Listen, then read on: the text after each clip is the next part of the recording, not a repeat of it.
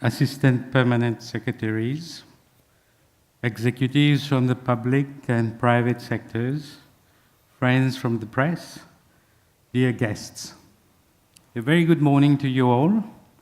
It gives me great pleasure and honor to welcome you here to this workshop, the Emtel Knowledge Series workshop, organized jointly by the Ministry of Technology, Communications and Innovation and Emtel.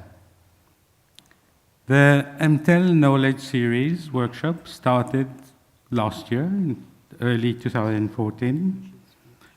Whilst we were moving very fast in our technological advancement, we realized that the market has to keep up the pace.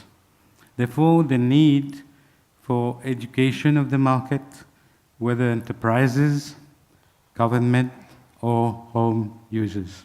And this is why, without slowing the pace, we have started the Emtel Knowledge Series, regular workshops that are aimed at improving the business performance through adoption of innovative technologies.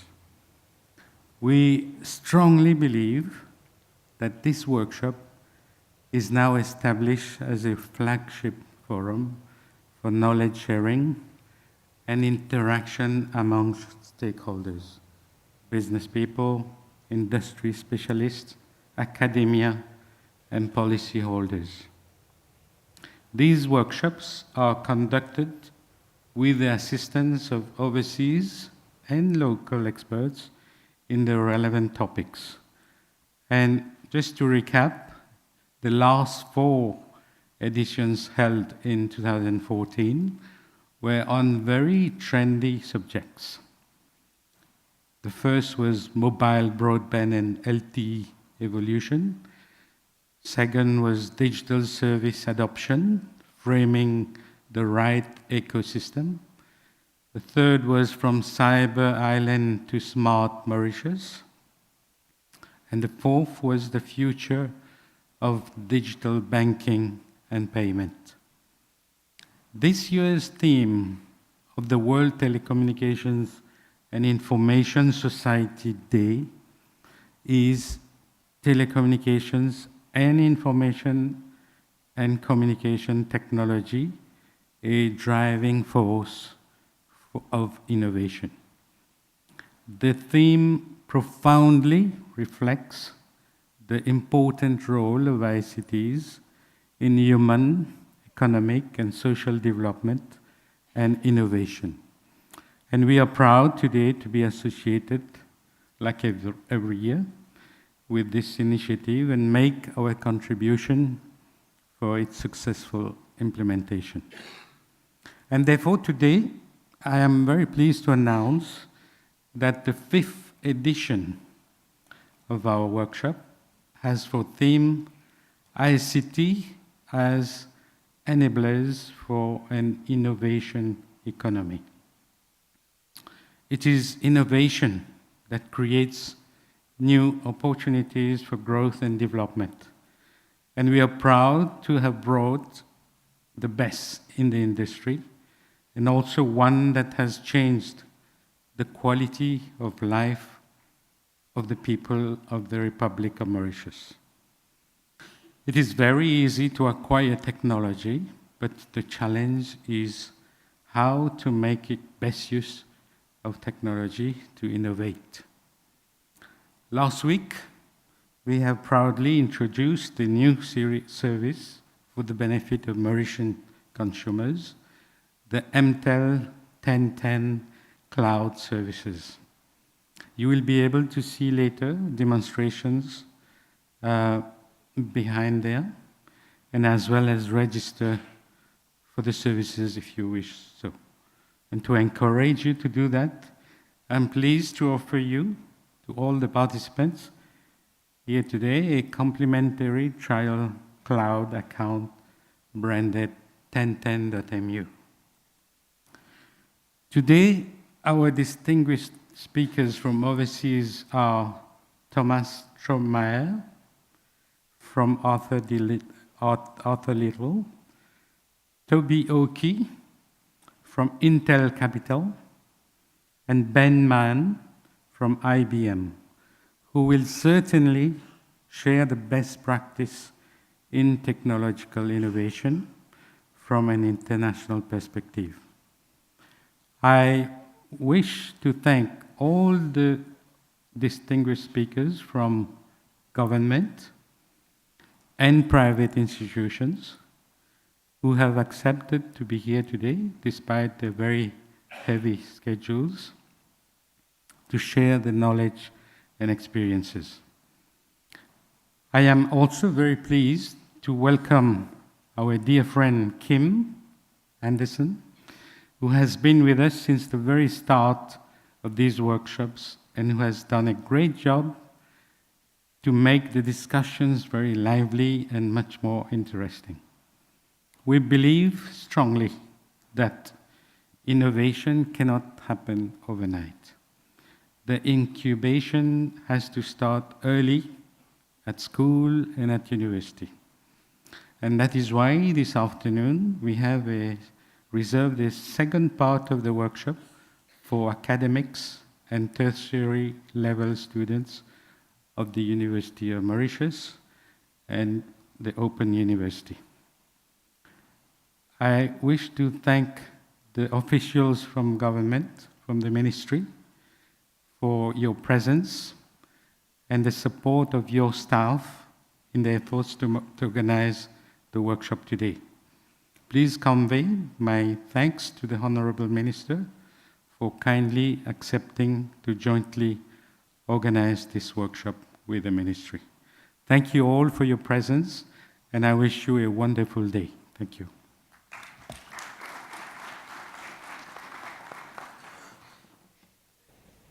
I will then talk here. Welcome to yet another busy day. We have a very interesting topic, actually, innovation and the ICT as an enabler. I think what we've seen the last 15, 20 years, we've seen such a dramatic change by enabling innovation through the use of IT in some format, be it very much connectivity dependent, and then small incremental development on top of that. I think what we've seen the last 5, 10 years, we haven't seen the last thousands of years. It is at a pace that most of the students that are being educated at the moment, they don't even know what jobs they're going to get. We don't even know the title. We don't even know what problems they will be solving, because the change is so rapid, and the ability to use technology are enabling us to look upon things in a complete different manner. And that's what this day is all about. And we have, first we start with a panel where the main tagline here is, what innovation strategies for digital Mauritius? Now that's a very, very big and broad tagline, headline. Now a digital Mauritius is a commitment by the government, by the business, but also by the citizens to actually use it. Citizens, they pick up these things when things are easy to use. If it's very, very complex, it can be as digital as possible. People won't use it. But a digital Mauritius is putting already, from lots of hard work over the years by the government of Mauritius on the map. And I still believe that this place have a great, great opportunity to try things, to innovate a little bit, to be the leading African country. And you have a perfect size economy to actually try out things without it being very dangerous or problematic. So I really look forward to all the input today. After our roundtable discussion, we have Intel to talk about Intel and the innovation economy. We have a break. We have the innovation ecosystem in Mauritius. Now, ecosystems can be understood in many different ways, but important to understand what technology is doing It is enabling us to bridge between different ecosystems. In the past, a banking customer was clearly defined within the bank silo. A telecommunications customer was clearly defined in the telecommunications silo. A manufacturing company was clearly defined within manufacturing. Now technology is enabling us to look across. And this drives a complete new paradigm shift. And I know that is what some of our speakers will touch upon. After the break, after the break there was the Innovation Ecosystem Roundtable. Then we have a telecoms perspective on fostering innovation in the digital economy from Thomas Strohmeyer, from Arthur D. Little. And then we finish off with drivers of innovation within a company, which is from Ben Mann from IBM. And he's talking about 7 ways leaders are driving innovation. And now come the thing that you've all been waiting for. Yes, we do have a raffle. There is a prize to be won at the end of the day. We have 2 prizes actually, and they're tablets. So you must stay in the room to actually win. We will not send it to you if we call out your name and you're not here. So please stay, please stay. And then of course, in the afternoon, late afternoon, you won't be here, but I really, really do like that some of the themes that was brought to us in the previous sessions, previous knowledge shares, was actually all of this that's going to happen. Is that going to be driven by gray-haired old men like me? Or is that going to be driven by young, innovative entrepreneurs? Probably is. And we have that session with the academics in the afternoon from 3 to 5. And I really, really am pleased that we are now reaching out to the people who will be replacing you when you retire. And they must be driving that agenda. So a very full day for us, and I really look forward. So with that in mind, can I please welcome on stage Mr. Shyam Roy, the CEO of Emtel, Mr. Sudo, Director of Mauritius Research Council and Chairman of Air Mauritius, Mr. Munigan, the Senior Vice President of Ceridian Mauritius, Mr. Ranish Hababai, Chief Technical Officer of Ministry of Technology, Communications and Innovation, and Mr. Kevin Amkulawan, who is from the Board of Investment, sorry. And this is the only change to the program, is this gentleman is joining us instead of a Mr. Ken Ponasami. Welcome on stage. This topic of what innovation strategies for digital Mauritius. I would like to start with Mr. Roy. What is your take on what it takes to drive this, and what strategies should digital Mauritius be about innovation? Well, it's been 27 years that, and you rightly say so, my hair, I think I probably painted black, later to look younger. But it's been 27 years of innovations, and it keeps coming up again and again, and it's never ending. So innovation is probably created more by young people, but it's also for everyone less young than me, like me. I think we are known more for the connectivity company, but we actually do much more than that. We provide connectivity, whether it's by radio, mobile, or the fixed lines.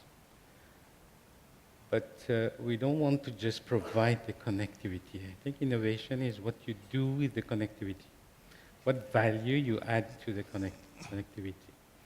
Whether it's for health reasons, for education reasons, for government use, for news, for information, for many, many things. For traffic, for example. This morning I was coming and I spent more than 45 minutes above the bridge here. And we are experts, with ICT and all the telecom people in rerouting traffic, whether it's voice or data. That's what we do every day. International traffic, local traffic. We know how to reroute it when there is congestion. So why can't we, adapt this knowledge to this traffic, which is really It takes away your willingness to come to office in the morning. We have to change it. I'm sure there are innovative ways of controlling traffic, rerouting traffic easily. You could have screens showing, this way is blocked, so you please go that way.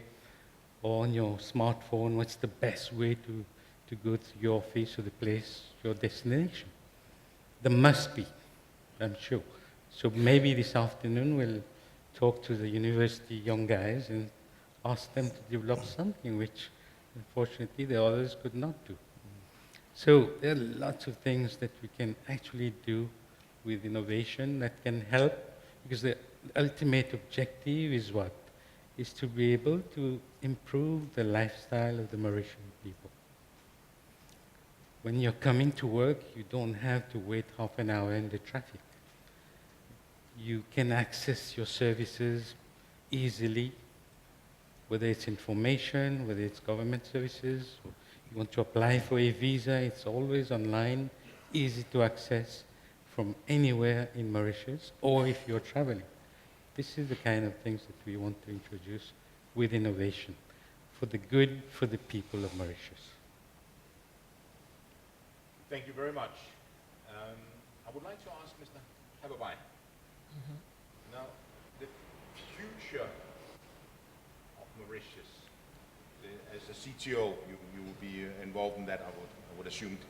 Now, the digital strategies of an innovative Mauritius, what does the future of what does the future give Mauritius? What is it that the government is trying to kind of aim at? Thank you. In fact, innovation, it's not working. Yeah, in fact, innovation, we want to spur innovation. We want to make the country move to the next level of its development. That is why the government has thought fit to create a Ministry of Technology, Communication, Innovation, which is the first time. It never happened before. It's now, it seems, and it's very clear signals that the focus is on innovation, on changing the practices that we have in business, in government, everywhere. And change also in terms of looking for new products. But to do all this, we need to have a framework. We need to have a way of doing things. And this is where government has set up a National Innovation Committee with a number of stakeholders, public sector, private sector, within private sector, manufacturing, agriculture, tourism, all the pillars of the economy, so that we can brainstorm and see how do we take ideas forward. Second thing that we want to do also is we want to make it like an innovation culture in the country, saying that from an industry point of view, you can come up with a small competition at your level. Reward innovation, reward innovative ideas. Let the ideas flow out. Let the suggestions come out. Reward it. Look at it and measure it. And from there, let us take it from a sectoral level so that you compete from an industry to sectoral level and from the sectoral level to national level, so that we can allow innovation to get its full blossom and make the country move forward. Secondly, also in terms of digital technologies, we're saying let us create the room for Smart Mauritius. Where Smart Mauritius, and in fact, as Mr. Shamroy was saying, there's so many things that we could do. Smart transportation, smart parking, smart anything, right? To improve the lives of the people. So we want to make it possible, get the framework, get the tools for analytics, for development, open data. In fact, we're doing an open data project where we want to put data out so that people can then use the data and develop so many things. So we are at a stage where government is positioning itself to give all the leverage possible to one and all for that innovation can happen. That's very interesting. What I like about what you're saying is that the culture is what drives the change. Yeah? If the culture is against innovation, then very nothing will little happen. So maybe even in each and one of the government departments there is a head of innovation. Good idea. We would need to work out on all this. Yeah.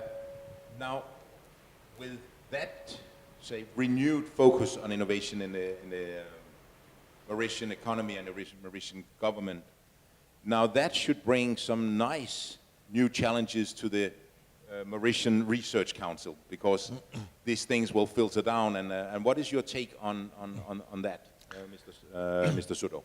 Well, my take on that is, first of all, is that I'd like to go back to what Shyam said. You see, the wonderful thing about innovation is that nobody can really define what it is. It means different things to different people.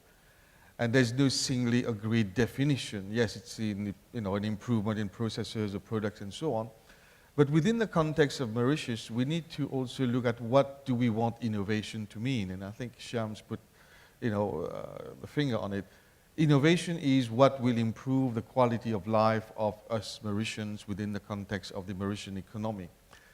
And what will improve the quality of life encompasses both the economic, the technological, and the social side. And what I'd like to propose to you is that innovation, yes, it is about ICT. Innovation, yes, it's about hardwares, fast number crunching powers, softwares, database, cloud computing, and so on. But at the end of the day, we should not forget that it is people who innovate.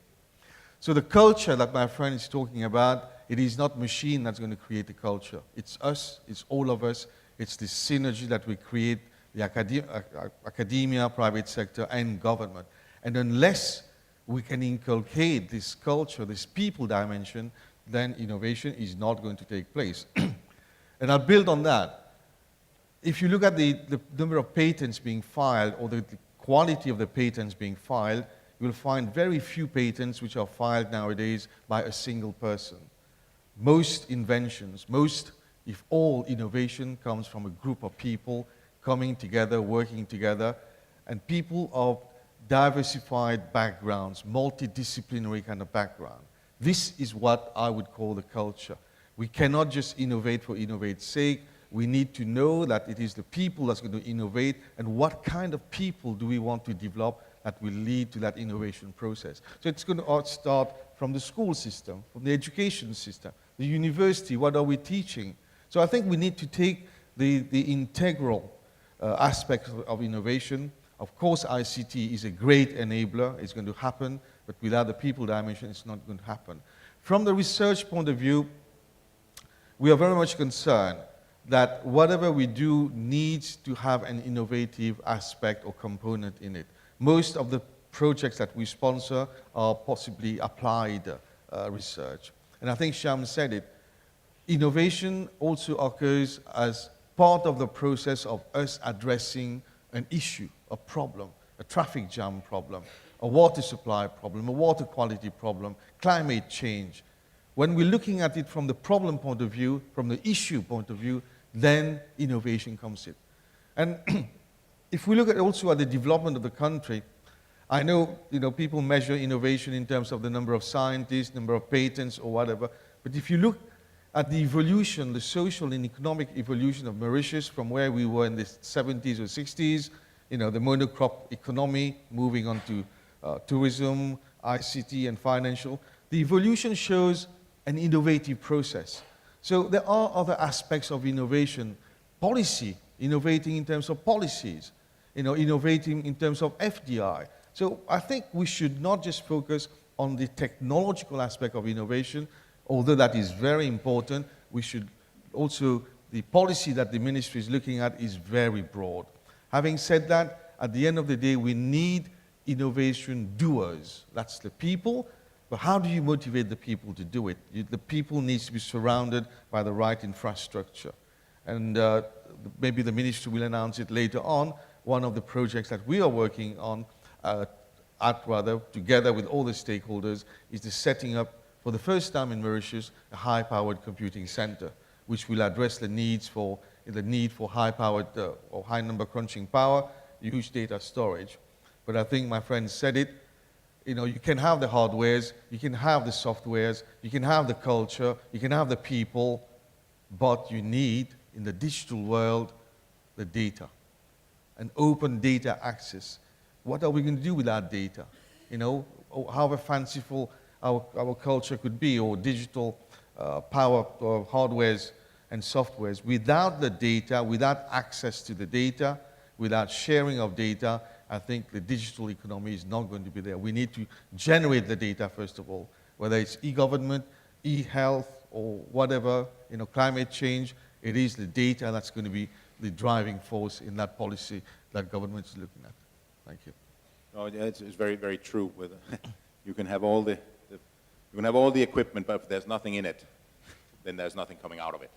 So the ability to actually learn from data and predict upon data is what the next wave of innovation very much will happen.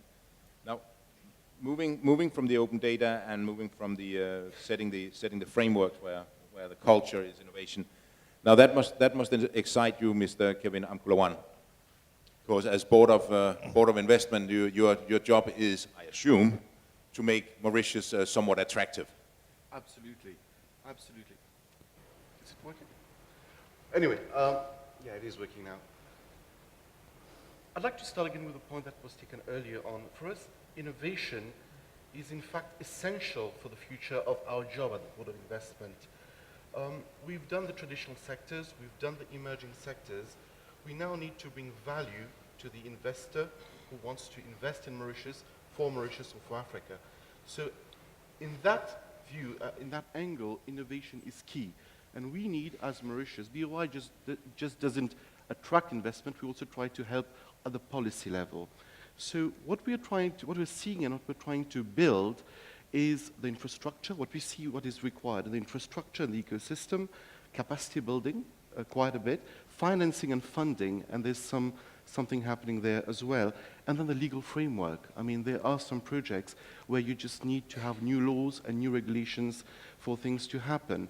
I'd just like to bring you back to something that is that we work on at the Board of Investment, which is looking at the Global Competitiveness Index, generally to see how attractive Mauritius is. On most, there are 12 components. It's a worldwide index manned by the World Economic Forum. There are 12 components where Mauritius is more or less, in fact, ahead of its peer group. Innovation is one of the components where we are very, very much lagging behind. We are 76 in the world out of around 183 countries. And if we dig deeper, we see where we need to focus, and we also see that some types of solutions are happening here. So there are 7 subcomponents for innovation. Finance is one, university, and academia, and industry collaboration is a key component. The CRIG, which is done at the MRC, is part of the solution. So we see quite a few solutions happening, but perhaps we have not reached the holistic view of this innovation drive. So what we're trying to do at the Board of Investment is try what we call an entry point project. So we're developing an ocean technology incubator. So it will be a place, an infrastructure, with the necessary capacity building, perhaps access to finance. But through this project, once we start attracting startups, we start attracting innovative firms, teams, or people as such, we are able to guide them through the process from idea to implementation.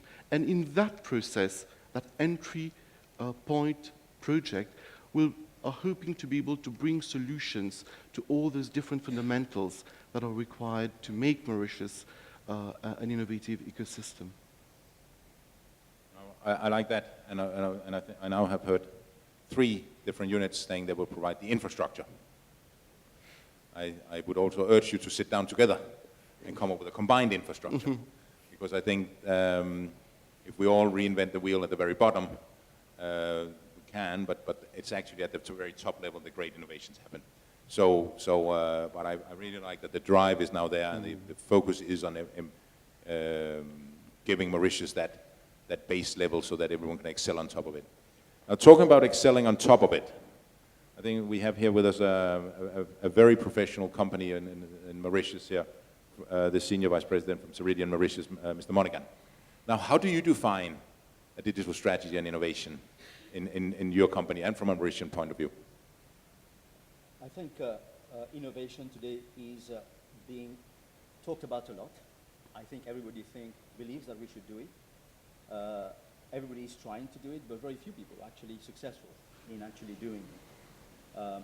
I think one of the things that we as a company, Ceridian, we started 83 years ago.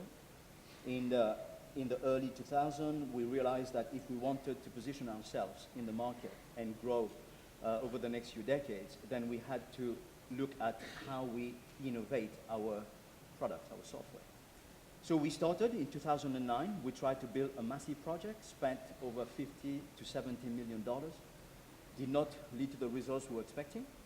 And in 2012, we acquired a company in Toronto, which actually brought to us the cloud software for human capital management, which is very much today at the basics, at the base of our success. And I think we realized that if we did not have this capability, this new software, then we would have been lagging behind. And I think as you look today, most of the companies, the 10 largest companies in the world, have not been around more than 40 years. I think this tells us that being around a long time is no more an asset. It can be the biggest liability you have. That's because if you don't innovate, then you have a challenge. So today we have, I'm proud to say that today we have one of the best software in the human capital management world globally. We were probably the first company who had designed our application with one user record, and with no interface. Nobody has actually built a human capital management solution with 0 interfaces. Now, obviously, a lot of companies are trying to copy what we do. And I think I'm pleased also to say that Mauritius is very instrumental in terms of this strategy and product development roadmap for Ceridian. And even in Mauritius, we have our R&D capability. And this is, at the moment, the biggest area of growth for us. And that we are using this capability to position Ceridian as a much more global company serving Africa and Asia. And I think today, for us, innovation is something that we talk about. I mean, we've been working with companies like Emtel and other players in Mauritius. How do we create that culture of innovation at a very young age, getting people excited about technology? Because, like was mentioned before, our rating on innovation index globally is pretty weak. We have a serious challenge of loss of productivity year over year. And I think if we, as a nation, and all the industries in Mauritius don't take stock of where we are and what we need to do to reverse that trend, I think we're going to lag behind. Now, I think the good thing is that if you look at the ecosystem, whether it's the government, whether it's academia, whether it's incubators, accelerators, if you look at angel capital, angel investor, and venture capital, I think this is not an issue today. I think the ecosystem is there. There are lots of schemes. Money is available. I think I heard somebody there's more money than there are projects today in the world. I think what we need to do, we need to get smart and we need to collaborate. I think this is, I think Dr. Sodu actually mentioned this. I think Mauritius has a culture of trying to do everything on your own. And I think this is something that will lead you to failure. I think more and more you see global companies like Microsoft and all these companies are actually being successful by collaborating with what they before were perceived as their competitors, but now they've identified a niche and tried to collaborate to actually bring more growth in the business. And I think this is one thing we need to get rid of. How can we actually be collaborative rather than competing with one another? And the second thing also, which is at the basis of innovation, is that Mauritius, I think, has been always scared to take risk. Every time we see challenges, we want protection. Yeah. So we've been fighting for quotas, for preferential trade. And when we had the issue with exchange rate, we wanted the government to kind of give us a help. Instead of saying, guys, this is beyond our control. At some point, we have to build the best technology. We have to build the best processors. We have to have the best business model so that regardless of the external forces, we can always grow and strive. I think that's it's a very crucial point that at some because that headline today, ICT as enabler, and it is just an enabler. But how many of you know of a technology which has geography as its limit? From the outset, ICT is global. Technology is global. So by applying technology, you are global from day one. Now, if you now want to put in context what you're saying is that by nature what we are up against is global. It's not your neighbor. And the only way you can actually do something about this is teamwork. Teamwork, collaboration, and I don't know, what are you doing in your company to promote innovation and teamwork at Ceridian? I think we have our demographics, employee demographics. The average age in our organization is about 27 years old. These are the guys who are technology savvy, wants more, wants things faster, connectivity 24/7, fast internet connection, etc. I think these guys, we try to engage them by offering them opportunities to travel, to go and work in other places within the group. We also run competition internally. We also try to build relationship and linkages with organizations, whether it's academia or private sector, to create competition. And we've done one about a couple of years ago. We have also, with some partners in this room, are thinking about putting this innovation center in place to bring ideas and to provide mentoring to young entrepreneurs, help startups, and also we are also, even on a personal level, I'm quite active in trying to connect with other innovation hotspots in the world. And I think this is something that that's the only way you can actually make Mauritius more visible. And I think we have some organizations here who are also looking at projects, and I think we can, I don't have any doubt that we are going to make this happen. I think this is something that us business leaders in this room need to get our heads together and make this happen. Yeah. So, inside the Ministry of Technology, Communication and Innovation, and I really like the addition of innovation to your ministry. Now, what things would you like that companies would bring to you so that you could help build the right frameworks? What input do you need in order to make that improvement happen? I think what we need is more of dialogue. I think this is the most important thing, and we need to listen to what industries want. And we've engaged with them since the start of the year, where one of the biggest things that came in is that we need infrastructure. We need fast internet, as Mr. Monaghan was saying. We need to have better broadband connectivity. We need to have higher speeds, higher bandwidths at affordable prices. So we've listened to that, and we are now moving forward towards strategies, towards bringing back the cost, reducing the cost of bandwidth. We are also looking at how do we give them the environment, because if they want to have business, if you want to have data centers in Mauritius, then you need to have more redundancy, a third cable. So we're listening.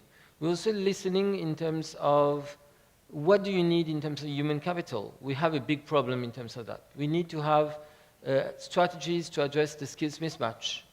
How do we intervene with universities so that we make them provide that small boost up, maybe a postgraduate diploma type of course or certificate diploma type of course, where they get all the skills that they need to become work ready, so that companies can employ them right away. So we are looking at that also. We're also looking at how do we create the people of tomorrow, make them the logical thinkers, the creative thinkers, that would be the ones that would be driving innovation tomorrow. If the economy wants to move forward, we need to change our education system. We cannot change the education system in one day, right? It will take many, many years.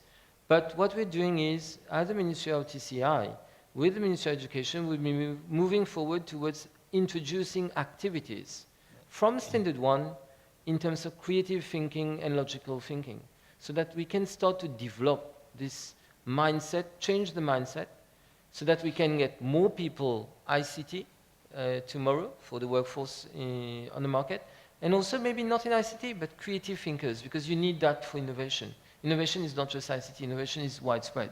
So we are trying to do all this, but the main thing I think that we're doing is we're listening, because if we do not listen, we will not be able to respond and support. I think this is how we are intervening. Thank you. I really like that, because I don't know of any innovator that came up with something on his own, not even Edison.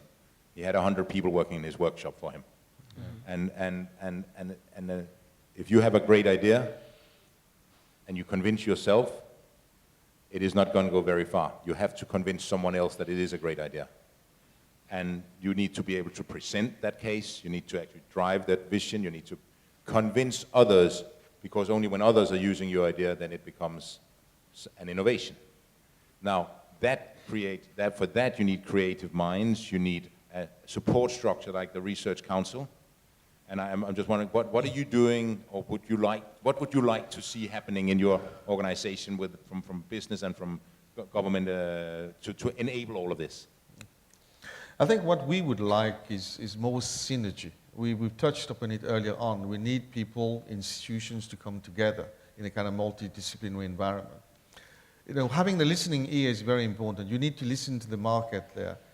But the funds are also important. And unfortunately, over the last many years, Mauritius has been lagging in terms of R&D funding. It's only about 0.36% of 1% funding goes into R&D.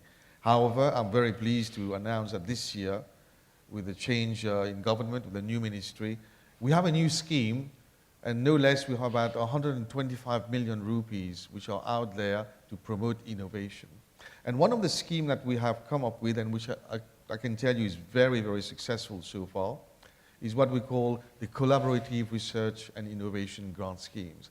It's a research grant schemes where government acknowledges that innovating is about taking risk on both sides, the government and on the private sector. But innovation, like we've said earlier on, can be enhanced through a process of academia interacting with private sector. So that is the synergy that we want to create. You can come up with any project up to worth up to about 10 million rupees. 5 million rupees, government will give you that. It's a grant, and 5 million rupees, up to 5 million, can be raised for the private sector. But we insist on a collaboration between a university and a local private sector. And if the local private sector wants to collaborate with an external party, fair enough. In the same way, if the local university wants to collaborate with an external party, fair enough. So it's opening the doors for technology from outside the country, enabling collaboration among local institutions, the scientists, and the private sectors. That scheme is on, and anybody who wants to apply for it, please go on the website. We have already about 38 very innovative ideas. Unfortunately, I can't share some of them with you for confidential reasons, but they are really exciting. And the last thing on that is that government says, okay, I'm giving you the 5 million rupees grant. The IPR is all yours. In the old scheme, we used to retain IP. Say, no, intellectual property right, whatever you invent, whatever you discover, guys, it's all yours. And that has been very popular. But I'd like just to touch on the communication. You see, innovators are great people coming up with new ideas. But like you say, until and unless you can convince others that it is a good idea, then it is not an innovation process. And the more so within the government circles. Government is about taxpayers' money.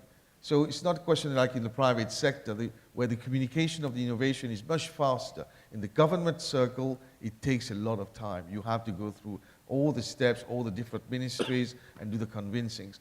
And maybe our scientists there are lacking. Not all of them, but many are probably lacking. We are good at the science, we're good at the research, we're good at the maths or the computing, but when it comes to communicating the findings, we're not so good. This is where maybe we need some help. All of you guys who've done PhDs, there's never been any communication training in the PhD programs.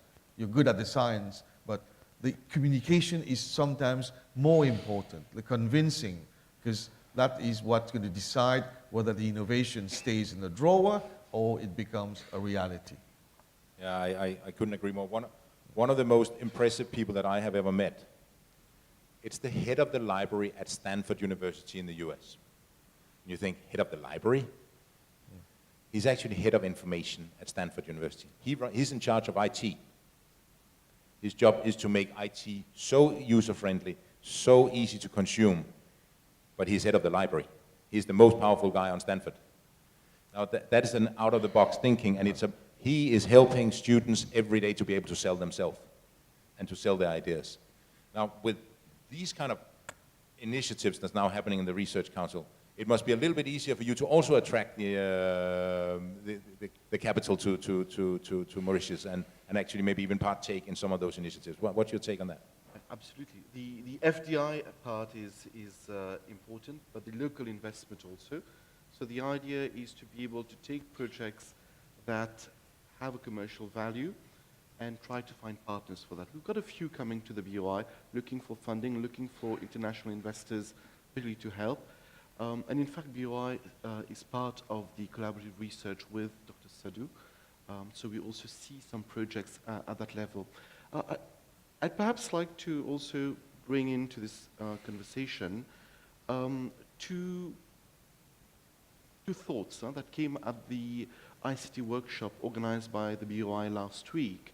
We were on a particular panel, and two particularly interesting ideas came out, which are ideas I'm sure will materialize quite shortly.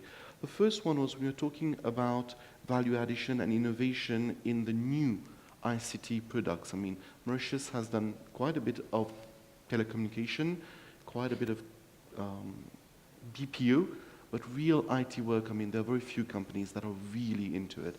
And the idea that Mauritius is so close to the continent, and yet data has to travel out to Singapore sometimes to go back to South Africa or Tanzania, for example, and the idea of Mauritius-South Africa peering becomes extremely interesting, because then Mauritius will be the fastest point of contact for the continent from the rest of the world. So that could lead to very innovative projects. If we're able to create such infrastructure, we'll be able to have a real value addition from Mauritius. So that was one idea that we thought would be quite interesting to take forward as an investment project when we go abroad to promote investing in Mauritius. The second idea rejoins what the gentleman said earlier. It's about, by the time you finish university, by the time an IT graduate or a technology graduate usually, particularly let's talk about IT and software development, by the time they finish university and they come to the job market, it's already too late. What they've learned is already outdated. So how do you address that? Some companies are perhaps innovative enough and are providing a lot of on-the-job training opportunities. But many startups in Mauritius or newly set up companies look for workforce that are immediately adding value to the company. So the idea of a summer boot camp, now in fact, of holiday boot camps, we are trying to call it, is cropping up. The idea that during the summer holidays, during the winter holidays also, you could have a 1-week boot camp, and government, or even BOI if need be, could bring in, really the real expert in the latest language, in the latest technology, and perhaps do it as a collaborative project, probably more likely as a collaborative project. And this boot camp is open to everyone. From the, sometimes they are what we call Form 2 students who are already programming, and they need that little support. You've got university graduates that need to uplift their skills, or people already working but just would want to learn some more or be at the cutting edge.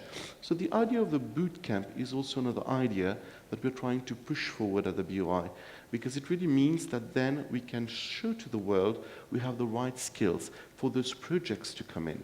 Because innovation and innovating value-added projects really depend on how good the people are.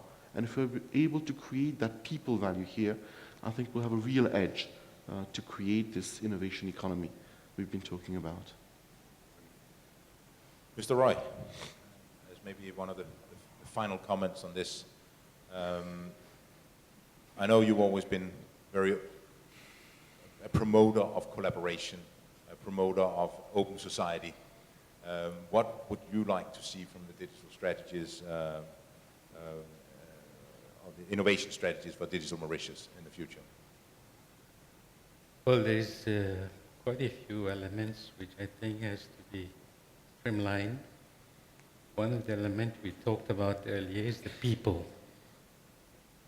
I had the opportunity to interact with lots of private sector people, lots of government people also. And no matter what people say about civil servants, I think there are very brilliant people out there who know what they want, who know what direction they should go. We had last year one workshop where we had only for government. The house was full and they stayed till the end, which is not normal for government people coming to workshop. Normally they disappear after tea break. But we were very happy to see these people there wanting to interact, and we had some experts from the UK Cabinet Office. And they had so great ideas. And what I feel is, you know, these people out there, they have brilliant ideas, whether it's in private or government. We need to let them unleash this knowledge, you know. I feel they're being suppressed there, not allowed to voice out their opinion the way they want to go forward. I think they are there, the innovation is lying idle there, but they need to be let free. Let them voice out and action what they want to do. That's one element. And I think you said about collaboration. There has to be a very clear strategy from government, which should not change from government to government. It has to be very clear as to what do we want to happen in this country for the people of Mauritius. It has to be for the people of Mauritius and everyone who comes here, of course. That has to be extremely clear in terms of connectivity, in terms of service provided. There's so much to be done here that, you know, we are not being able to do. So I think lots of collaboration is required, which is, I think, has to be streamlined also. It's a bit like the problem we have, you know, we have been struggling to have a fiber backbone around Mauritius. And says so many roads built since the past few years. And we have been struggling to say, please put fiber, a tube or whatever, which would have been very easy to connect the whole of the island through fiber. It has not been done because the road authority doesn't talk to the water authority, doesn't talk to the electricity authority or wastewater, and everyone goes and dig their own thing on their own time. We had the whole of Catrabons, one city next door, where we had the waste management, wastewater management diggings done to every house. That was a golden opportunity to put the fiber directly into every house. We missed the opportunity. So I think this level of collaboration has to be done fast. Otherwise, we'll keep missing the target on and on again.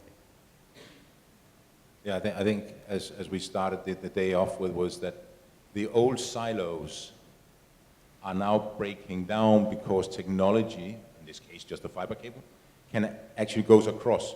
So maybe you're no longer responsible for water, but you're actually responsible for infrastructure. And infrastructure is today, I mean, some countries it's even in the constitution that you must have internet connectivity. Yeah? So it's an infrastructure that you have the right to have. And I think maybe we need to rethink that whole concept of infrastructure, what it actually is. Now, is there anyone in the audience who would like to finish off with a question to the panelists? Or are you completely taken aback with all the wise words? So maybe one of the innovations for next workshop is to have a smaller device. Yes, it is. Would not have it at all. Yeah. So I think with that, I think we should give a big hand to the panelists, and thank you very much. Thank you. So, please Thank you. take a seat, and if I can now welcome our next speaker, who is Mr. Toby Oke, is Director for Africa Intel Capital. So please welcome on stage. And Toby is here to present a different kind of Intel that we haven't seen before, most of us. So listen out, because these are the guys you ultimately want to talk to if you innovate something.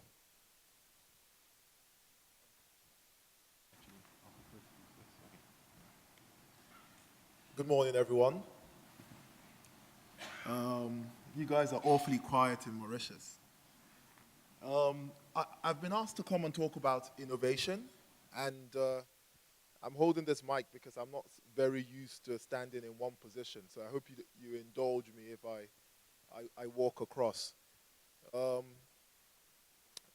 just start off with to explain to you, I mean, for those who don't know, some background to Intel. Intel is a global technology company, one of the leaders or the leader in manufacturing, computing, networking, and communication products. It was founded by Gordon Moore and Robert Noyce. I don't know how many of you actually, hands up if you know Moore's Law. Yeah, so that is, so I see all the technology gurus are, in a particular section of the audience. But yes, Moore's Law is the fact that that technology, that every year, the amount of transistors you can get onto a chip would exponentially increase, which would mean that you would be able to drive down the cost of manufacturing technology and also increase the output rapidly year on year. So if you think back to 20 years ago, or 30 years ago, we had mainframes the size of a room. And those massive things didn't have as much power as your tiny mobile today. And that's the effect of Moore's Law. I'm sure you guys have, we're headquartered in Santa Clara, 58 billion in revenues, which as of last year. The numbers on the slide are for 2013, I believe. Obviously, one of the most valuable brands, Fortune 100 company, et cetera, et cetera. Given the discussions on the panel and the importance of innovation, I just thought it's interesting to sort of highlight how important innovation is. How many, just this is a question for the audience. In the top 10 most valuable companies in the world, how many do you reckon are technology or innovation companies?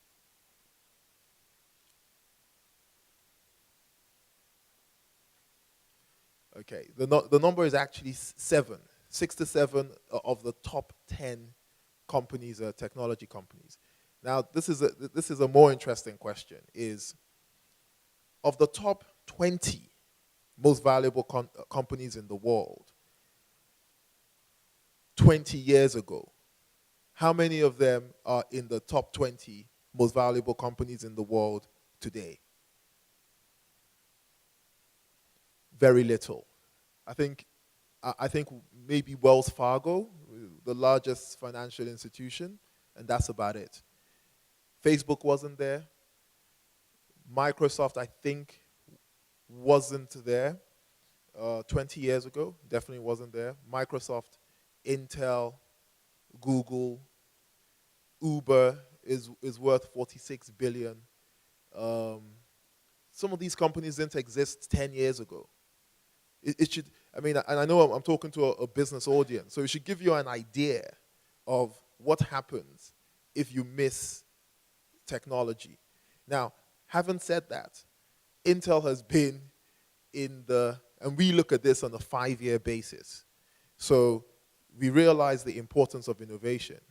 If you don't innovate, the world moves on and your value is significantly reduced.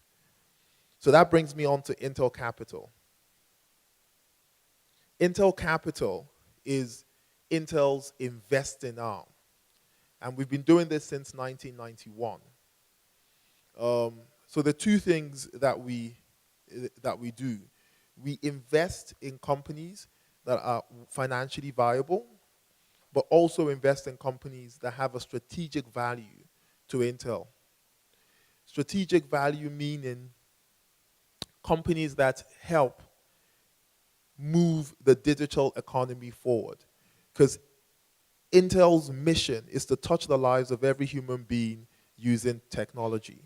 So your processors in your computer, processors in the screens in this computer, in this little phone here, in this little gadget here, on your phones, on your iPad, on your sensors, anything that uses technology, Intel either is in it or is trying to get into it.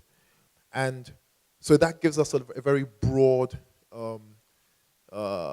area to work on. Just a little bit about Intel Capital. We've invested over 11 billion in 1,400 companies in 57 countries. We've got a significant global footprint. We have Intel offices in over 66 countries. So we've almost invested in technology in almost every country that where we're active. In fact, we have invested in countries where we don't even have offices.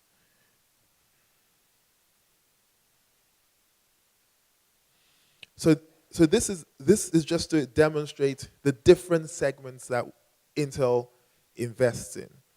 And these segments are critical in terms of your understanding of how the technology or innovation space works. I'm sure a lot of you understand data centers and cloud infrastructure. So this is basically your servers in the background, the cloud where you keep all your information. The panel talked about there's no point innovating if you don't have data.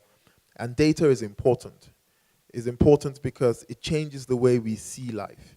You know, before we didn't have all our, 15 years ago, people still had diaries where they wrote people's numbers and it was sacrosanct.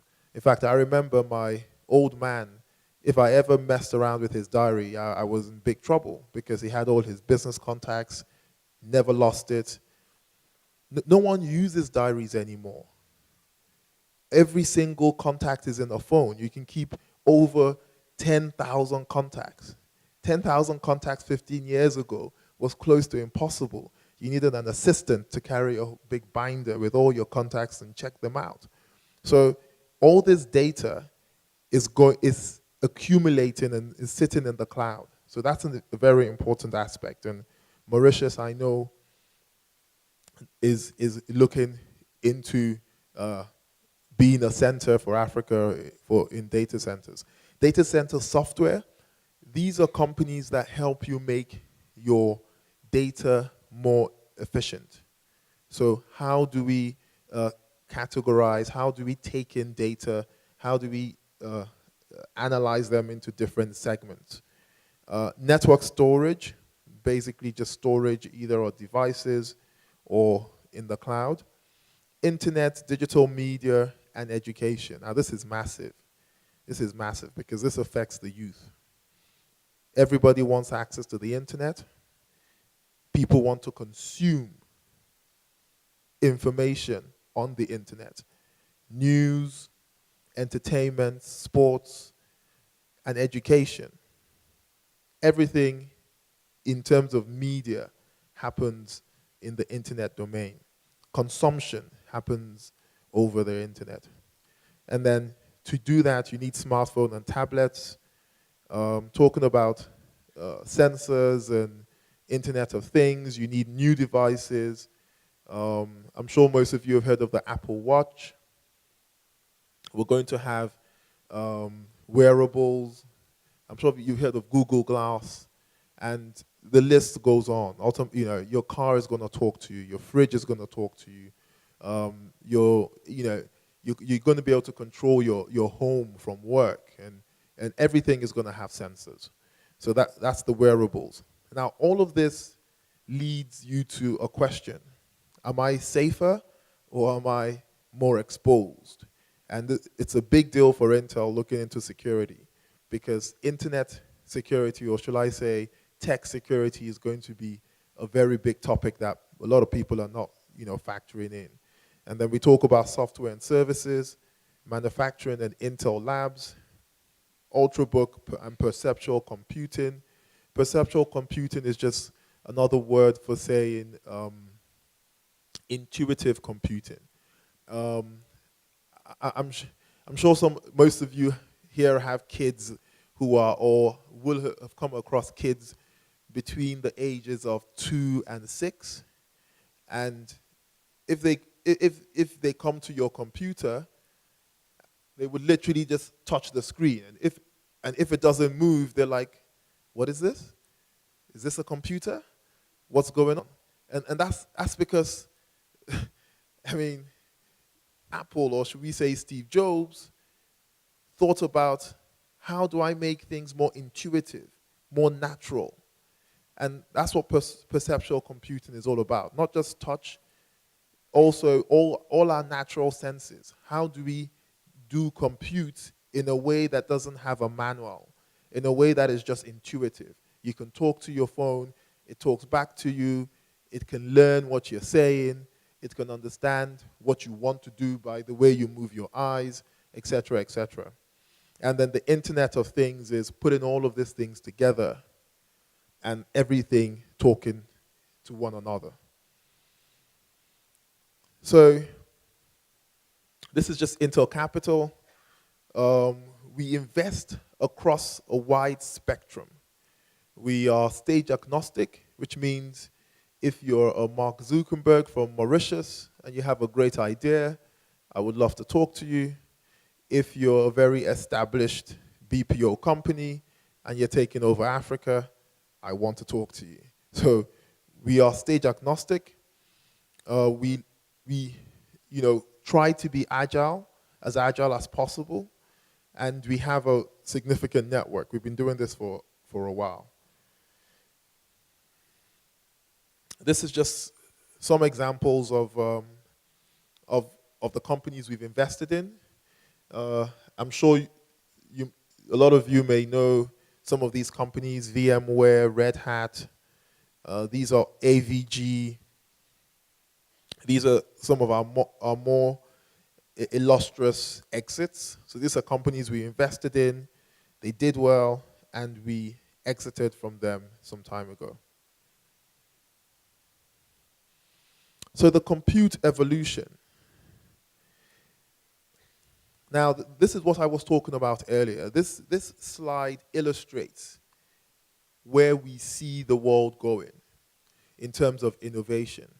And it's important for us to think about a couple of things, which is, where were we in 1960? 1960 was 50 years ago. We had dumb terminals, and there was a massive room somewhere which had techies that no one understood, who could, pull wires all over the place, and it would turn up in a very small screen, giving you line by line, and that was the computers of 1960s. 30 years later, we had PCs, client servers, and this is Moore's law coming into action. Because what it says is that exponentially, you're able to deploy more power onto a smaller space.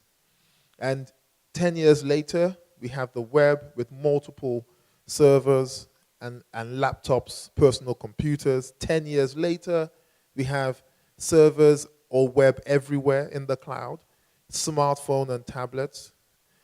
And we're predicting in another 10 years, we're going to have not just cloud, but mobile edge, which is you'll be able to access things in a democratized fashion.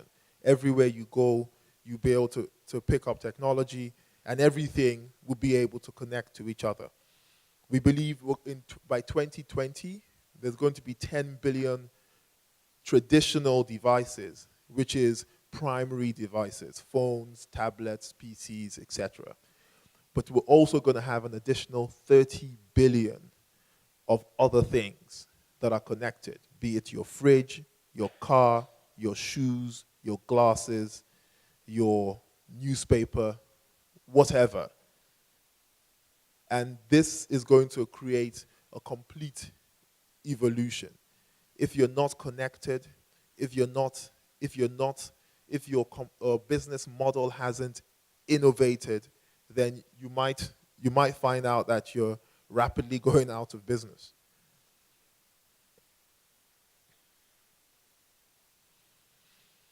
So this here is talking about the future of the Internet of Things, which is probably the most important innovation that is happening in our world today. What we find is that we're going to have several touch points that are going to accumulate information about ourselves. So you're going to find that you leave your house, your fridge, and the house system knows that you're no longer there. You may send a message for it to shut down after you leave. You get into your car picks up your email, your car picks up your calendar, tells you where to go, what route is best, reminds you of things you may need to do to include into your schedule. You get to work, it realizes that you're there, it sets up your meetings, you have your sensor on your hand that tells you your blood pressure is going up, that you better slow down, reduce the number of meetings you have, and also reminds you to call your grandma. And the list goes on and on. We estimate there's going to be 44 zettabytes in the cloud. Zettabytes, I was just educated just a couple of weeks ago, is 10 to the 15. That's 1 million terabytes, I think. So we're going to have 44 million terabytes in the clouds in 2020. That is a huge amount of data. And along with this is data analytics. Data analytics that analyze things,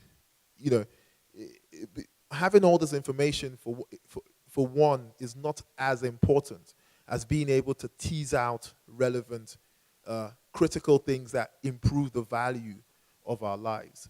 So early alert systems, weather systems, letting people know, predictive information. There are companies that can predict when capacity in a network is going to be full, when capacity in a network is going to be reduced. If there's a breaking news, you can automatically predict how many people are going to access the internet, using what methods. And you can apply this to your life in terms of if there's bad water in a part of the country, there's going to be models that can predict how many people and what type of illnesses they may get. And all this information is going to be accessible. So the solution to problems that seemed unsurmountable will all of a sudden be easily fixed with big data. So this is what I talked about, the impact of having 50 billion devices. All these devices are going to be connected to gateways, to the network, and in the cloud we would have, or in data centers and the cloud, there would be 44 zettabytes of data. The cost of sensors has gone down by 50% in the last 10 years. The cost of bandwidth has gone down by 97.5% in the last 10 years. The cost of processing, and this is where Intel is very, very well versed, has gone down by over 99% in the last 10 years. So this tells you that it shows you the possibilities going forward. I'm not sure how many people have heard of Jevons paradox. Okay, Jevon is some I think old English guy, and Jevons paradox says that the more efficient your technology, the higher the demand for that technology, as opposed to if you make if your technology improves a process, your natural intuition is that you're going to have less value as a company. So if I sell you a server, and the server can give you 100 megabits of information, if I make that server more efficient, so it gives you 2 million megabits of information, for example. So if I double the efficiency of that server, the natural intuition says that I'm going to make half the amount of money. But that's not true. The Jevons paradox says human beings are going to find more uses for servers because now it's cheaper for me to use that technology. So the more efficient your technology is, the more people come into your market. And Jevons paradox is what you need to be innovative. You need to actually realize, I remember the panel was talking about collaborating and making sure you come together. But Jevons paradox has been active in technology and innovation for the last 50 years. The more efficient you are, the bigger your market becomes. It's a very, very powerful way to think about things. Because the natural, traditional, industrial way is to defend your market. We're going to manufacture this way. We're not changing manufacturing. We're dominant in the market. And this is something that Intel is very dominant in the processor market. But and Intel was founded on Moore's law. But even Intel, we struggle to tell ourselves that if we're going to remain a very valuable company, or top 20 valuable companies, we need to train ourselves to believe in the Jevons paradox. So Intel Capital invests in businesses that on the face of it looks like you're going to need less Intel technology. So I will invest in a business that makes a computer more effective for a consumer. And the natural inclination is that you're going to buy less computers. But we force ourselves to keep doing this. And we find that Jevons paradox always works. You actually use your computer more and you would replace it quicker as opposed to the other way around. So talking about the Internet of Things, Intel is looking to make sure that we are involved in innovation from headsets, glasses, wearables, and also on the development board. And these things are going to create new interactions, not just in business, in enterprise, but also in personal life. And this is how we split our focus in terms of investment. At least this is what I do on a day-to-day basis. We split it across data centers, wearables, infrastructure or cloud or software, manufacturing, digital media, computing, which is the enterprise computing, Internet of Things, and smartphones and technology. And cutting across that, you have security and software services. And just to give you an example of some of the businesses we're currently invested in and what they do, Mirantis is a cloud company that allows you to rapidly develop in the cloud. So traditionally, what you would have done is you would have had to buy a package, load it up onto your computer, have a group of developers, and it would take you anywhere from 1 to 6 weeks to even get a basic prototype up. What Mirantis allows you to do is have all of that in the cloud, and you can rapidly develop in aggressive timescales. MongoDB is a similar company, but does this for databases. WebRadar is a company that analyzes big data that allows enterprises to determine when the best use of their CapEx and OpEx. So it allows you to automatically, using data coming from your business, to tell you the best time to invest, what to do, and using our algorithms to do this. Taifatech, I think, is a fabulous technology company in Taiwan. What they do is they manufacture controllers. So I don't know if some of you have noticed controllers that can control wirelessly your devices, different sensors, etc. ZMP, if I remember what ZMP does, they do some. It's actually a very interesting company. ZMP. So Taifatech do controllers. ZMP, just had a memory block. When I remember, I'll come back to ZMP. Basis is a watch wearable company. It takes your vitals, your heart rate, your blood pressure, and stuff like that. So that's Basis.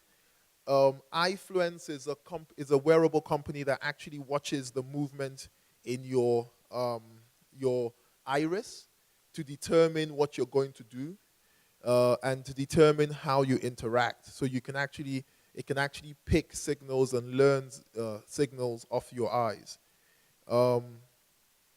We have another wearable company, I think it's called Oasis, and what that does is it picks up the natural signals from your skin, and it transfers that to a memory to give you a digital signature of who you are. Precision Hawk is an interesting company. It actually flies over a large land mass of areas, taking high-res pictures, and sends back information on the land terrain, mainly for farmers and people who need that type of information. Digital media, Box is similar to Dropbox. It allows you to share content, and I think there are over 34 million users. Kabam is a content sharing platform as well, but I think it's more around music and videos. Speak to It is a natural learning voice application. So it learns your tonation and your voice. It recognizes your voice when you speak to it, as opposed to having to speak in a particular way. On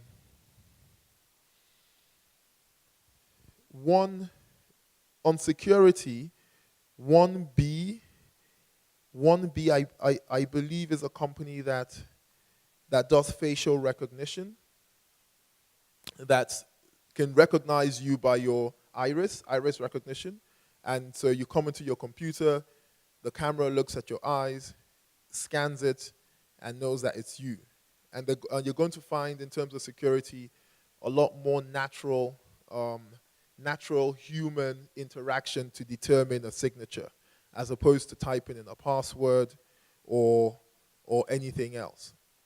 iZettle is a settlement company based, I think, in Switzerland, with a global footprint that allows you to pay with your mobile phone, mobile POS. And iSmart is similar to 1B. It also works with the computer to give you access to your information, or to keep information out of using it as a way to remove your passwords.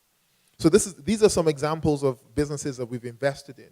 And the reason I bring this up is because I want you to see the progression that Intel sees in technology, and where things are going, and how things are going to become more seamless and more effective.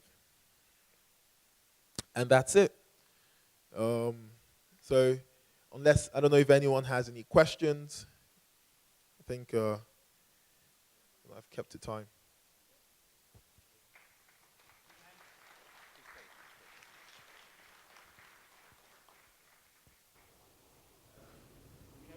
Questions for Toby? And because I am a learning person, I have realized that questioning is not the strongest side in Mauritius. So there's a gift for the first question. There is a gift for the first question. There's the one down here. No, okay, you were just stretching your arm, yeah. Okay, you got afraid there, yeah. There is a gift. First question. Who has a question? I'll start with one question, and then you can maybe. Now, when you do, Toby, when you do investments into companies, what we never teach our students is to reach you. What is the normal stage of investment that happens in a startup company? It probably starts with you calling your dad and say, please give me $10,000. I have an idea. And he says, okay. And then it moves on. But how does it actually work in that industry that you're working, and how does one get to sell to you, and what is the normal path? I mean, that's a great question. What I find is my job takes me all over Africa, and I cover the whole continent. So I'm on the road quite a bit, and it's interesting. You know, because I go to different countries, what you find is two people with the same idea. Different countries never met each other, don't know each other at all. And they all believe that their idea is the most novel idea on the planet. And you find out that, you know, ideas are not a premium. Execution is of a premium. And along that lines, in your journey as an entrepreneur, when you have your idea, because there is no justification or no one actually knows the level of execution that you're capable of, the first port of call is probably your dad or your savings. And you need to fund yourself to at least get your idea off the ground. Subsequent to that, if your idea is now robust, you have, you know, completed your business model, your ideas, you've done your research, you've talked to people, you've gotten some feedback that is good, then you go to seed investors. And depending on where you are, so for example, in Cape Town, there's a very vibrant seed angel community where they arrange regular talks for people who've got very good baked ideas.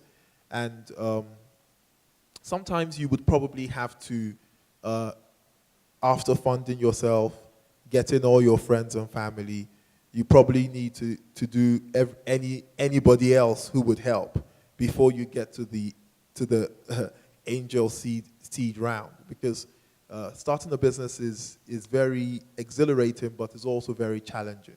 And you know, the harder you work, the more convinced you get. And after you do the seed funding, at this point, the next thing you really need to do is to start to prove that your idea works. So showing traction, making sure you get a commercial, a business partner. And your seed funding would normally be linked to a commercial partner. So if you're doing an app for a bank, you probably want your seed angel funder to be someone who has good relationships in the bank, who can get you a meeting in the bank and can give you a first customer to show that your idea has legs. After your idea, you know, you probably still be loss making, and after you prove that your idea is feasible and is working, then you're ready probably for a Series A, and at this point, there's a much wider group of investors that are happy to come in. The likes of Intel Capital and other investors, maybe Convergence, at Level on the continent. And then after, even though this is still pretty early stage, you would then need to go through the same process. Now you bring on investors, you're going to have to make sure you have a board, you have different board committees, regular reporting, and this tends to be very, very difficult for entrepreneurs. Entrepreneurs sort of have an idea or think that once they put out their idea and it works, they will be global superstars and won't have any responsibilities anymore. It's actually the exact opposite. You're going to have to be able to inspire your troops. You're going to have to be able to speak the business language. You're going to have to be all things to all people for at least 5 years on average before you start either exit because you don't want to be in a formal capacity. You may be an ideas person, or you settle down into a more defined CEO type role. Okay. Now, I will now revert to the audience. Any questions? Anyone interested?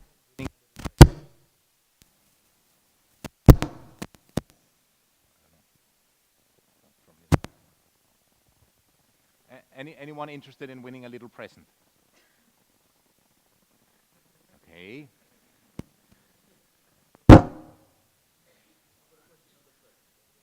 Okay, there's a question over here. I can keep the present for you. Okay, thanks, Toby. Yeah, Toby, I mean, you've been traveling a lot in many countries in Africa, and I think you probably know of some examples where the government has actually pushed the citizens to embrace the use of technology. Maybe you can give us some of the examples and what Mauritius can learn from those. Yes, I'll give 2 examples. And this is more about payment and a cashless society. The first example I'm sure all of you here know is Safaricom and M-Pesa. And what the government did there was the regulators were very open to a new type of payment that worked for its citizens. And of that, they put in a policy, even though they were sort of invested in Safaricom, but they put in a policy that enabled mobile operators to quickly deploy mobile money and use their infrastructure to facilitate payments. And what that meant was very quickly people were able to change behavior. I think the importance of government in innovation is to change behavior, because what you find is you do not get innovation unless people change behavior. Like I mean, it's easy to see, the 4-year-old imagine every device is touch, but it's harder for a 40-year-old to change his behavior. And this is where government comes in. The second place is in Nigeria. And in Nigeria, we have a policy, a cashless policy, which is the government has put in place restrictions on how much cash you can take out of the ATM or withdraw from your bank every day. And what that does, I mean, unlike Mauritius, Nigeria has a huge informal market. And for you to change behavior, the government has to put in policies. And of that, you've had entrepreneurs who have come with very innovative ways at very low cost to transfer money electronically and to do electronic payments, online airline take bookings.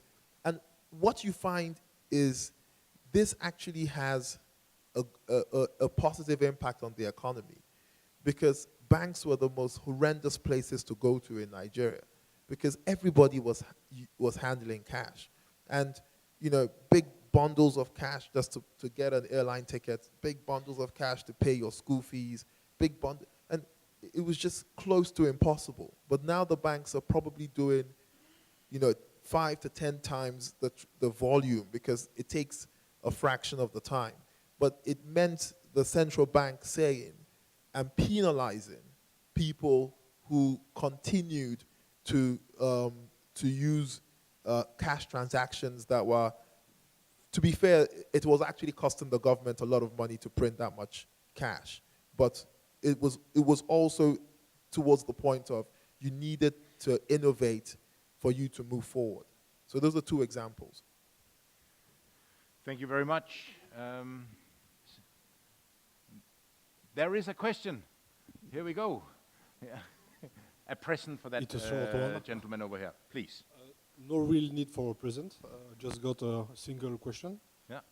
How can a company or an entrepreneur can get in touch with you and present you a project?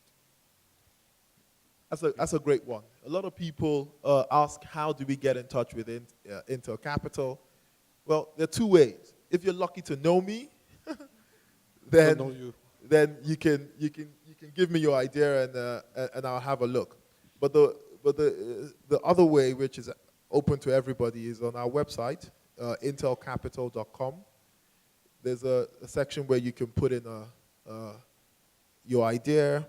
And the way we're structured is we have experts in all those different verticals that you saw on the presentation. So if you have an idea that is around smartphones and tablets and it's on a global scale, it wouldn't come to me. It would go to the sector expert in Santa Clara.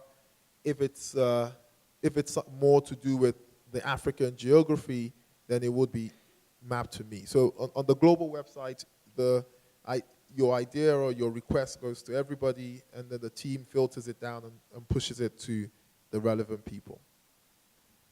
So if you do that, maybe in his next presentation, he will even have Mauritius on the map.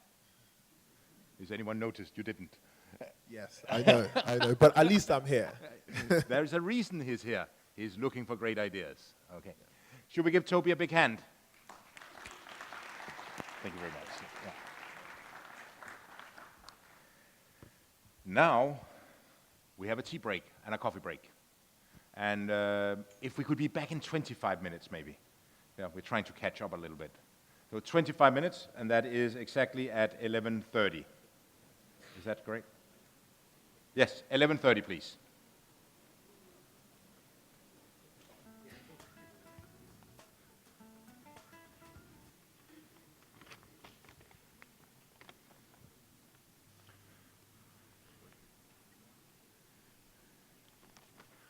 Welcome. Yes. Okay, I think we are ready for our next panel discussion. We have Mr. Paul Valette, CTO at Emtel. We have Mr. Krishna Olun, who's the Executive Director, Dr. Olun, sorry, of ICTA. We have Mr. Govinda from ABAX Corporate Services. We have Mr. Begun from Barclays Mauritius. And we have Mr. Sharma, who's the MD of Rose Hill Transport. Thank you very much for taking the time to get to this event and being part of this scary thing, a panel discussion. While we in the previous session talked a lot about the innovation strategies, which is at a higher level for Mauritius, what should we do? We talked about culture, we talked about people, we talked about collaboration, we talked about synergies and dialogue, the ability to listen. I think there's a reason why we have 2 ears and 1 mouth. We should listen more than we talk. And the ability to listen actually enables you to get to know more, because you already know what it is that you're saying, supposedly. So listening is a very strong aspect of that dialogue. Now, the next thing that needs to happen is an ecosystem must be present in order to be able to drive innovation. As I said very early, if you have an innovation and you only talk to yourself, then it's just an idea. Then it's not an innovation. Now, an ecosystem must be around you, whether it's your family, whether it's your friends, whether it's someone must ultimately buy into what you're doing. And this is what this session is very much about, the ecosystem and how we treat that ecosystem, what we do with that ecosystem. And I would like to maybe start with Paul Valette. And could you maybe, what Intel just discussed with us, how do you what's your take on what what he just presented, Mr. Tobioki? Well, as you said, the ecosystem, actually you need to define the boundaries. And I quote Vidya earlier, who said the ecosystem is already here. And obviously is here to connect, to allow people to use services so that it enhances productivity, efficiency, comfort of people, as well as enterprises and Mauritius at large. So now that we have some ecosystem in place, obviously we need to look at what's required to enhance this ecosystem, to improve it, to grow it, so that there is adoption. Because one of the key points, I think, to highlight here, and we spoke about people, is that people are creating, are innovating, but we need people at the other end of the spectrum to embark on, to adopt the services and the solutions that innovation through technology can bring. This is down to the quality of interaction between people through machines as well. And if you recall the little clip we saw at the beginning of this workshop, there was a few people with handsets and devices, portable device, mobile, basically connecting to one another, therefore enhancing, improving the quality of life, the quality of the comfort, basically, that they could use out of technology and innovation. So lots of the building blocks are in place. And I go back to what Toby said. Indeed, there is a change of behavior that's required to adopt all this. We mentioned big data. We mentioned, obviously, IoT, Internet of Things. I guess nowadays everyone knows what IoT stands for. There is a multiplicity of devices out there. They're there. Now they need to talk with one another. Yeah. So the automation of systems, of all these systems available today, is where I think one of the points where we need to focus so that we can really extend the benefits of this interaction, of the information pulled out of all the data that's collected, conveyed through all the systems for the better goods of Mauritius. And obviously that also echoes with what we spoke about a few months back when it was all about Smart Mauritius, where not only people would benefit from this through e-health, e-commerce, smart cities, transportation. I think the CEO of Emtel mentioned that about transportation. I've given up car, I'm driving a bike now, it's easier. I think Dr. Holland will mention a bit basically about regulation as well. We need to have a framework to support this. As far as Emtel is concerned, really, we're providing today these building blocks, some of them, and obviously innovation, and one of the presenter mentioned that earlier, nowadays it's not really done by one single guy in his garage anymore. Maybe some people still do this, but it's mostly the endeavor of a group of people. So there are definitely convergence and synergies to be looked at to accelerate basically this process. And I think all the stakeholders in this room are or should be part of this, so that eventually we can go faster towards delivering these value-add services through this meshed grid of connectivity, cloud, you name it, all the technology, for the better benefits of Mauritian citizens. Yeah. Thanks, Paul. I would like to actually ask Mr. Bigwin, who's the Chief Operating Officer at Barclays Mauritius. Now, those ecosystems, they exist both between silos, be it in government or within, believe it or not, companies also have silos, and they fight each other. But that convergence and that ecosystem breaking down barriers must be something that, I mean, the fintech industry is seeing this hugely at the moment, isn't that so? Yeah, absolutely. When I think of the ecosystem, I actually look at it as an aspiration that we have. It's happening in silos, but we're not having it, as a proper country strategy level in Mauritius. A lot have been said earlier in terms of people, in terms of culture. How ready we are, corporates, right, to allow people come forward with ideas and cannibalize our existing way of doing things. All the other leaders in companies are ready to foster that approach. I think these are the barriers currently that we need to work upon. We have to be clear in our mind. Let's open those doors, allow people that liberty to come forward with ideas. Let's sensitize that it's okay to fail. It's okay to fail.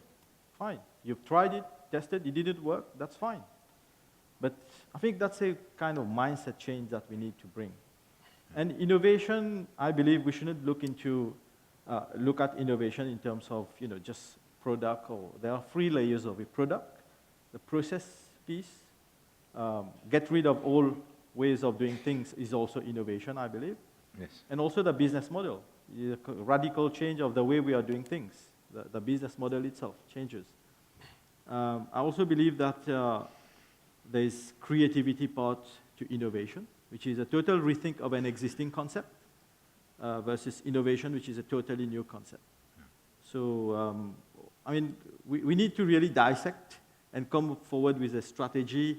How do we go about it? How do we create that garage of innovation? Because all the big innovation started in the garage. How do we create that incubator? I had the opportunity to visit one in Joburg. It's really giving people, the liberty, all the infrastructure, and the 20s, 25 years old guys coming there and developing things like Expedia within 2 months, and subscribing about 500,000 people in a week. So I think these are big things that we can actually do. There are a lot of talents in this country, but we need to create the environment for that. Yeah. And looking at innovation, it should not be only seen as technology. There are a lot of other things that we should look at. Processes, paperless office. It's a big agenda. How long are we going to use paper? Can we have a paperless office? Can we have a cashless society? I think Toby mentioned about the Nigeria experience. In Mauritius, we still allow 500,000 rupees cash transaction. Should it be 500 or should it be 100? I think regulators need to think about it. We don't need cash circulation. We have electronic means of payments these days. So these are my thoughts. Yeah. I just heard in my home country of Denmark, retailers are now allowed not to accept cash. Not to accept cash. So you got to use your mobile phone or some other means of actually doing that transactions.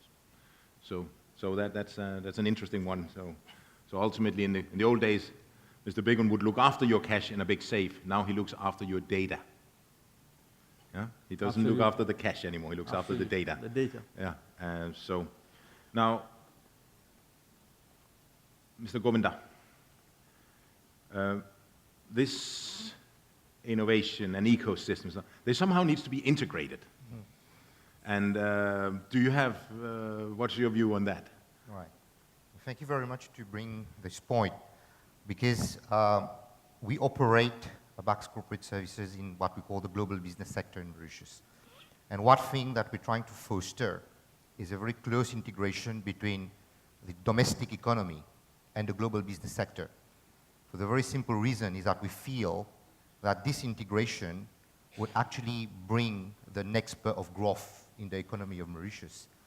If you look at the structure of the economy, today our domestic economy is about $11–12 billion. The asset under administration of global business that is structured through Mauritius is $500 billion. So if you can integrate the two, you will see that clearly we can have this 2–3% additional growth that we are looking for. We are not finding easily. And if we take that as a basis and we look back at the development of Mauritius, we see clearly that each decade we've been able to add one additional industry to the economy. It started with sugar, then it became a cane industry, then we had manufacturing, tourism, financial services, and ICT BPO. Now we're talking about the ocean economy. If we look at all this, there has been excellence developed in all these sectors. You take today the hospitality industry, right? People can work in that industry and provide a hospitality service to a global audience. You take the financial services industry, heavily geared towards India as a point of entry for investment into India. Today, 60% of all the structuring is for Africa. There is excellence built in things that we're doing at the moment.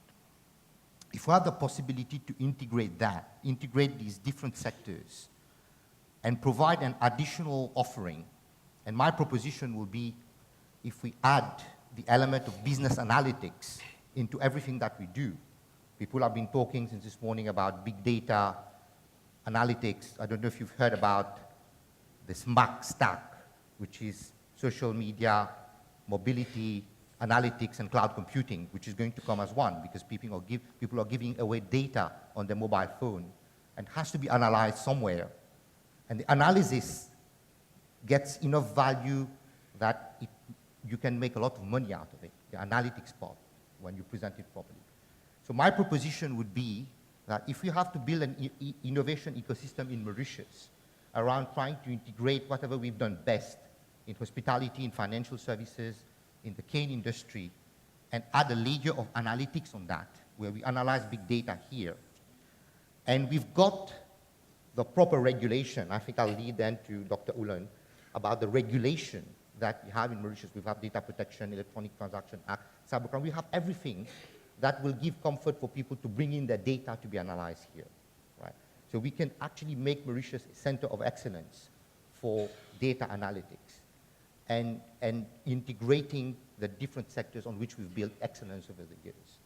I think that's something we need to reflect on, and if you have a proper focus, everybody from the industry, if we talk together, we bring our minds together, this is one serious proposition that we can bring in, especially now that Africa is growing, and Africa will need a center where data is hosted and analyzed. And I think that could be a proper ecosystem for us to bring forward. So what you're saying, for instance, take an industry that Mauritius excels in, like hospitality. Take the BPO services that already exist. Merge the two, combine it with technology around it, make use of the data centers that exist in the country, and start working with this information and still, govern under the right framework. You can actually now, instead of trying to do nuclear physicist analysis, now that is not what you have too much of, so let us admit to that and then maybe go, as an example, the hospitality industry. Is that what you're saying? Okay, yeah, okay, I understand. Now, talking about applying long-term approach to make sure that this thing is sustainable is actually the job of you, Dr. Olun. Now, what is your take on this? Well, thank you very much indeed, Tim. And I think even Paul mentioned about that, and even Mahen, having the right regulation in place. If we are talking about the innovation ecosystem, the first thing that we need to have in place is the right framework of that ecosystem. We have to agree on a reference framework, if I may say. Now, I think since the morning we've heard that innovation means different things to many people, to different people. But then I think even in terms of the framework, we have different kinds of framework which exist around the world. But I guess that the American model of innovation is quite a robust one because it is based on what we call a 14-element reference model for innovation. But out of those 14 elements, there are 4 of those elements which are quite important and very, very important for the purpose of kickstarting that process, which of course we talk about infrastructure, we need to have public policy, and the user acceptance. So if we can take care about these 3 basic elements, then we are sure that we have kickstarted this, what we call the virtuous circle process, and it's going to take care about itself. Now, from a regulatory perspective, we understand that today we are talking more about infrastructure being one of the catalyzing elements of innovation. We used to be a conventional telecommunications regulator, And even operators used to be a conventional telecoms operator. But then with time, with technology, we've seen that today we are talking more about electronic communication infrastructures. So there is the need to have a kind of a change in mindset, a change in our regulations, in our local laws. Because most of the pieces of legislation that we have today, they were legislation drafted at some point in time to open the sector to competition. But then I think this is well back in its history these days. So I think we need to come up with a comprehensive piece of legislation that addresses communication infrastructure, data protection, data security. So having a comprehensive piece of legislation. And I think even the regulator, we should no more view the regulator as a regulator for the sector, but more as a partner. To host systems, to develop applications, and to do analysis. If we bring this together and we say, instead of coming to Mauritius, because there is a proper fiscal regime and you get tax breakages, you come to Mauritius because you get access to services. There's a proper ecosystem of services, and you integrate everything together, then tax becomes a cherry on the cake. It becomes a cherry on the cake. So our big reflection inside ABAC's corporate services has been around how do we ensure that we create a set of services around a global business company, which adds the substance element so that nobody can dispute that there's a good enough reason why the company has to be in Mauritius. Tax is just one element. We've been encouraging our clients to come and host the system here. Because if the system is here, the servers are here, the business intelligence sits in Mauritius. There's a commercial substance, or to employ people in the structure. And we've been using a methodology which a lot of people probably know about, which is called the Blue Ocean strategy, which was developed in 2004, and which tells you what do you need to eliminate, what do you need to raise, what do you need to capitalize upon, and what do you need to create to be able to create an uncontended market space for yourself. And that uncontended market space is actually Africa. When you look at companies in Africa, multinationals, going cross-border, they need a place to structure, because Africa is a very fragmented market. So we can bring in, if we integrate our different set of services together, and IT, ICT, technology, data hosting has a big element in it. If we can integrate that, then we have a proper offering to people in Africa today. So we've gone deep in that reflection. So we are re-engineering ourselves to be able to provide a set of services, which is an integrated corporate business and advisory services, using partners in Mauritius. So tomorrow we will go and talk to Emtel, and we say we have a client now, they have the servers that need to be hosted. We are not going to do a data center, we will host a system to you. We will come and talk to Barclays and say they need to raise finance, so we'll come to you because you always need to do treasury management. Then we try to integrate the different components of the industries in Mauritius to have an offering for the global business services. So I think that's what we're trying to do. We're very deep in that reflection, and I believe that the future of Mauritius itself, from an innovation perspective, lies in the element of integration of the different sectors. Dr. Olun, you have a comment on that? Yeah, in fact, this is a typical example of what innovation leads us to. Because to my mind, this is where typically it's transcending the concept of service. And Dr. Sharma mentioned that we are talking about value, and we are talking about the impact that the user is going to get at the end of the day. So finally, what's happening is that we do have services in silos, but by innovation, you create a unique value. And I think this is the typical kind of unique value that Mauritius can produce and sell to the African markets. Yeah. And in order to be able to do a lot of this, we need to have to drive synergies between the silos here, Paul. And what's your take on that? When I listen to this, it just comforts me that first, in Mauritius, we are very well placed due to the quality of infrastructure to date. There is a lot of will from a lot of stakeholders, and I'm not discovering that today, but from the discussions and the talks we've had with partners to take what we can do today one step further. I definitely believe that Mauritius should and could be some center of excellence to then deploy out to Africa. And there are obvious reasons now for convergence and synergies from all the different sectors we've mentioned before. We've got all the neurons.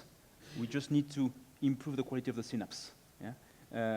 And really, if I take the example of Dr. Sharma with all the interesting things you've done for the bus passengers,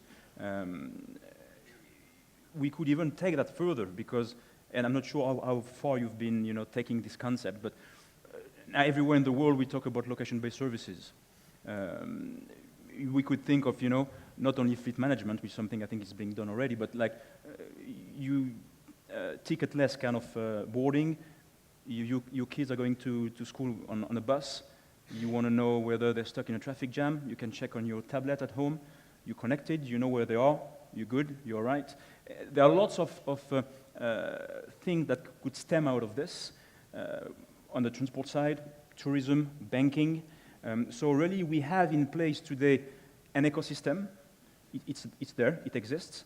It needs to be taken care of, groomed up, improved. So that basically all the things we used to look at to watch in movies about 10 years back, we can do that today, and we can do much more in the forthcoming months and years. And again, on a concluding note, I'm quite optimistic because I've seen before this session and even now that there is a lot of will from all the main stakeholders in the industry and in the government as well to make this happen. So. It's basically all the best to all of us, but we've got only to gain from complementing each other with the expertise we have, whether on big data, whether on financial services, boarding in basically, as you mentioned, Dr. Holden, the regulation as part of this, as a facilitator as well, and not as we used to see maybe years ago, like, is the regulator who. So there is a lot to gain out of it, and I think we're paving the way for this, yeah? Yeah, maybe they will be called the deregulators in the future. The deregulators. Yes. Now, when you mentioned that you always have a couple of initiatives inside the company for innovation and new things.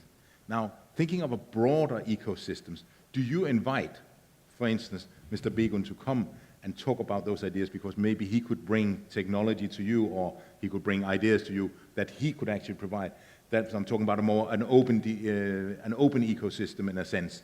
I think that's also where we sometimes fail to actually get people from outside to actually tell us certain things that you say, hey, this is how we could actually work together. Is that something that you also try and do? Well, there are two things that we do at the company. One is called the Customer Engagement Initiative. Yeah. So every quarter we go out and meet different groups of customers where we sort of have a discussion with them. So it generally starts probably with an activity like a sports day. We go, we play football with the youth of Berkeley. We'll probably go to Chebel and have a fun day there. And then we interact because, when there's no agenda and you're there, you've been sweating it together. You're breaking barriers, and like you said, these synaptic connections work better.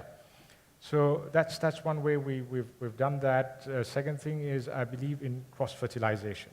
So what I tend to do is I actively go to companies. I've been to a company called Princess Tudor. When they're probably one of the most fantastic line this company is in the business of transforming tuna into processed canned, and then this is re-exported. So went there, I took my whole leadership team, and we learned a lot of things. And we took that back to the company, and we've been implementing. We went to Mauritius. We've gone there to study, how they are managing a fleet, I'm managing a fleet. So what can I learn? What are the hidden areas that they probably can shed light on? So I think that mixing is very important. This dialogue, like the one we are having over here, this is a fantastic platform to really take the innovation agenda further. Very interesting. Anyone who dares to put a question forward to the panelists? There is one sitting right here, and was there one down there as well? Yeah, so we have two questions here. One here, start with, and then there's a lady here in the middle. So, and there is even a present to the two questions. Yes, gentlemen. I think we all agreed with innovation-oriented strategy in Mauritius, right? My question is, in regards to e-border, e-cross-border, e-transaction, right? Mauritius has a good legal framework. That is what I mean is the right jurisdiction to deal with any infraction to the acts and or breaches to the law, and is ICTA, I don't pinpoint the authority, but do we have the right technology to trace the hacker in case of any offense? Thank you.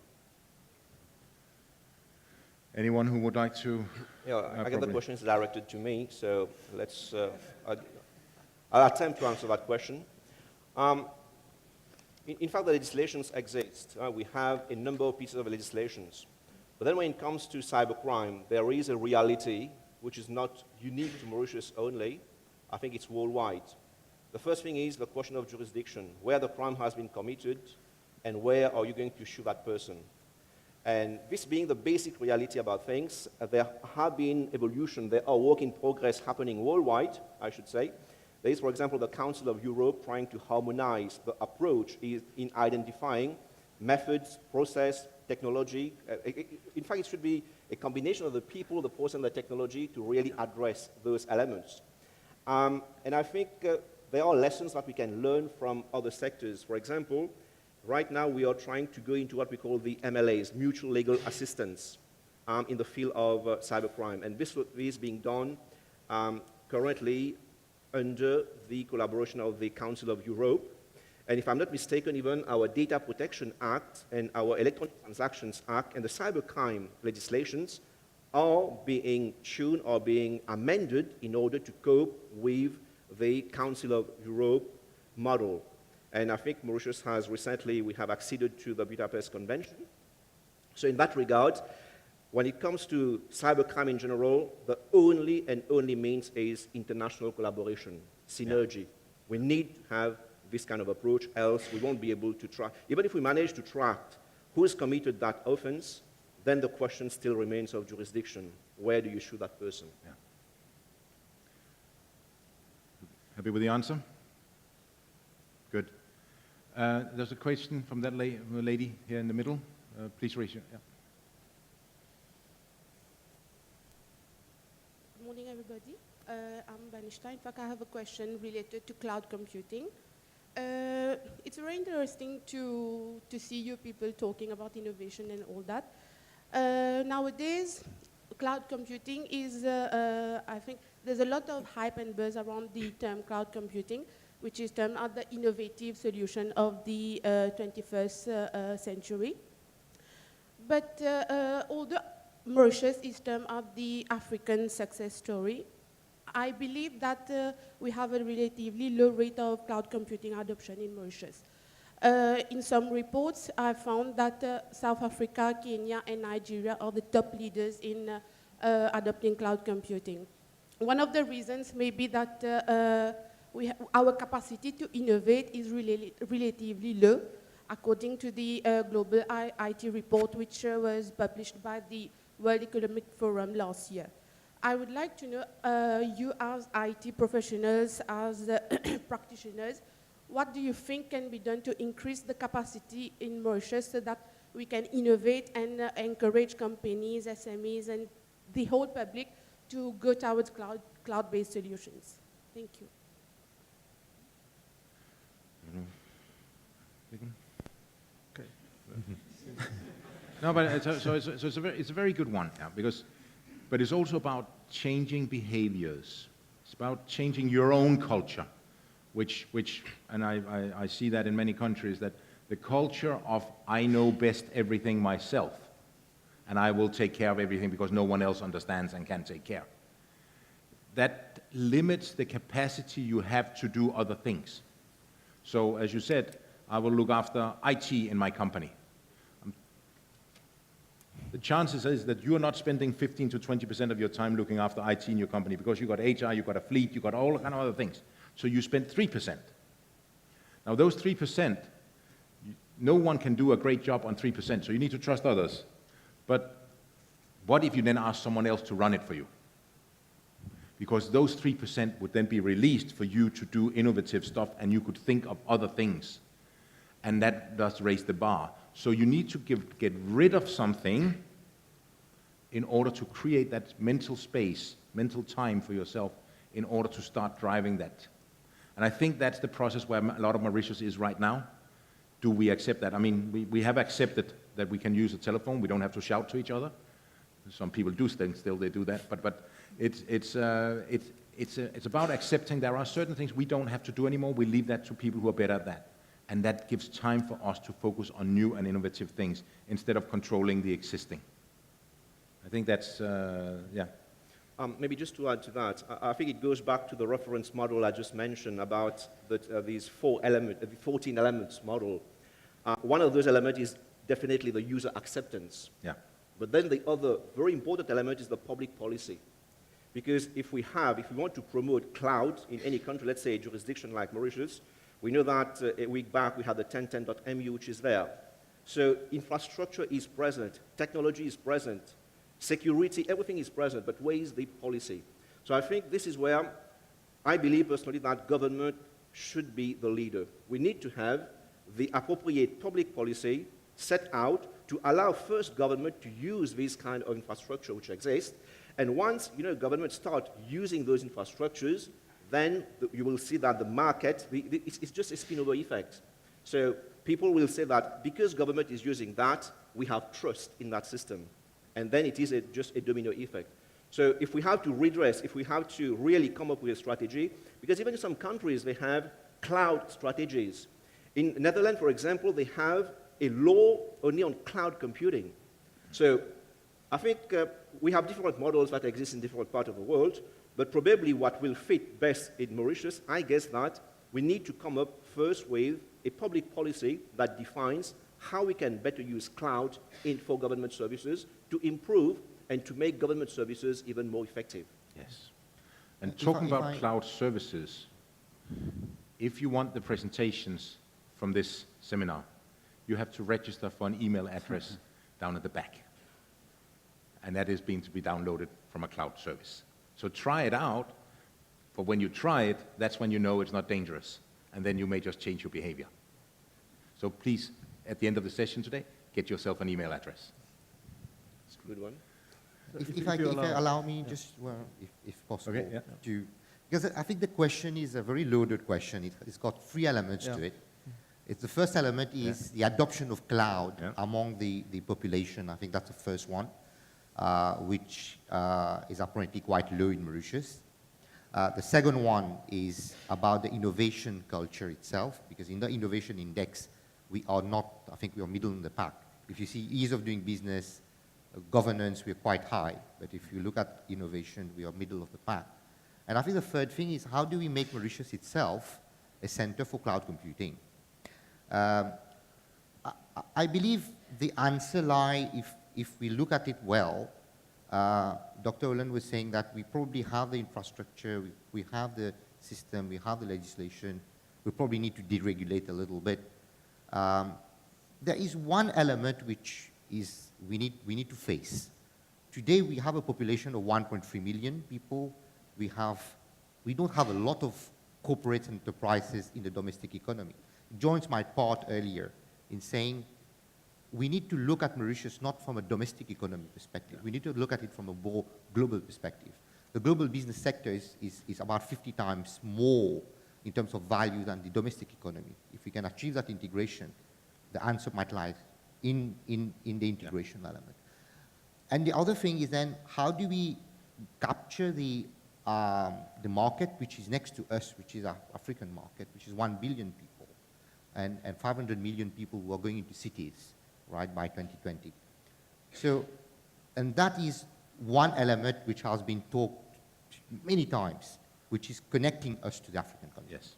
Right? So for us to be able to be the cloud computing center, we need connectivity. And I don't think there's a better forum, because it's driven by Emtel, to talk about connectivity. Connectivity is key. If we don't get our acts together right on connectivity at the right price, we will stay where we are. There's no way we will. As a final comment. Yeah, I just wanted to add that on that question is that the point of core competence. So if we are a company and we are focused on banking, we are not technologists, right? So let the expert, Emtel, have the cloud computing agenda. We just go there, subcontract, and work with them. We will concentrate on our core competence. The challenge, the barriers that we've got, or regulators, when you go and talk to them, the idea doesn't fit nicely in their mind because of the rigidity in terms of we've been doing it all the time, what are the risks, et cetera, et cetera. There are a lot of questions, and this is where we need to deregulate, and not only from your side. If I talk of financial sector, then it's Bank of Mauritius, and I'm not saying they don't listen. They really listen. But there is an awareness issue that we need to create from a technology perspective. And I think game changing is important in our strategy. So if I take the point of Mr. Roy earlier, the traffic problem, should we think of creating more lanes? Should we think of apps? Or should we think of work from home? Let's change the rule of the game. Can we work from home? Can we have remote access? It will have an impact on the road. So are we ready as corporate to, when people say, okay, you can work from home, are we ready in our mind culturally for people to work from home? The world has moved. It's happening elsewhere. Yeah. So we need to think of all these things. Yeah, I mean, working from home is in many other countries the way to do it. Yeah? So you've got a company like Cisco. I guess most people have heard of Cisco. 85% of their employees work from home at any given point during the week. 85, which means a bit fewer facilities. But anyway, it's a way of governing. And I know, for instance, in the public sector, it is still a little bit behind the curve for working from home, but you will get there. It will get there.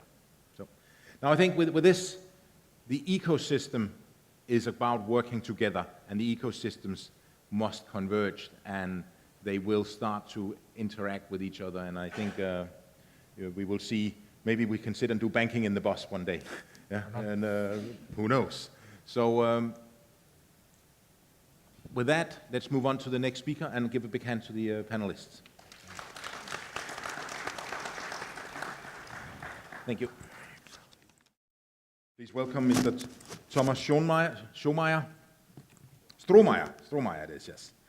He is director at the innovation practice at Arthur D. Little, a big consulting company. He's here to talk about fostering innovation in the digital economy from a telecoms perspective. So taking a specific industry and what you do in that, and we can learn from that, all of us. And we all know that the telecom industry is undergoing major change just about every 2 to 3 years. So it is a good place to learn from. So welcome, Thomas, the floor is yours. Thank you very much. And the sound works, that's good. Happy to be here. Before I start, a few words about myself and the company. Arthur D. Little Global Management Consulting Company, established 1868. That makes us the oldest one in that market. Myself, as already introduced, I'm working with focus actually on innovation in technology, coming natively from Austria, Europe, but also doing a lot of work in the Middle East. To the presentation today, basically why do we look at telecoms? What is driving this focus market here? The reason why we're looking at telecoms is, as already introduced, is a very innovative market, and is a market where innovation has a big impact on the positive side, but also on the challenge side. And with this example, we can basically see in a market that is very, very innovative, how does company, how does ecosystem, how does environment deal with that? The positives, the negatives, and conclusions out of that. There's basically 3 areas that I would like to cover in this context. Number 1 is kind of zoom in into telecoms, what is happening there, what are the key innovations, was the response to that. We'll be spending a bit of time on the Internet of Things topics, I think was discussed earlier today already, being very, very relevant topic also for telecommunications. And towards the end, I'll also be revisiting kind of a topic we had a bit earlier in terms of open innovation, which is also in telecoms a very, very important method to go forward. So let's jump right in. As I already said, innovation in telecoms is a kind of two-edged sword. On the one hand, when we look at it from a technology perspective, innovation is clearly something very positive. It comes with new opportunity, life is becoming easier, you can focus on the new things, etc. When we look at a market like telecoms, which is nowadays, and I think that is fair to say, mature. Mature is not a bad thing. Mature can mean like everybody has it. But it can also mean that I can have innovations that suddenly make part of that market redundant.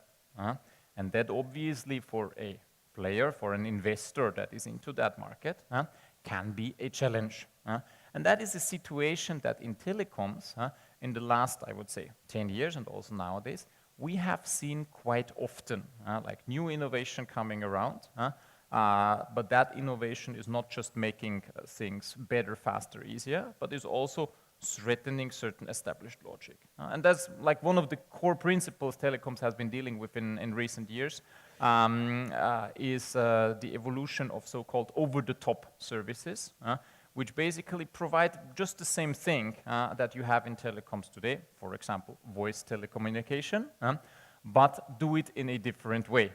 Most of you will probably know the company and service Skype, which can provide you a nice voice service all around the globe. Sometimes even for very good or cheap or even free financial conditions. Obviously, for the telecoms operator who has been providing that service in the past, this is a challenge that's essentially touching the lifeline there. This is why, for telecoms operator, this is not just a question of the one side of the sword doing the nice, friendly new thing, but also like dealing with the fact that the established market might be eroding. I think we had the same example from the gentleman of the bus industry. And how do you react towards that? So when we look at the reaction model, what we find is there is a number of different things happening. There is clearly a confrontation in the core business, and we will be touching on that one briefly, because what I mentioned with Skype, for example, that's also an innovation, and that's also something to deal with. But beyond that, there is obviously a number of things where this effect that was referred to frequently already today, of technology converging industries, technologies enabling things coming together, where this effect takes place. We will be looking at things that we already consider like a core service for the communications operator today. For example, something like media, like video. We'll be looking a bit further out into topics like cloud, for example, that is soon becoming a core service actually, and becoming something like telecoms is. And we'll be looking a bit more into the verticals, really very specific applications that are and will remain outside telecoms, but where exactly this effect is striking in, that technology is converging. So if we go forward, let us briefly spend one moment on that innovation confrontation also in the core market. In the classic communication market, when it comes, for example, to voice or video telephony. Here we also have, as I pointed out with the Skype example, here we also have innovation happening. And a lot of the innovation, we also touched upon that today earlier, that is happening, for example, has to do with the quality of the network, the speed, the connectivity, etc. There's a lot of development going on there. A lot of technology companies are working on that. And that is, I think, first example here, where it's not just down to the business, but is a question of the ecosystem. We are in a regulated market, So it's the question of how do you deal with that innovation. Clearly, when you would approach that from the perspective of the telecoms operator, he would say, look, a new feature is becoming available. Customer, do you want to have it? If yes, I sell it to you. If no, I don't sell it to you. Very simple one. However, in the context of licensed services, this very often does not work. Or in the context where we have the local communication market interconnecting to the global internet, it also doesn't work. It's perfectly easy for a Skype being based in Lithuania to offer service here in Mauritius, not considering local regulations and so forth. Now, this is where the challenge becomes obvious, because obviously you can try to regulate that, and we've been seeing that in many markets that happens, dealing with that innovation. For example, in the Middle East, they have a strong focus on basically banning voice over IP, preventing it technologically. The problem is, maybe a question to you, in which region of the globe do you think that services like Skype, voice over IP services, are commercially most viable? Well, let me answer it myself. That's clearly exactly those markets where it's banned, like the Middle East. Because if there is a demand for a service, which is there from the end user perspective, it will find a way through as actually the best way to promote it. So that's why very often we're here in the middle when we're talking about like application-based differentiation, partner-based differentiation, like can we regulate that market in a bit more softer way? Can we define a group of services that is promoted? For example, it makes sense for video services to have a better quality in the network in order to arrive to the customer. This is a confrontation that is not over, that we're dealing with at this moment.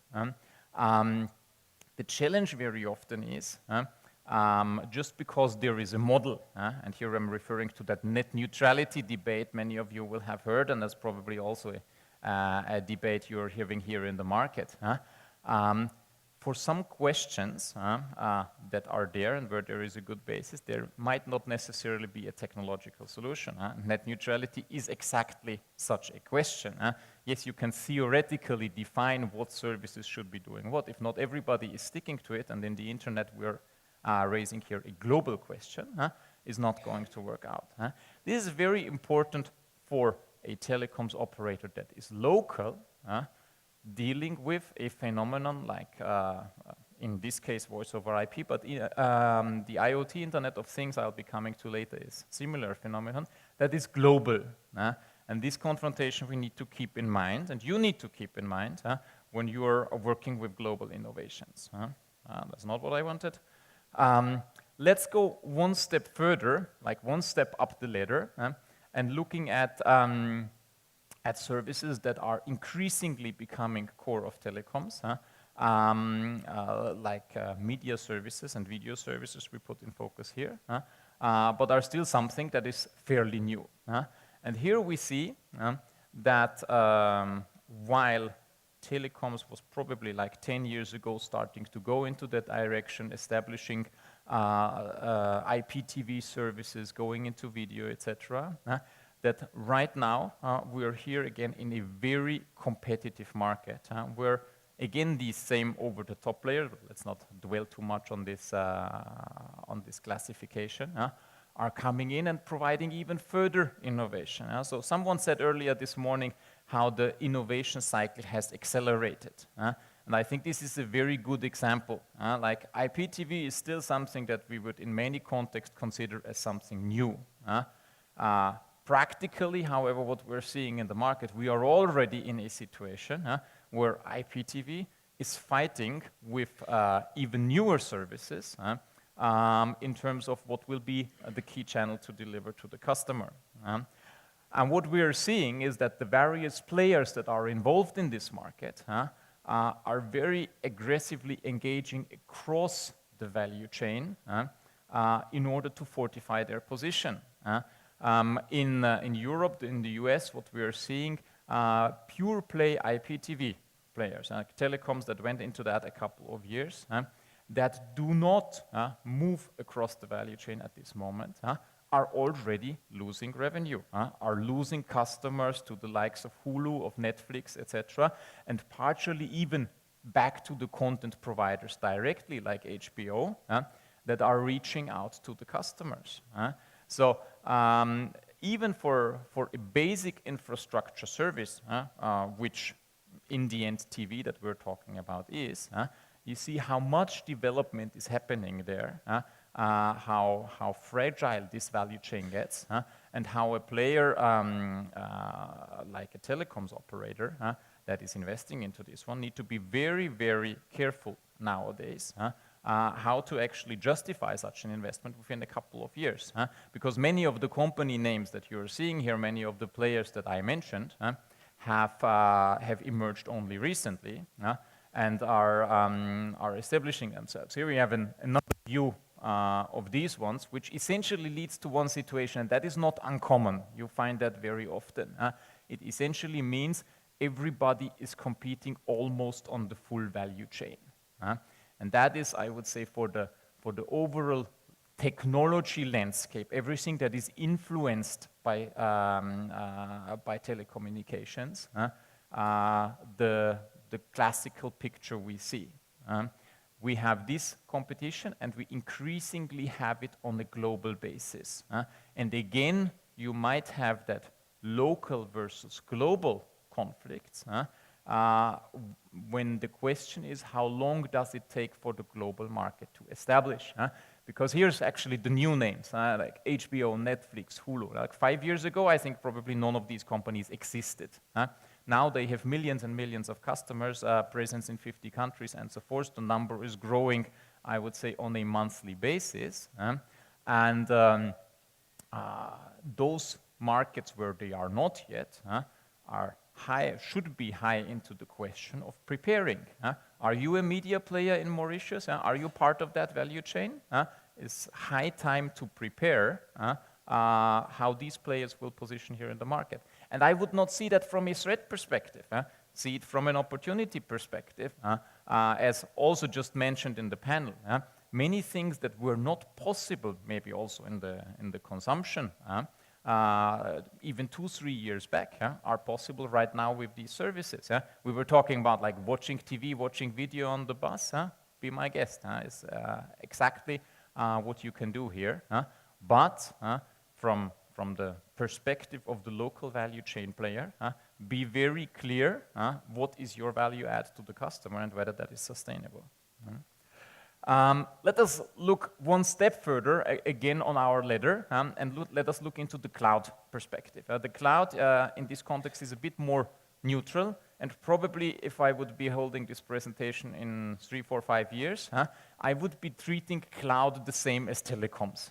It's kind of an essential overall basis, is interconnecting everything, like everything is in the cloud. At this moment, I don't think that we are yet on that level. But the train is very rapidly going into this direction. In the cloud context, also there's a wide number of players that are positioning there. It's a bit similar, I would say, as you have it in the media market that we just saw, just with one difference, and that is the cloud market is actually something from the basis, as I just mentioned, that is still small.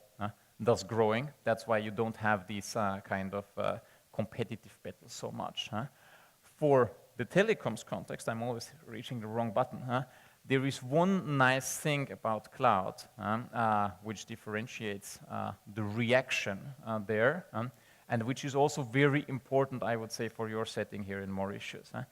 To deliver cloud services, to have the full cloud portfolio available, you need the network. There are preconditions that are required in the network. And if you don't set these preconditions properly, you could, in a hard tone, say like cloud will never take off. And cloud will not evolve to its full potential. And that is a big, big opportunity for the telecoms operators, because there is a new base infrastructure for a market is emerging with the cloud. In 10 years' time, you will have all services sitting in the cloud. And the telco has now the opportunity to build this. Again, when we're talking about a local market perspective, this is not an isolated development. This is a development that is addressing a big global movement, is connecting with standards. So very often this is a question of coming up to standard, coming up to the end-to-end SLA expectation.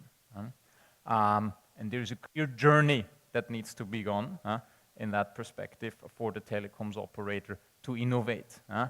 Interesting note here in the context of innovation that needs to be done. This is like a process basically telcos all around the world are undergoing right now to prepare for cloud.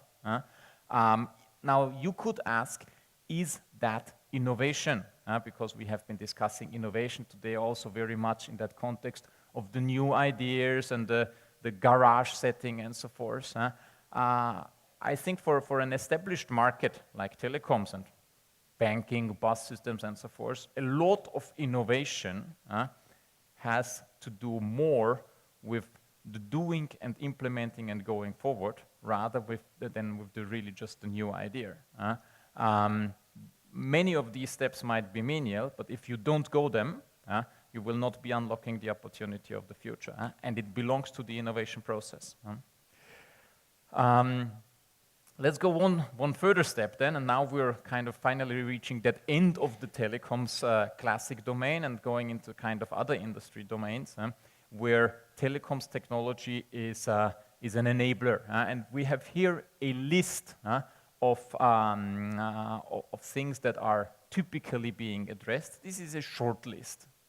There is many more areas. Probably you could today put the kind of E and M to every type of industry. That's when we're later coming to that Internet of Things discussion, because in the end, everything is affected by the new technological opportunities here. We had the example of payment already. There is tremendous opportunities in the healthcare. If you're looking at global meta trends of markets that are evolving, probably healthcare is the strongest evolving market in the decades to come. There's one example I want to pick out just as an example, and that's advertising, because that's again one of these markets that is so dramatically changing and where telecoms is playing a major role. And then, that's an interesting point towards the end, we should not only look at the kind of new markets, but we should also be looking at the traditional markets. Even when looking at topics like the energy, like the insurance, etc., there is many examples around the globe where the telecoms operator, out of the challenges that we're seeing, is looking for synergies and is, for example, starting to offer services to customers that are simply of a similar type. You have a running contract for your telecoms, you have a running contract for your energy, you have a running contract for your insurance. Why not service all the same through the same retail network? Retail network is expensive. So that is developments we're seeing. But let's jump into the advertising example, because this is a nice example as is one of the industries that's completely shaken up by technology.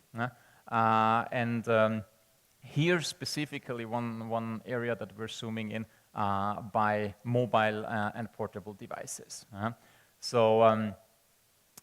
This segment of the advertising market is A, the most dramatically growing, and is B, changing the overall perspective of what can be done with advertising, because the essential message that's coming out is advertising is soon becoming no longer what we traditionally know of advertising.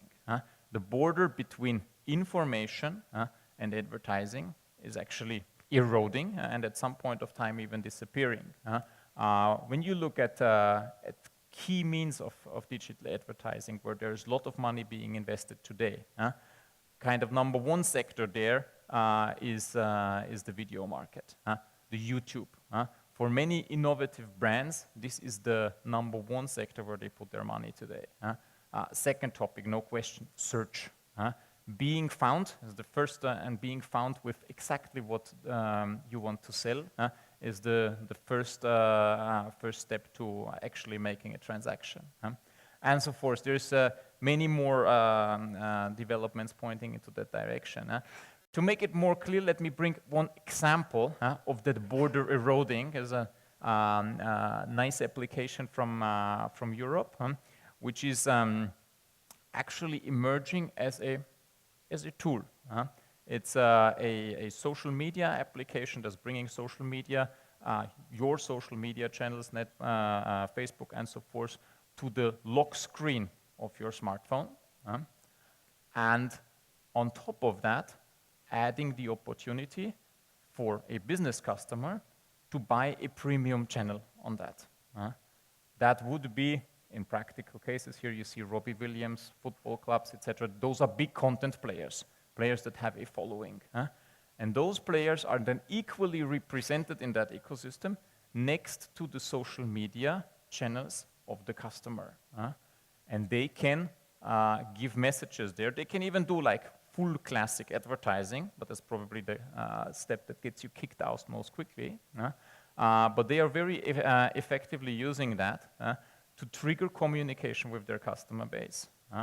So we are seeing something that is in the back end working with a traditional advertising model, essentially the advertiser pays, but the delivery is coming through social channel of the customer.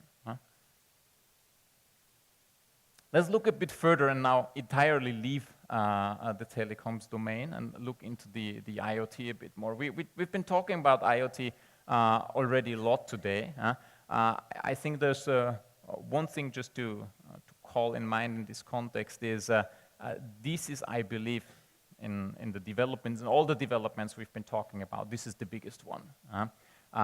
This is really of dramatic relevance to the developments, not just in telecoms, but essentially in any market. Because what we are seeing right now is so many types of devices that are around and that are already being connected, that the main challenge is not connect a new device, but the main challenge is make something useful with that connection. If it is about maybe getting a connection to this table here, I think it's very easy to find even furniture appliance to have connected furniture. I'm sure it's there already. The question is, what do you do with it? Who has a benefit out of it? Maybe the operator of this nice venue here, etc. So that is the biggest challenge. We see that's affecting essentially all industries you can imagine. All objects in the end you have there. What I'd now, to emphasize that story, I brought the benchmark of 3 startup companies from my home market, Austria, which are actually in the process of doing what we just said, like implementing that technology. The first one is, and maybe it relates to the traffic problem you're having here, something you're seeing all across the mature markets, is a so-called free-floating scooter sharing service. What is that? Is essentially car rental, but without a station and without any staff. It works fully smartphone-based. You walk through the city, find one of these scooters, you rent it with your smartphone, you go to the next destination, you drop it off, you finish the rent on the smartphone, that's it. This is something that really can help to battle congestion problems in a city. If you have a lot of these cars and scooters, you can effectively battle congestion, you can battle parking problems. Is being applied. It's not about the new idea, it's making it happen. Next one, another menial problem. Teaching children how to correctly brush their teeth. Basically, company Playbrush put together electric toothbrush and smartphone application that's interacting, and in a gamification, rewarding kids for brushing their teeth correctly. Third one, also a nice example. You have probably heard already a couple of years back the idea, okay, we have RFID, we have Bluetooth, can we not improve the classic door lock? Problem so far has been you need an electric connection and you need to exchange your door maybe. It's a very expensive thing. Now this company has invented such a door lock that can be retrofitted to existing locks and doors. very attractive concept, especially in the B2B context. All of these things are there on the market right now. And probably whatever industry you look at the global market, you will find almost anything in the IoT context somewhere existing already. The question is just how to make effective use for you.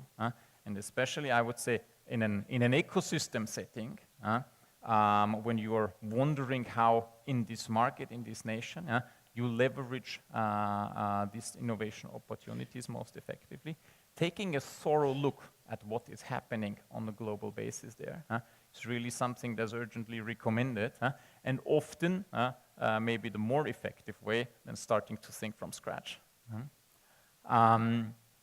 What's important to see is in the IoT value chain, and that's kind of referring also to the telecoms context, we have a wide range of players involved, and the classic telecoms perspective there is actually a limited one, is a 10 to 20% thing. The rest is whatever you make out of that in the respective market. For the telecoms operator, this is attractive because these 10 to 20% come completely on top. This is not replacing any existing telecom service, etc. So addressing this is fine. But in order to make it happen, the whole chain needs to work. So that's why are telcos so positive on IoT? Clearly because it's bringing them a benefit. But in order to make it happen, there need to be the benefit for the other markets. Without the benefit for the other markets, there will be no infrastructure in IoT. So now we talked a lot about what can be done. What are the innovations? What is the potential? Let's look a bit more now at the question of how it can be done. We've been talking about the ecosystem quite some time already, and looking at the corporate perspective of that one. And we've been discussing quite broadly also the question of how can startups, how can such new ideas be involved? And I think one thing that we're seeing is that the telecoms operators are working very aggressively in that segment. Why? Okay, I could jump back to slide number 1 as the answer. Number 1, because they are under pressure from their shareholders. And number 2, and that's some practical evidence we've been seeing in a wide range of markets, those players that effectively innovate are in the end the ones that grow most effectively. And that is something that has a clear financial value. And that's why many of these companies are working very hard on their innovation ecosystem in order to go this path. And the classic confrontation you have there, and we touched upon that also in the panel, is always the question, the payoff. Shall I do that myself?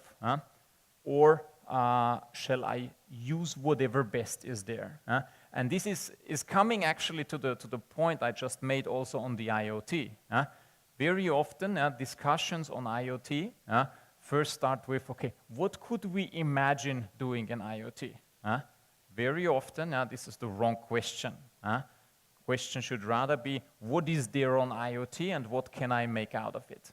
But this is a cultural challenge in a market that might have been static for many years. And telecoms is not even the best example, but the challenge, for example, of the bus company is a good example.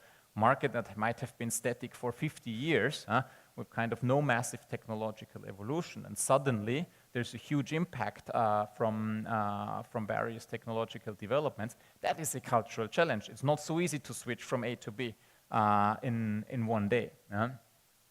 So, where this is working very well, and I was pointing to the topic of healthcare earlier as being a very important evolving field on a global basis. This is probably the sector that has managed the open innovation best in a structural way. What do I mean with that? That is, in many sectors we are now debating like how to do open innovation, how to integrate these startups. We are now starting to deal with that. In the especially pharmaceutical sector, that has basically emerged as a business model. So if you're developing a new drug today, the typical means is actually to go via a startup process. You either do that outside the company, coming out of the laboratory, or increasingly you're also seeing that triggered by the big pharmaceuticals, who don't want to do that internal anymore, also for the involved risk perspective. And that can be a model also for other industries, and I think telecoms is converging into that one very quickly, but probably this model can be also applied on an even wider basis to structurally use open innovation, to structurally use startup processes for any kind of innovation trigger. That is actually, if you would like to have a vision for your ecosystem, that would probably be a good vision. That is where you need to get to, that this process is running like a machine, like it is in the drug development. So when looking at the means that the company applies, typically the first big step when you're really getting serious about this one is the question of corporate venturing. Everything before that, internal strategic investment, M&A, partnering, has always that aspect of the uniqueness. I do it once, and then I stop again, and maybe the people change and so forth, and I will have challenges to repeat exactly the same process. The corporate venturing is actually the concept of, I purposely say, innovation is critical for me. It will always be critical for me. That's why I established this dedicated fund, and I keep it. I established the rules for the fund, as a colleague from Intel showed on a good example, I would say, and I run this fund over 10, 20 years, etc. And that is increasingly the model. And there is one new aspect to the model that is evolving lately in telecoms. Probably it has been in other industries before, but that is probably showing the way towards that ecosystem approach, and that is to use the corporate venturing not only with the external dimension. Here we actually have Intel Capital, as I would say, a good example, but also use it towards the internal dimension. That's what 3M has piloted that one. Deutsche Telekom is at this moment massively investing into this one, because they are seeing the traditional development process within the company is not flexible enough. It is too often stumbling into the approval bodies, into the not radical enough thinking, etc. Only if I can generate within the company an entrepreneurial setting, an experimentation room, someone mentioned here a kind of garage mentality, only if I get there, then I am in the optimum model to squeeze out the maximum of innovation within the company. And here's the model DT is applying for a couple of years now. First they had that in a business unit, and that was actually the approach that was not working so fine. They are now dismantling it, and at this stage actually implementing an entrepreneur unit, where a lot of these businesses go. But the good news is, having done that for kind of 3-4 years already, a number of viable products came out of that process already. Something that for especially a big state-owned telecoms like DT is for the internal development process not always very common.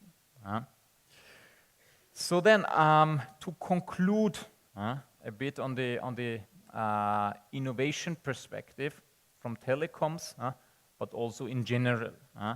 This can have a number of purposes for you as a company. Most relevantly, clearly, there's a strategic aspect in competition. If innovation is not yet relevant for you, as we see from the technological development, it is pretty sure that it will come fairly soon. I can imagine only very few markets that will not be affected by developments like IoT. Nevertheless, the good thing is if I am successful on the market right now in whatever services, I have customer relations, I have a track record that I'm running. You can build on that in innovation.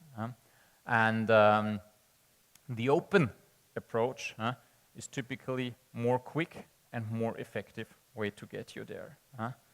What we have seen, that there's a couple of skills that are required to make it happen. Is a question of competence. This is probably referring to the presentation we also saw about how does venturing work, etc. You need to learn that. There's sub-aspects to that, like the idea management, where it starts. There's some aspect to the IP, shouldn't be overrated. We also had that today. There's a lot of people management to make that happen, because it's the people that generate and make the innovations happen. And last but not least, and this is my final point, is a question of culture. It's a question of, from the top throughout the entire organization, of wanting that and making that happen, of not stopping. And the cultural move is unfortunately the most difficult one, but is one that is for sure paying off if we're one starting the journey. Thank you very much. Questions after the next session. Okay. Yeah. We will take questions after the next sessions. We're running a little bit late, so thank you, Thomas, for be fast. And can I please welcome Ben Mann from IBM as our next speaker to talk about drivers of innovation within a company. So now we're moving nicely into the culture that is actually inside the company. What do you do? What do we expect from leaders? What do we expect for companies actually to help driving this innovation? So, Ben, the floor is yours. Thank you very much, Kim. So it's a great pleasure to be here, and I'm very grateful to be speaking to you at this prestigious event. It's my first time at this event. It's great to see the passion, the enthusiasm that you all have to push innovation forwards in Mauritius. And I think we've just seen, haven't we, 7 ways that we can manage innovation, shared by our consulting colleague there. And I had a similar kind of concept. Let's think about 7 things, because 7 things is about all that you can remember at any one particular time. But what are the 7 things that you can do, that we can do, to drive innovation, to really stimulate innovation in Mauritius? And this is my perspective. As was said, I'm from IBM. If you haven't heard of IBM, we're a small startup. And of course, we've been around for about 104 years as a company. And really, you can't have longevity without reinventing yourselves continuously. Think of, movie stars or music stars that have been around for decades. They have to constantly reinvent, don't they, with each passing fad. And I think in the panel session, the first panel session, it was mentioned that longevity can actually be a problem unless you continuously reinvent. So I want to share some experiences from innovation that I've seen driven around the world. I work a lot in the United States. I used to live in the UK. In London, there's a very growing community of innovation. And I've worked in Africa, parts of Africa, East Africa, where I'm based now in Nairobi, right the way through to India and other parts of the world. So I want to share some things that we can do together to really drive innovation and what leaders are doing behind that. So here are the seven ways that I'll be talking about. And really the goal, isn't it, is to drive to this idea of a smart Mauritius. Smart can be around the industry you're in, the community you live in, smart in your daily life, smart in your community. So we want to think about smart at various different levels. So what is the first thing that we could do to really push innovation forward? And I see this as the initial step that we should take to really push innovation in Mauritius. And I'm going to use the analogy of Lego. I'm sure that some of you may have played with Lego.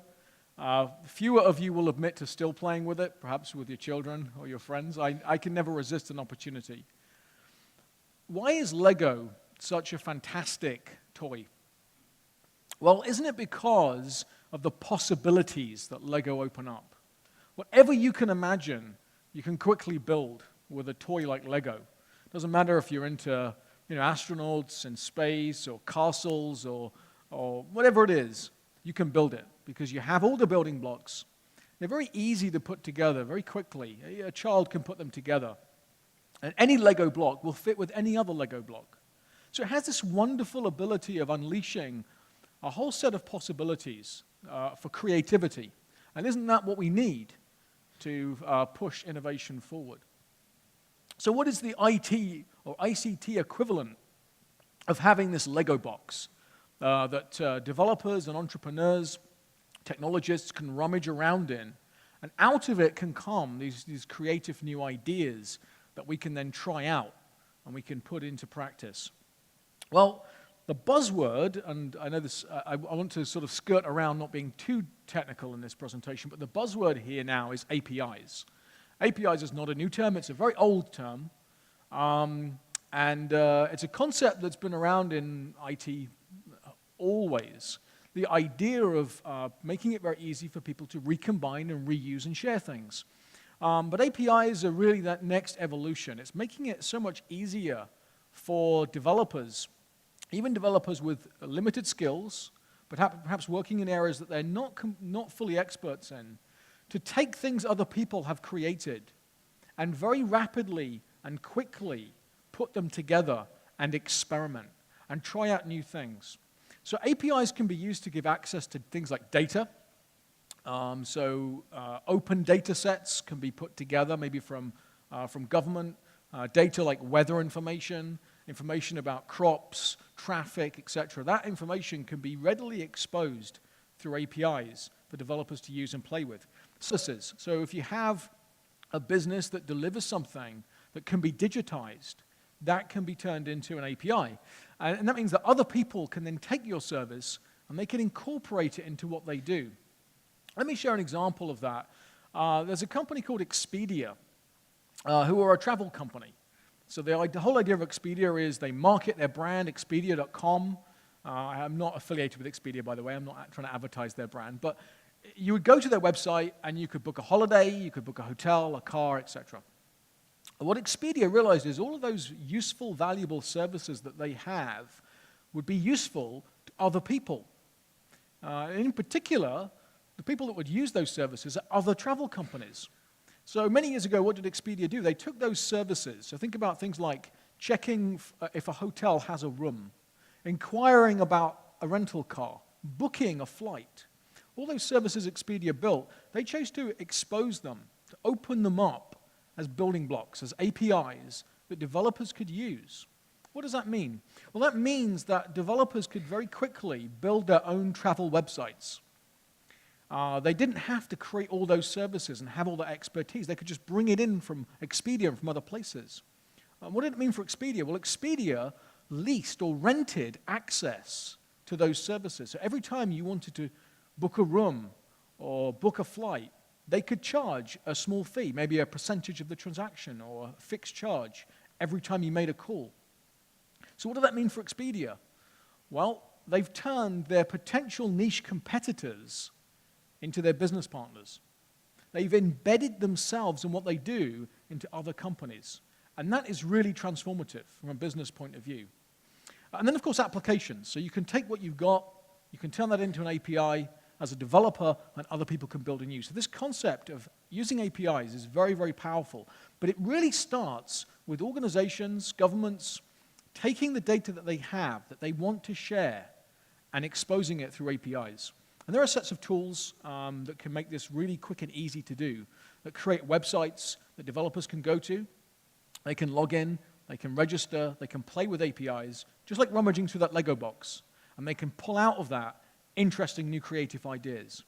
So that's really the first step we can take together, is identifying the data and the services that we can share, that we can monetize as well, and making those available to the developer community here in Mauritius.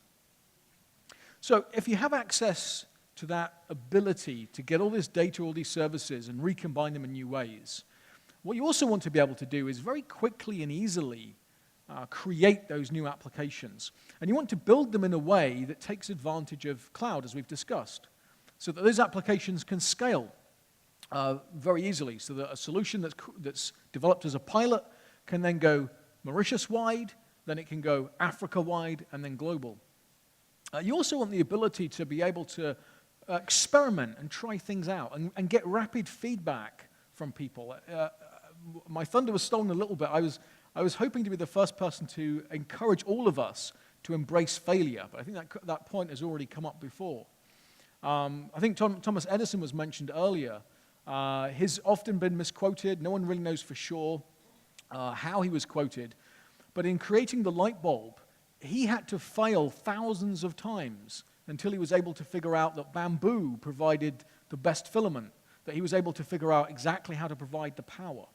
So we have to embrace a culture that says not only it's okay to fail, but we must fail. We must continuously try things out and then be able to throw them away. Now, that's quite a scary concept.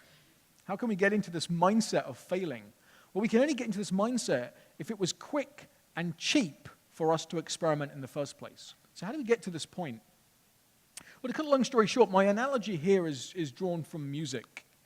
If you think about what it takes to create music today, a lot of people are involved, a lot of money is involved.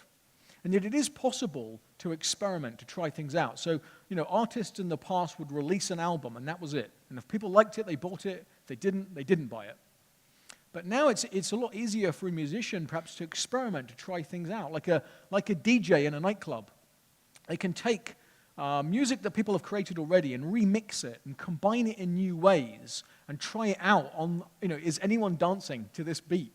And if they're not, I can keep changing it until I get a product that people really respond to, and then I can scale it up, I can cut a track, I can put it on iTunes, I can launch that new music.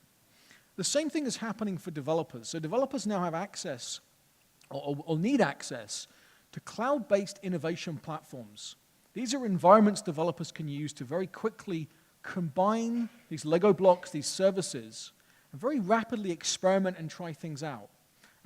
It gives them the ability to focus on the creative process because it reduces the need to worry about setting up infrastructure, setting up networking, all of the complicated stuff that goes into developing IT solutions. And most importantly for developers, it removes the need for a large upfront investment because these cloud platforms can provide developers with an environment that's initially free to use. And as they go into production and as they scale that solution up, the investment they have to make is OpEx-based, and it grows as their solution grows in size. So this is making it much, much easier for developers to experiment and deliver solutions. And there is a whole host of industry standards that are popping up around this idea of cloud innovation platforms and open standards, most importantly. One of those is the Cloud Foundry, which is an open standard about how developers build applications in the cloud. And IBM's offering based on this standard is called IBM Bluemix. If you're available or around for the session we have in the afternoon, I'll be demonstrating that offering. But the idea here is that developers can very quickly, very rapidly in the cloud build applications with very limited skills. Now, I have a confession to make. I'm not very good at sitting passively and listening. I like to tinker and play with things. So during some of the earlier sessions, I built an application in Bluemix that actually scans Twitter, and it looks for people talking about Mauritius.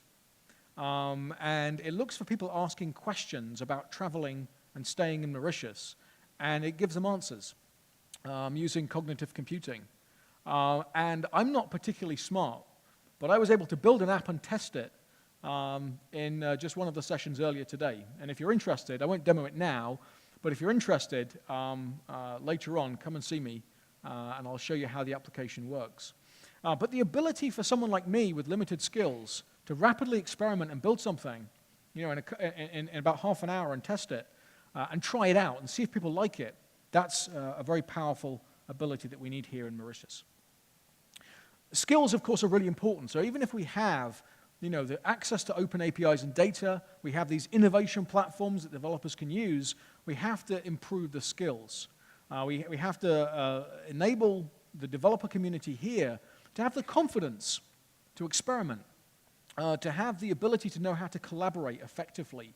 Because as we've heard today, although innovation can start in a garage, it requires a team to really bring it to fruition. So some of the things, that that we need in Mauritius: access to the latest technology, and also training in the latest techniques of how to collaborate and develop new solutions. I'll give you some examples, and these are, of course, technical buzzwords, but DevOps is all about enabling developers to rapidly collaborate in a continuous pipeline of innovation, where they're constantly delivering enhancements and improvements to a solution. Hybrid mobile is a technique that seems to be almost unknown in this part of the world. It's about building mobile applications in such a way that you can support every mobile platform without having to be skilled in it. So someone like me can build a mobile application and on day one, release it on all of the mobile operating systems. That's revolutionary. But again, it's the kind of skills and techniques that need to be taught here in Mauritius. The contribution that we're making as IBM is providing no-charge training and certification to university faculty and also to students, so that students can come out of university with skills, not just in technology, but in how to apply that in a particular discipline, whether they're a data scientist, whether they're a cloud developer, whether they're a mobile developer, and so on. And also no-charge access to technology. So these development environments have free environments that I use to build applications that can get entrepreneurs up and running. Our friends from Intel, our partners from Intel, spoke about the program they have for investment. And of course, IBM has similar programs where we identify entrepreneurs and give them access to technology, but also access to mentoring as well. So these programs are really needed to drive things forward. Now, of course, a lot has already been said about the Internet of Things, so I don't want to spend a lot of time talking about that. But I guess the key points here is that in partnership with companies like Intel, IBM has been working in the Internet of Things space now for about 16 or 17 years. And it's actually an area that I'm particularly passionate about. The key really is making sure that it's very, very easy to instrument the world, to collect the data that's really relevant and useful, and put that to work very, very quickly. So part of that, of course, is the devices. Part of that, of course, is the analytics on the data, and then the ability to build interesting applications that take advantage of it. So really, I guess my guidance, my plea in Mauritius is that we start thinking about what is the data that would change Mauritius? What is the data that we have that we could instrument, that we could collect, analyze, and create solutions that really put Mauritius on the global map? And that's up for discussion and debate, but something that we're already thinking about and discussing with many of you. Is there data that we have? That information could be weather information, traffic information. Some comments were made earlier about how can we use mobile data to transform the lives of people. I'll give an example from Kenya, where I'm based. If you've ever been to Kenya, you know that the bus system is chaotic. We have buses called matatus, and the way that these matatus are driven by most of the drivers remind me of a movie called Speed. Have you ever seen that movie Speed, where Sandra Bullock is driving a bus and she mustn't slow down or it will explode? Well, I think many of the drivers in Kenya are under the same illusion. So that's obviously a difficult problem to solve, but one of the things that a local telco did there was to use GPS data from function phones and smartphones to track people's journeys, to understand not just one leg of the journey, but the bus routes that people were taking. And they analyzed that data and used it to change all of the bus routes across central Nairobi. Now, it hasn't solved the problem of traffic. We're a long way from that. But that little idea of using that information to reroute buses, to actually provide the end-to-end journeys that people really needed, I thought was an extremely elegant use of data. So my plea is, let's not start with the data we have. Collecting the information is really quite easy. The question is, what is the data, the information that would really change Mauritius? Once we have that information, we're now entering a new era. So we've talked about the Internet of Things a lot. We've talked about mobile and cloud. What is the next frontier of computing? Well, IBM believes that the next frontier is cognitive computing. Well, think of it as artificial intelligence. It's all of the applications that Hollywood, the movie companies, the sci-fi industry has been warning us about for many, many years. But it's about creating computer systems that can understand how people feel, what they mean, the context of an interaction that you have with them, and can also provide assistance in diagnosing situations and prescribing solutions. So it's really the next wave of big data analytics. It's enabling computers to comprehend or understand natural language, the way that we naturally speak. Being able to understand from language how people feel. Are they anxious? Are they angry? Are they upset? Are they adventurous? And so forth. Being able to use analytics to intelligently trade off potential hypotheses to a situation so that I can diagnose, what exactly is the pest causing the sugarcane to die. And I can produce a computer assistant that can perhaps give someone support when they're doing diagnostics. And all of this can lead to very conversational interfaces. So imagine being able to speak using your voice and ask questions. Maybe you're asking questions of a hotel chain. Maybe you're asking questions about your health through a system provided by a telco.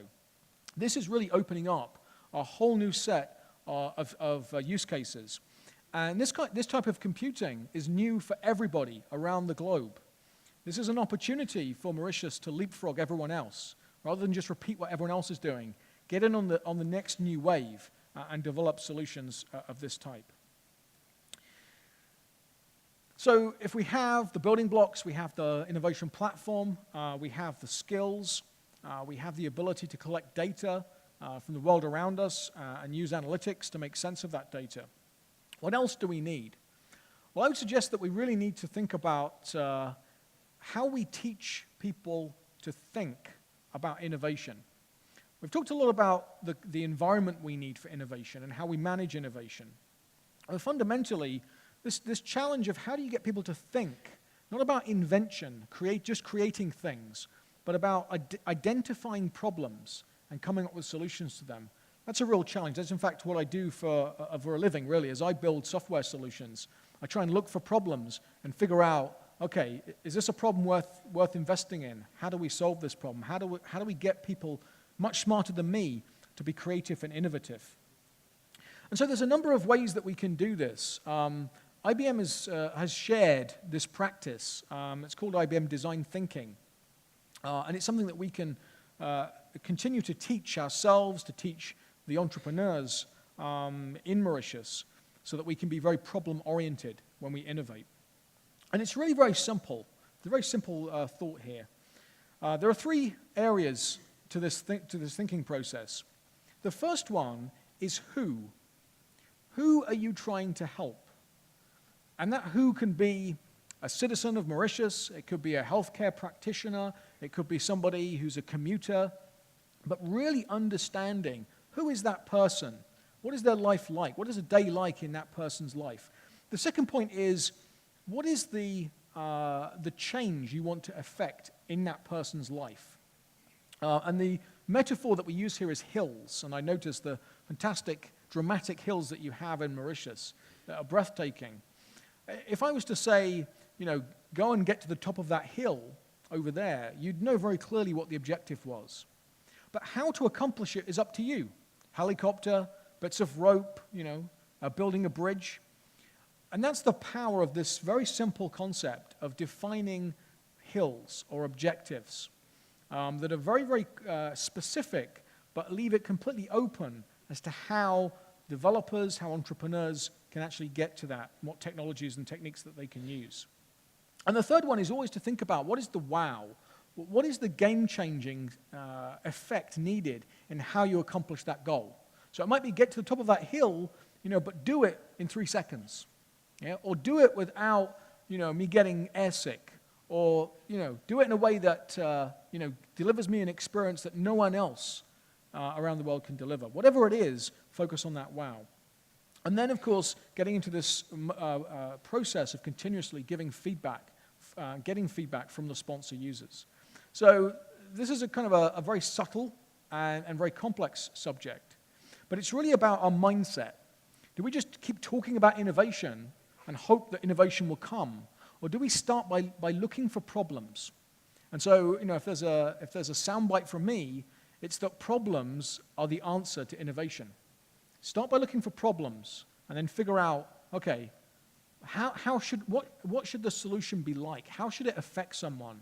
And then let's leave it up to the entrepreneurs and the developers to go off and figure out how to do it. Now, this is a very powerful concept. So once we have this idea of what is that problem we're trying to solve, and what is the effect we want it to have on that individual, the next powerful thing that I've seen communities do to drive innovation is to run challenges. And I think some of the companies earlier mentioned that they do this already here in Mauritius, so that's very encouraging to hear. The idea is quite simple. You set an objective, a very open-ended objective, to the developer community. You give them access to the data through those Lego building blocks we spoke about. You give them access to an innovation platform like Bluemix. And you give them maybe a day or 2 days, and you set them the challenge, you give them an incentive, and you let them innovate. You let them experiment and try things out.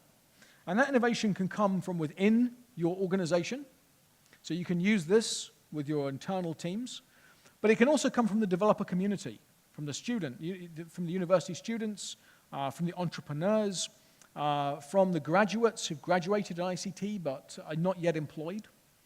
And what this can give the developer community is it can really stimulate an innovative mindset, an innovative culture, where everyone is striving to outdo each other in a spirit of healthy competition, and try and deliver a solution that will capture everyone's attention, will capture our attention, your attention, but also the attention of investors, folks like our friends at Intel that are looking for those new ideas. So the steps are quite simple. Unleash the data. Enable developers to use cloud. Let them build solutions that are disruptive, that are game changers. Enable them to continuously repeat that innovation and improve that innovation. And then give them a showcase. Give them a forum where they can show what they've done to all of us so we can see the innovation.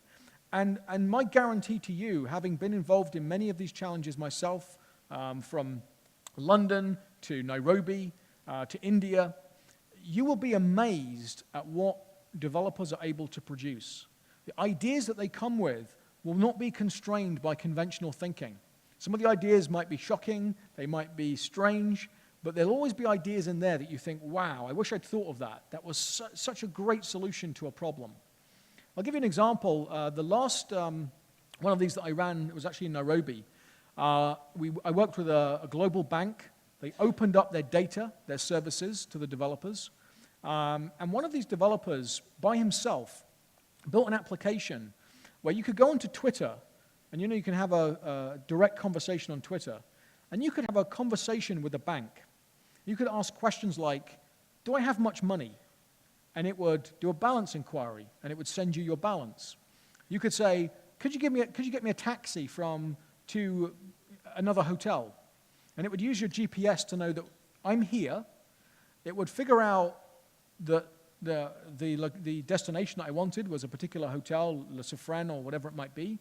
And then this application would bring in Uber. It would book me a taxi, all through Twitter.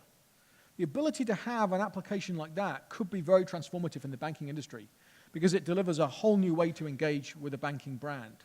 And that was an idea that came out of one of these events. So they're very inexpensive to run. You can run them very quickly. I can help. I have experience in this. We have the technology. And I would really recommend that we look for ways and opportunities to run challenges like this. And I'm actually here to organize a challenge around the August timeframe that we want to run here locally. So the next steps, just to recap, the first step, unleash the data that we have in Mauritius. Make it available to the developer community to stimulate innovation. Step 2, empower developers with access to cloud platforms. IBM will be doing this, providing access to these platforms and training developers on how to use them. Teach the students in the newest techniques and technologies. It's not just about technologies, it's also about how you build and how you innovate. Again, we have a program designed for that as well. Explore the possibilities of cognitive computing, these artificial intelligence applications that can radically change the way an application delivers value to the users. Make sure that we are very much focused on problem solving. How can we solve problems as we innovate rather than simply invent? Almost every invention you can think of, from Twitter to M-Pesa, there was an original problem that the team tried to solve. It is not necessarily the problem it solves today. I believe I'm right in saying that the origins of M-Pesa was originally a project designed to help people that couldn't get access to banking to deliver them aid. They were refugees in need of aid. Of course, now it solves a very different problem. But that initial problem was the spark that was needed to get everyone focused around solving and transforming lives. And then, as I said, the last step, let's get together and sponsor challenges. Let's run a whole number of challenges across Mauritius, whether it's to do with traffic, weather, the leaking water pipes, cyclones, healthcare. We have all the tools. Let's unleash them to the developer community, and let's promise them that if they innovate, we will showcase, we will examine what they've produced, and we will incubate the ideas that have real potential, and we'll celebrate all of the experimentation, even those that we might deem failures. Let's celebrate that. So that's really my presentation, my plea. I think together, with these 7 steps, as well as the other things we've mentioned today, we can really propel Mauritius forward as a real center of innovation. Thank you very much, Ben. Please stay, please stay. Can I get Thomas on stage as well? It's just,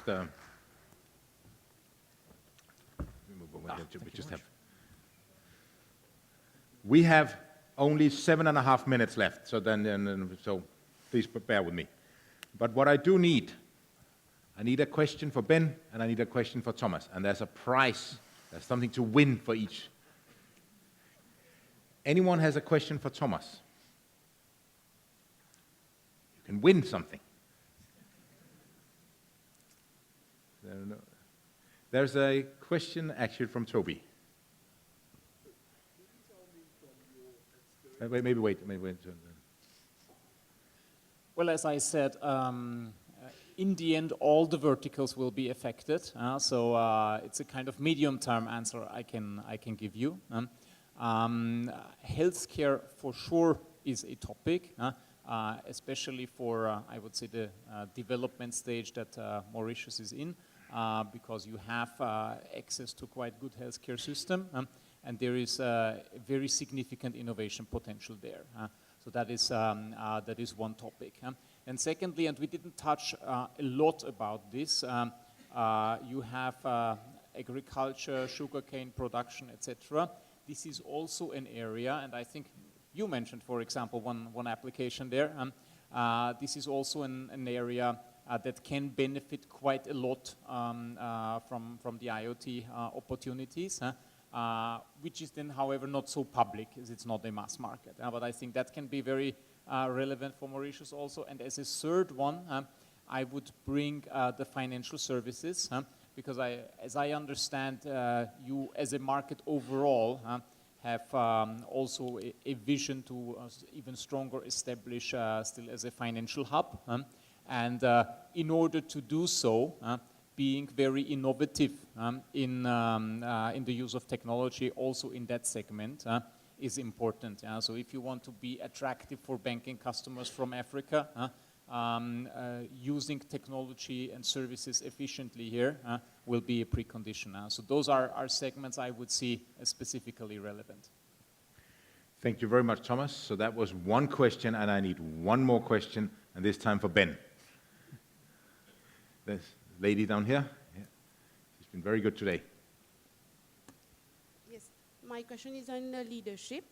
In fact, do you think that it might be more difficult for e-leaders to drive innovation than physical leaders within an organization?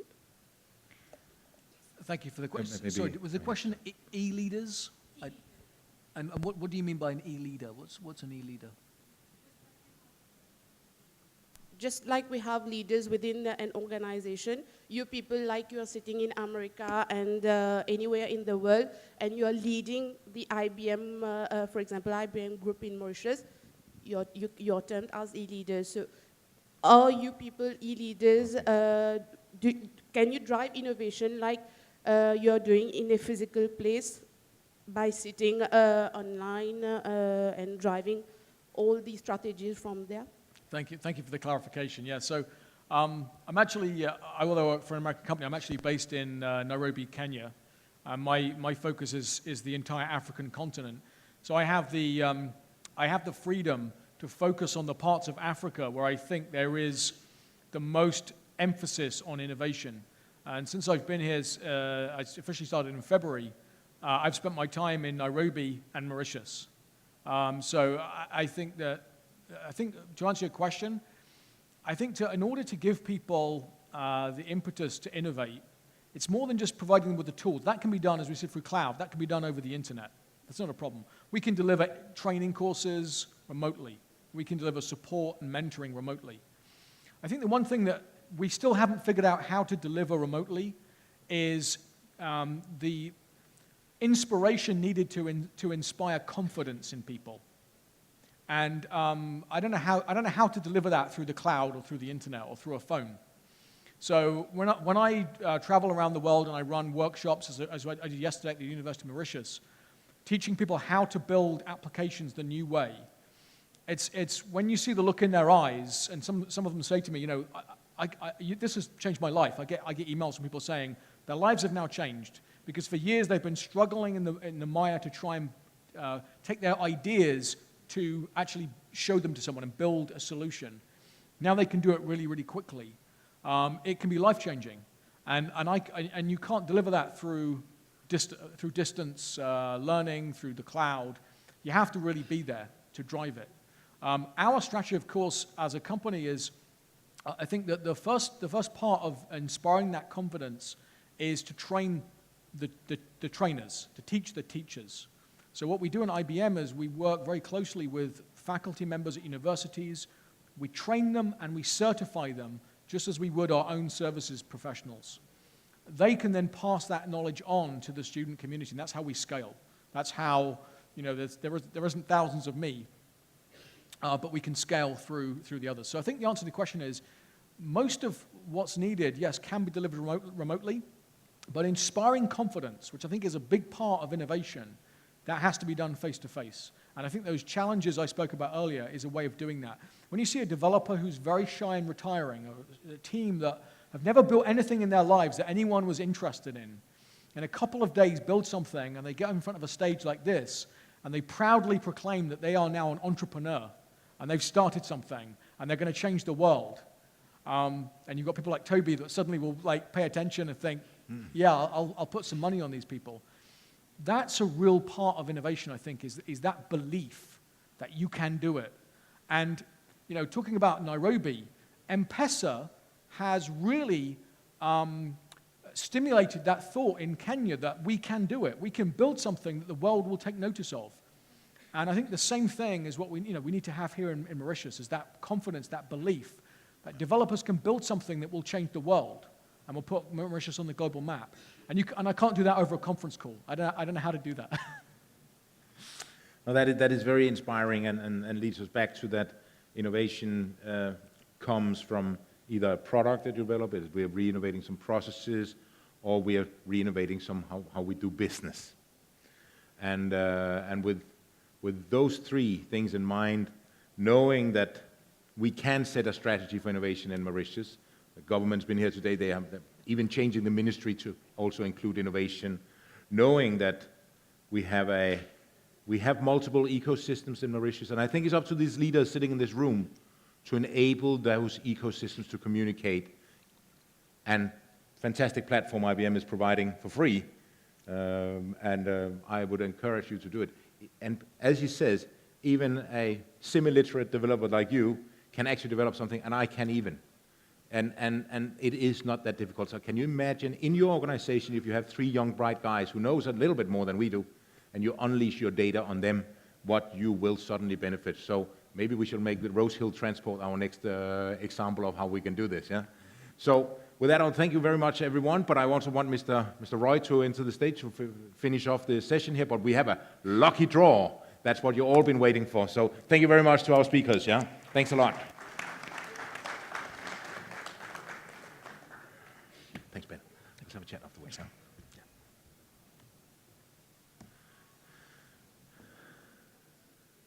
Did everyone win a little thing because they had a question? Hopefully. I don't promise things that I tend to do that can't deliver. So, how does the draw work today? So, we have 9,999 numbers to pull from. No, we don't. So, remember, there are tablets to win, so thank you very much for staying all day and waiting for this special moment and actually contributing and listening here. So, first, lucky draw, please. Pick one. And it's on the number is on here. It was at least last time.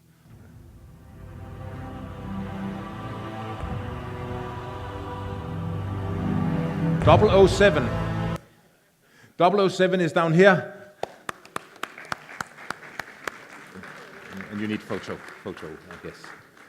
Do we have photo session as well? We do have the photo. Yeah, so please come up here.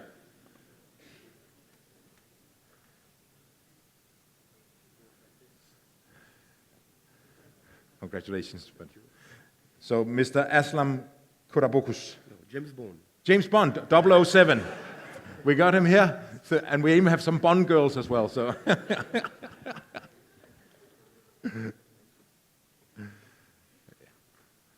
congratulations.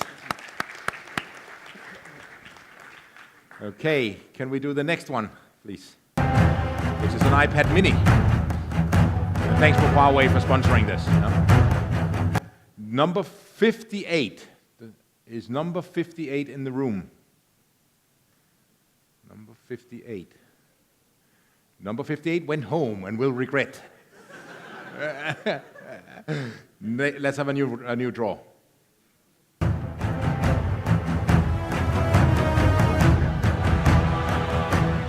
Number 38. 38.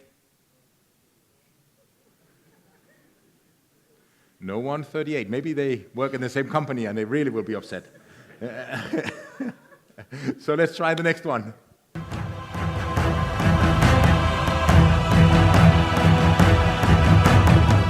Number 10. Anyone on number 10? Now, I can also say we have a cloud service in the back that you can sign up called 1010. And remember, that's how you get the presentations from here.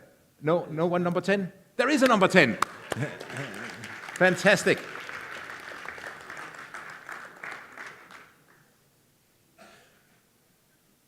Congratulations. Thank you. And the name is Hema Ramsun.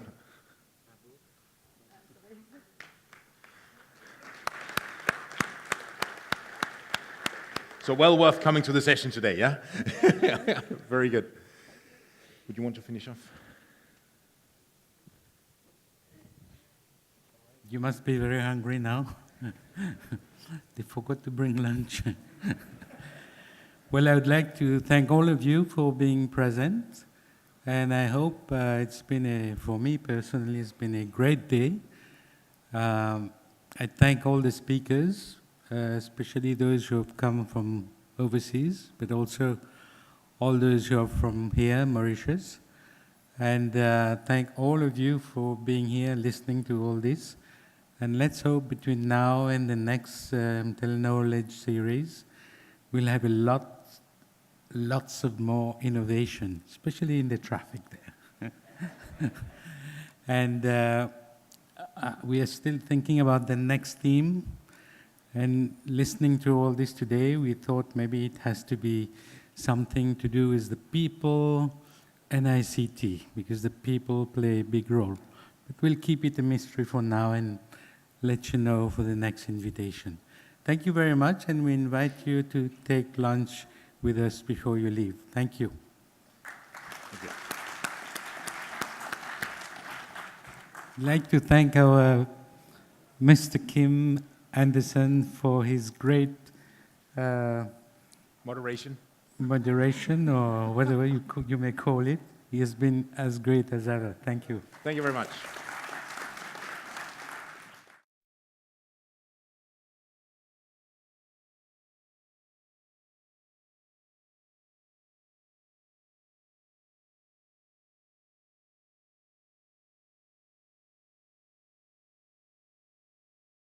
I'm really, really delighted that you made it here. Thank you.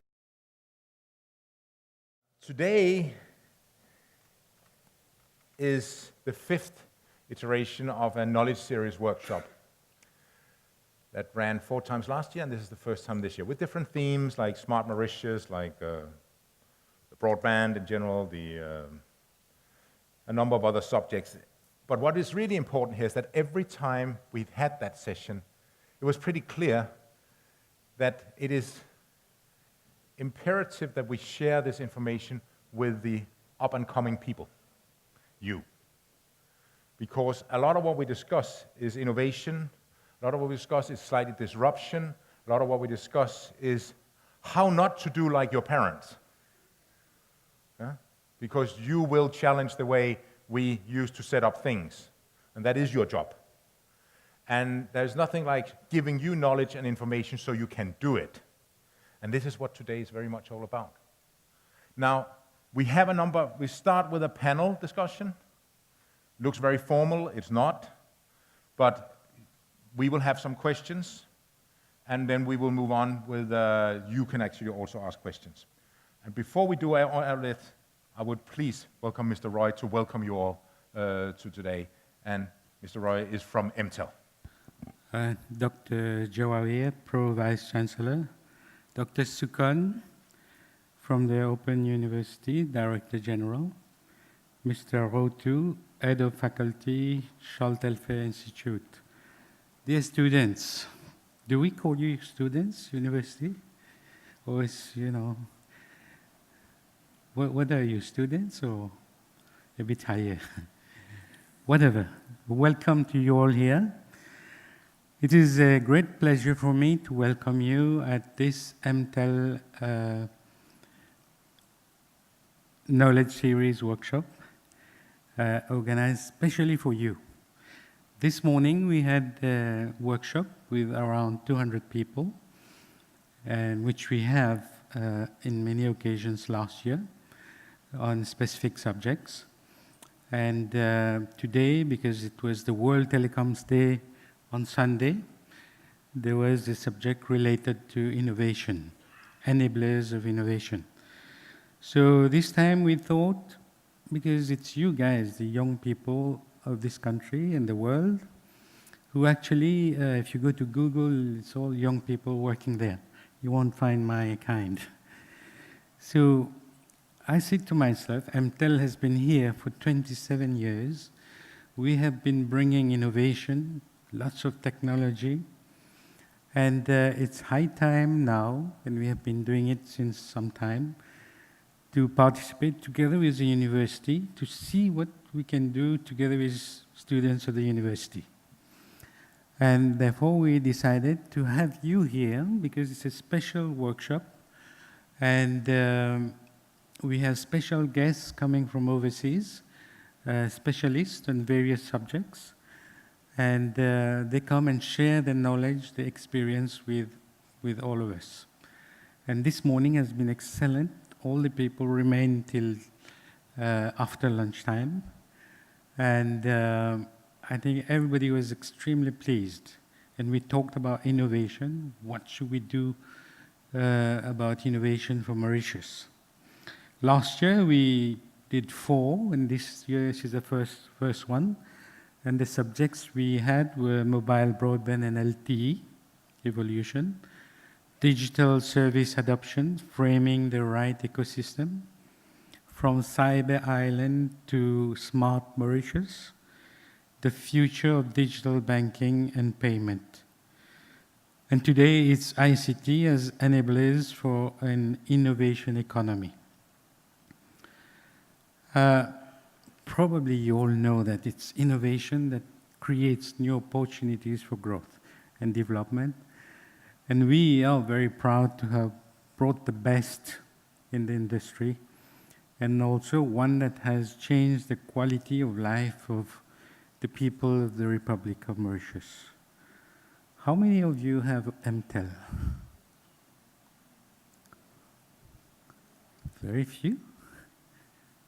Okay, that's more reassuring. Last week, if you recall, if you've seen in the press, we have launched a new cloud service. You have email, you have web hosting, and backup services. And today, for all of you who are present, we are happy to offer you a free trial of 3 months, starting today, if you register here today, right? So you can get email, backup, and web hosting. And I think we strongly believe in innovation. And we think innovation cannot start overnight. You can't wake up and say, tonight I'm going to innovate. The incubation starts at school.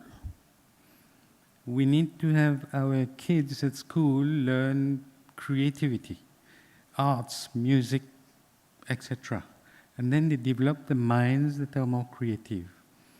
And then they learn the other subjects in life, and then be very observant, and then they learn how to create, how to innovate. And this is why we have you here today, because we would like you guys to start now thinking that way, innovate. We had a group of students from university who came to see us, and they said they are developing some apps, and if you can help them. We are very, very happy to do that. And this is what exactly we want to launch today.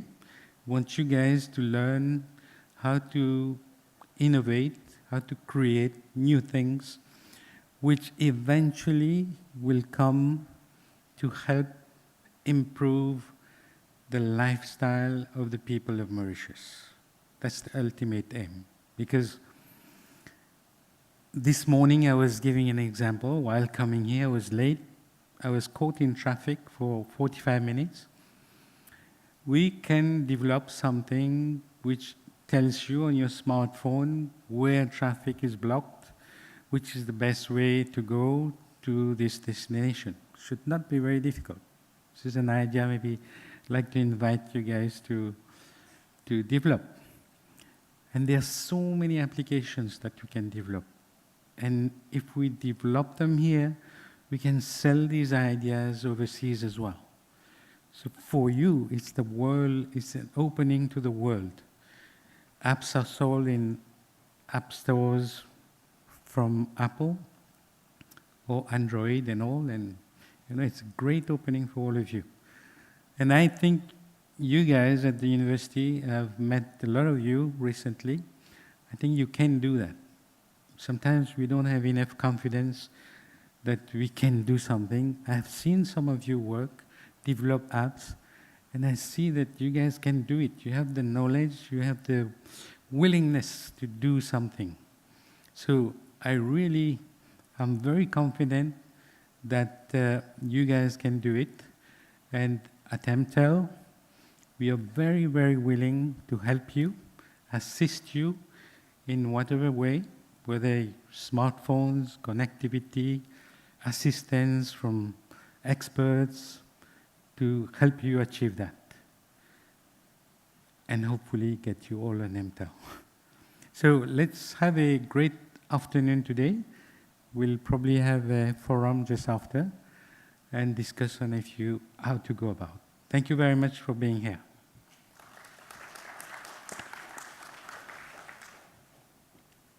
Thank you very much, Sam. We will start out with a panel discussion. For that, I would like to invite Dr. Jubahir, Dr. Sukon, Mr. Rovto, and last but not least, if I could ask also Thomas Strohmeyer from Austria to also be part of it. And then we have a little discussion about how the institutions of Mauritius are actually enabling innovation. Okay? And after discussion, we'll take some questions. Do you want to be part of it? I think so as well, Sean. Please join us. He's famous for being one of the big innovators of Mauritius. Yes, yeah. And give Thomas the other mic. Yeah, give Thomas that. No. Okay.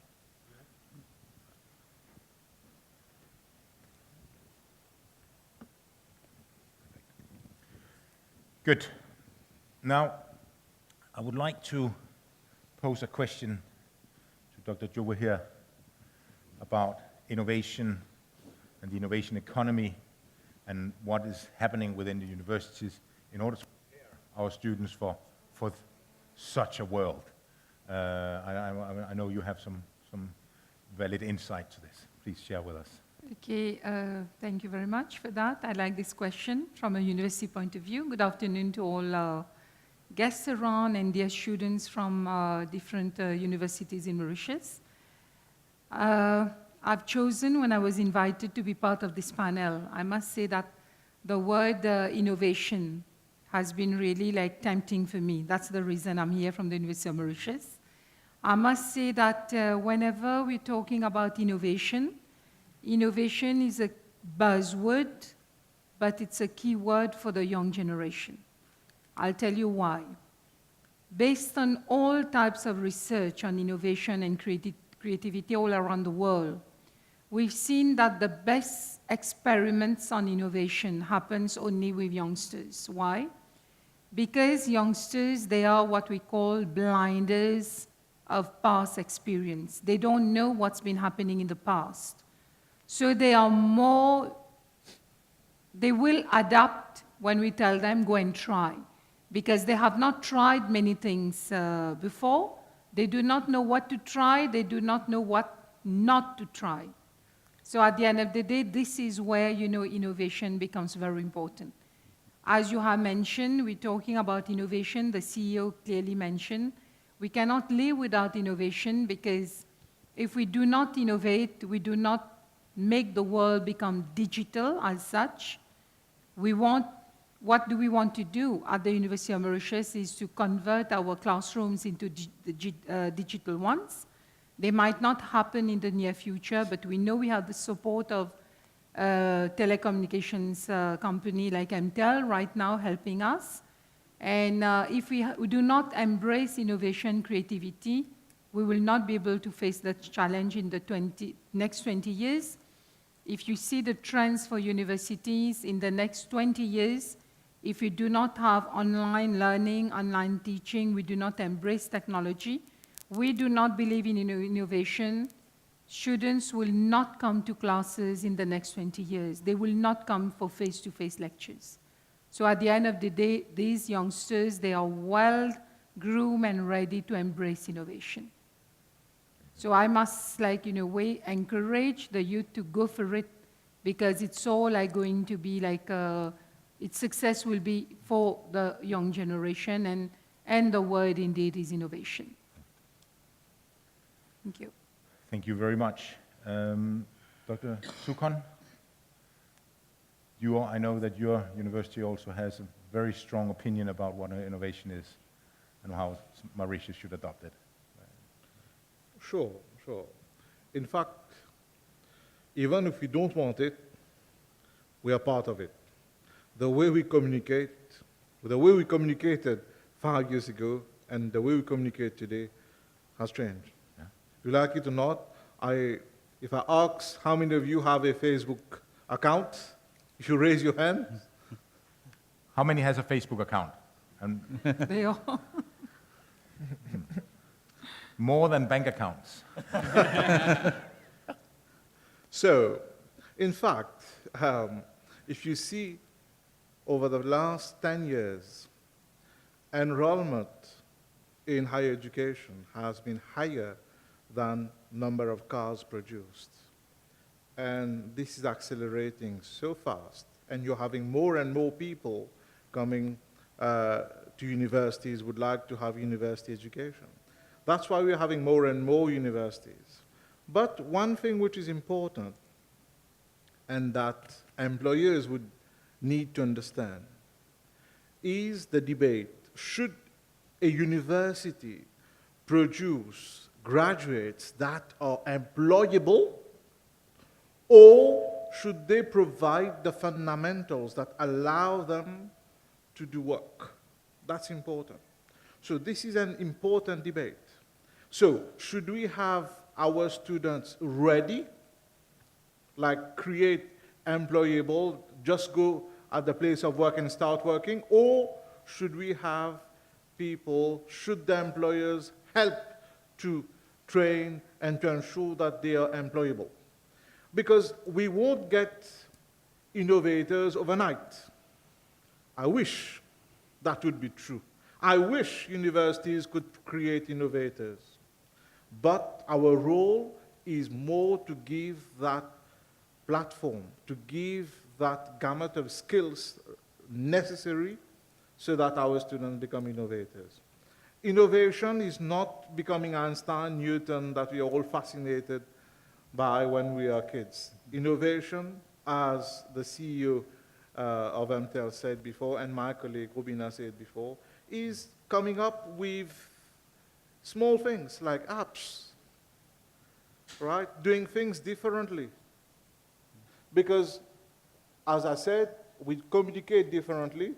You can think what can be done differently and see how we can do it differently using the skills. For example, since morning we have been saying that in this forum that we need teams to innovate. The case of traffic jam. You need a mathematician well-versed in queuing theory to be able to get the model right. You would need an IT guy to be able to understand that queuing theory, to be able to model it, and to be able to provide. You need someone to have the sensors somewhere around to be able to capture the data. So you need a group of people, and this is what we would need to innovate. Very, very true. Now, Mr. Robto, yes. I know that at your institute, innovation is always also very high on the agenda. Yeah. I know you've also done things, because innovation is not only an app. It could also be looking at how things are operating now, and you change a process, you change a system, a structure, and that in itself is also an innovation. It could also be how we work together, and I know that you have actually driven this to quite an extent. Yeah, sure. I recall now about 15 years ago when we started, we had something that we called QUAID. QUAID stands for Quality and Innovation Drive. And when I look back and in time and I look at where we are now, I just try to compare, and I see that 15 years back we had our classes, classrooms, lecturers, and students. And now it has evolved in such a short span of time, and so many things are being done differently that it's really amazing. Just to give you some examples, now a student enrolls for his units, on his various units online. The student pays online. Once the student is enrolled in a course, all his materials, his unit outlines are available online. If a student misses a lecture, we do have iLectures, electronic versions, which the student can download and then follow his own pace and leisure time. We have our assignments, which are online. Submission is online. Markings are being done online. Feedback is instant. Students can know where they have performed well, where they have they are lacking in terms of knowledge. The results can be consulted online. There are applications, for example, for deferment if a student is sick and wants an extension for an assignment. Everything is being done online now. So there has been a huge leap between what the classroom was 15 years back and what it is now. And I'm sure that in 10, 15 years, there will be surely more and more developments, and this will be due to innovation, since we are speaking about innovation now. And I think innovation and ICT, IT, or technology, whatever we call it, will be at the foundation and the basis of all these changes that will happen in the future. No, it's very true that what is known as the digitalization of the society, which is ongoing and happening every day, is not going back. Yeah. And we will find new ways. And talking about that, I know, Thomas, you used to work for Deutsche Telekom, which, of course, in Germany is a fairly large company and very connected with universities, etc. What is happening in Europe around these innovation at the moment, do you think? Well, I think the key challenge and precondition that has been set is to understand what companies want from the academic sector in terms of innovation and what universities can do, and to bring that together. And that is a process that takes time. You cannot do overnight. In the end, what you need as outcome is pretty simple. You need let's call it playground, where students can apply knowledge to generate business usable innovation. That is what you want in the end. Now the question is, how do you build that playground? How do you establish the rules? Who pays for it, etc.? That is something that needs to be, you need to have a process in order to come to that end goal. Probably even the setup we are seeing now in Germany or the US, even in the cities which are most advanced in this. Berlin is a very good example, which this process has been going on probably for 10 years, and now you have like 5, 6 incubators that are directly linked to universities. You have another 10 to 20 that are linked to companies that are present there. And so you have a huge innovation ecosystem that works around the city and its academic community. The point is, even that ecosystem is not finished yet. It is not clear whether the number of incubators is the right one. It's not clear yet whether there is more cross-university cooperation needed, because one challenge we see there, for example, is you have one incubation setup around the University of Economics. You have another one around the Technical University of Berlin. What is becoming visible right now is you would need more interdisciplinary linkages, because to form a startup team, typically you need a commercial guy and a technical guy at least. So that's one of the challenges. I think the important learning or the important step is start early, and allow yourself also in this setup, allow for failures. Because what you're asking students to do is to start early developing ideas and to allow failures, ideally to fail early and learn from it. Same should be for the academic and business incubation setup. Important is that to have a setup as soon as possible. Even if you find out after some months that it's the wrong one, you can adapt it, and you have gained practice, students have gained practice, businesses have gained practice. Mr. Roy, your company and you especially has been famous for quite many innovations here in Mauritius around the telecommunications industry. Now, how do you encourage in your company, when you get new young people on board, how do you encourage them to try to start innovating for you? Well, let me... Working? Hello? Yeah. Let me tell you what we look for when we interview young people to work at Emtel. I think if I am interviewing you guys, or any one of you, I'd be looking for someone who thinks outside the box, who doesn't give me straight answers, who tells me something which I don't expect, right? So you have to learn to think outside the box. It's not difficult, but there has to be some training. I was at the University of Mauritius recently. I was invited to the graduation ceremony and as a guest speaker. And I told the students, the graduates, that for me, getting your certificates as graduate is the easy part, okay? Should not be the difficult part. But when you go to work, when you go to the working environment, you will find that there's a few elements that are extremely important for you to be successful, and which are used also in innovation. One is teamwork. You have to learn to work together as a team, because this morning we were looking at when someone has a great idea, somebody else must try and develop it, or somebody with mathematics skills has to do something, somebody else must build something. So it's a teamwork always that come up with innovation. And innovation should not be like, okay, we build a new Mauritius plane. It's simple things, you know. I mean, we look at the simple problems of the people of Mauritius. When you wake up in the morning, you have to go to university. What are the problems you face?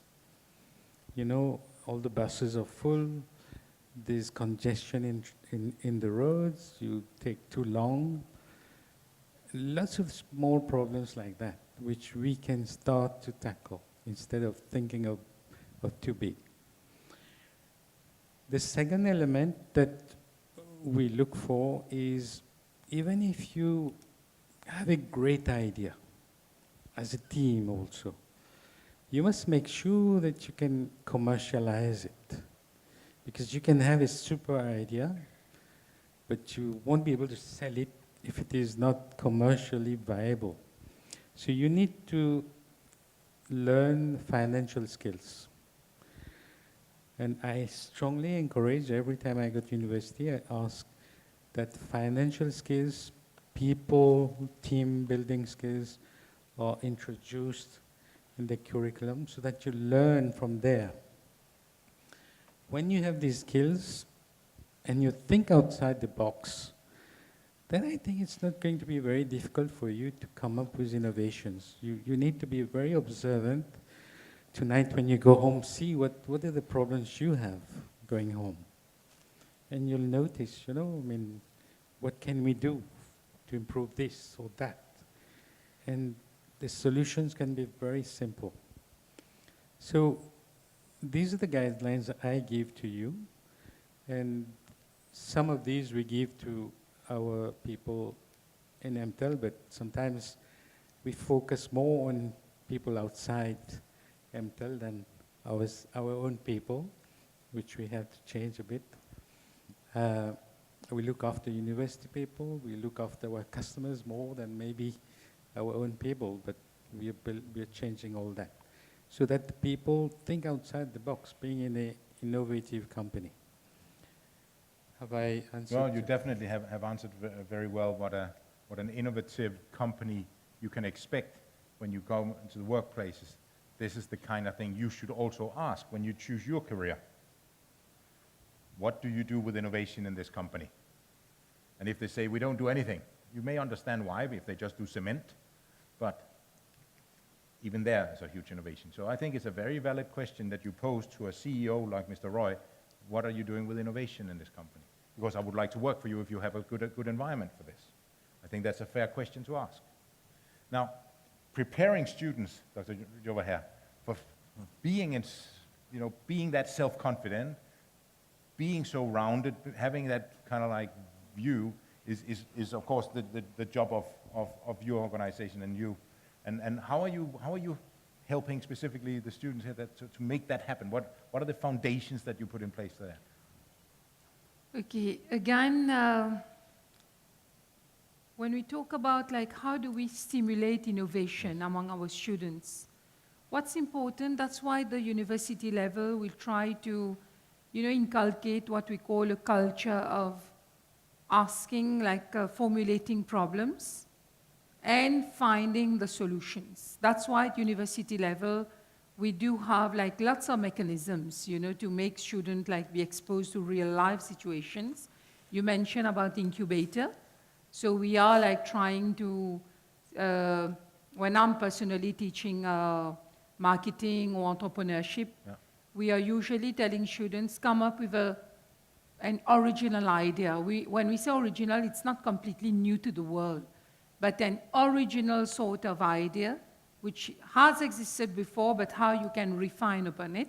So what we're trying to do is inculcate a culture of formulating problems, asking questions, but finding even the solutions. We encourage students, you know, to be argumentative, to come up with prospective solutions. You will see in many, like most disciplines at the university, we are like encouraging students to think out of the box. What real life, you know, what companies are doing. We've ever like been doing training with many like different groups of students and asking them to come up with original solutions that we want to take and give to the company to apply. Yeah. So we are trying to stimulate their thinking. But I'm tempted to say, being given that my background is in marketing, I'm tempted to say that we should go back to the theory of innovation, whereby, you know, like when we talk about who will innovate, who will practice innovation, the percentage of the real innovators is very low. We have the Rogers theory of innovation that we use usually. When we talk about, we have a new tablet coming up. By Christmas, you all know all your technology. Your tablets, your iPhones will be out, you know, out of date by this Christmas, because that's technology and innovation superseding. Even if you still keep them, they are out of date. They will be outdated. But then, like, the point is what you can do, how, like, you can yourself come up with solutions, because the theory has shown only a low percentage, it's only 2.5% will truly innovate.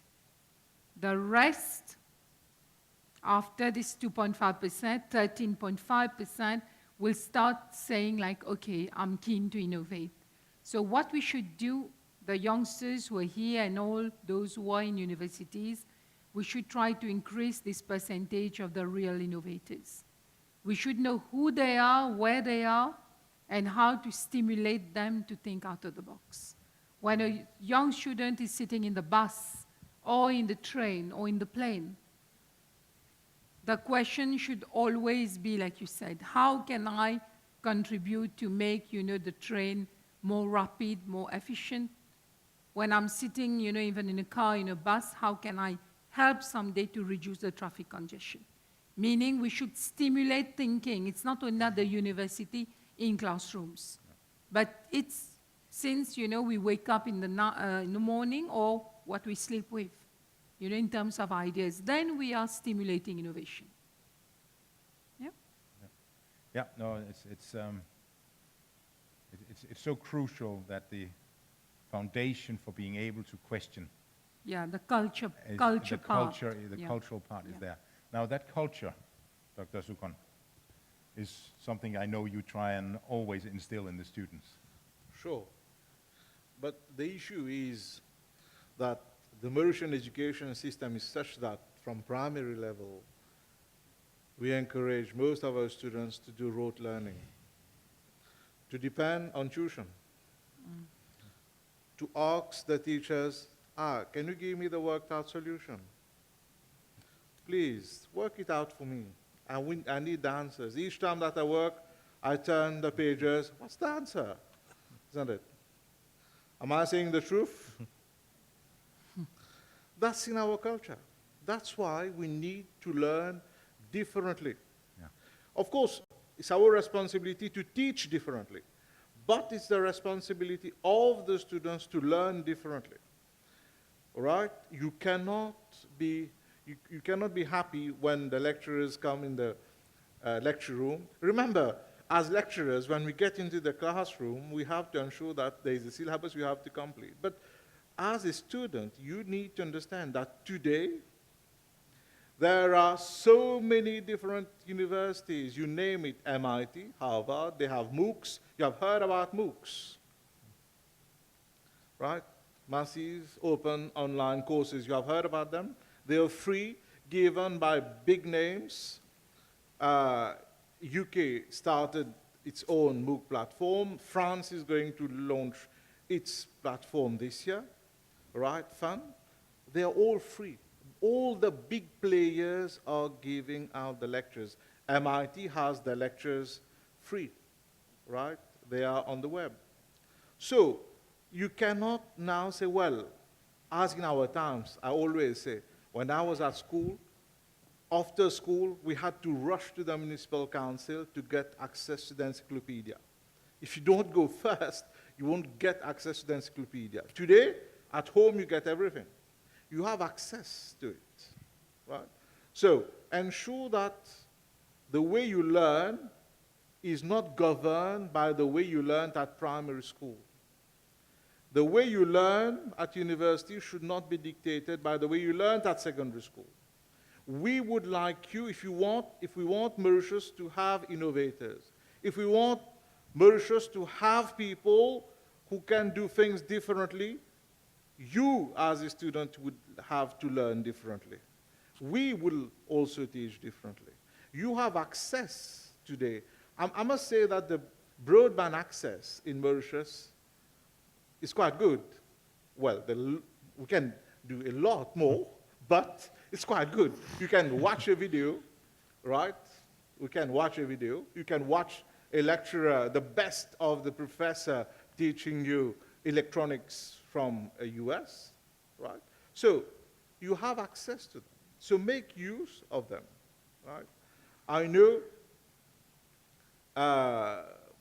if you look at the figures of those students who wake up and the first thing that they do, I repeat it, the first thing that they do is to open their Facebook account to see who has said what before they do anything else, right? So what we are saying is that use the technology. Of course, you will have to have your Facebook account, but you can have other learning communities that can be built, right, around problems that you face at university. Have learning communities. Think about it. There is a problem, like Mr. Roy said, there is a problem of traffic jam. You can have learning communities. Think about it. Talk. That's how innovation comes. Innovation will come, you dream, and tomorrow you become innovators, right? It's through discussion, getting people joining together, and then it will. Yeah. I'd just like to add to something which, you know, when we're talking about innovation and technology, young students should not now not use innovation and technology in the proper way. Because when we're asking them to stimulate their thinking, I do remember on a Sunday, you know, examinations are going on at the university right now. On a Sunday, I get a call from a student asking me, we're asking students to come up with solutions, you know, to be innovative, to think out of the box. The student says, you know, we are going through your examination paper of last year, and there are things which are not clear. Can you prepare, you know, some outline model answer and post it on Facebook? You know, so making technology work the other way around. Yeah. Instead of innovating, me on a Sunday night, I had to prepare this model answer, post it on Facebook. This will not stimulate innovation and thinking. Yeah. So we should use it the proper way. That's why I just wanted to add. Yeah. Now, Mr. Roto, yeah. At your institute, I know you've also used innovation around processes. Yes. Which is a very important part. I mean, just think of a bank. A bank has 720 processes to run a bank, by and large. Now, what if they only needed 300? They would be more efficient. They wouldn't have to charge big rates, high rates. Now, so their processes get re-innovated all the time, and I know that's mentioning because I know that you've been doing that quite a lot. Yeah. Yeah. So since we are a private university and funded by our students' fees, we are in a sense compelled to optimize all our resources and get all our processes running smoothly and in an optimal way. So what we are constantly doing is to view and review all our processes so that whatever needs to be delivered to the students is being done in the most efficient way without compromising on quality, naturally. So I don't know, Mr. Roy earlier on said that we need, for example, it would be advisable, it would be good if we can get such skills as teamwork or communication or presentation skills into the curriculum.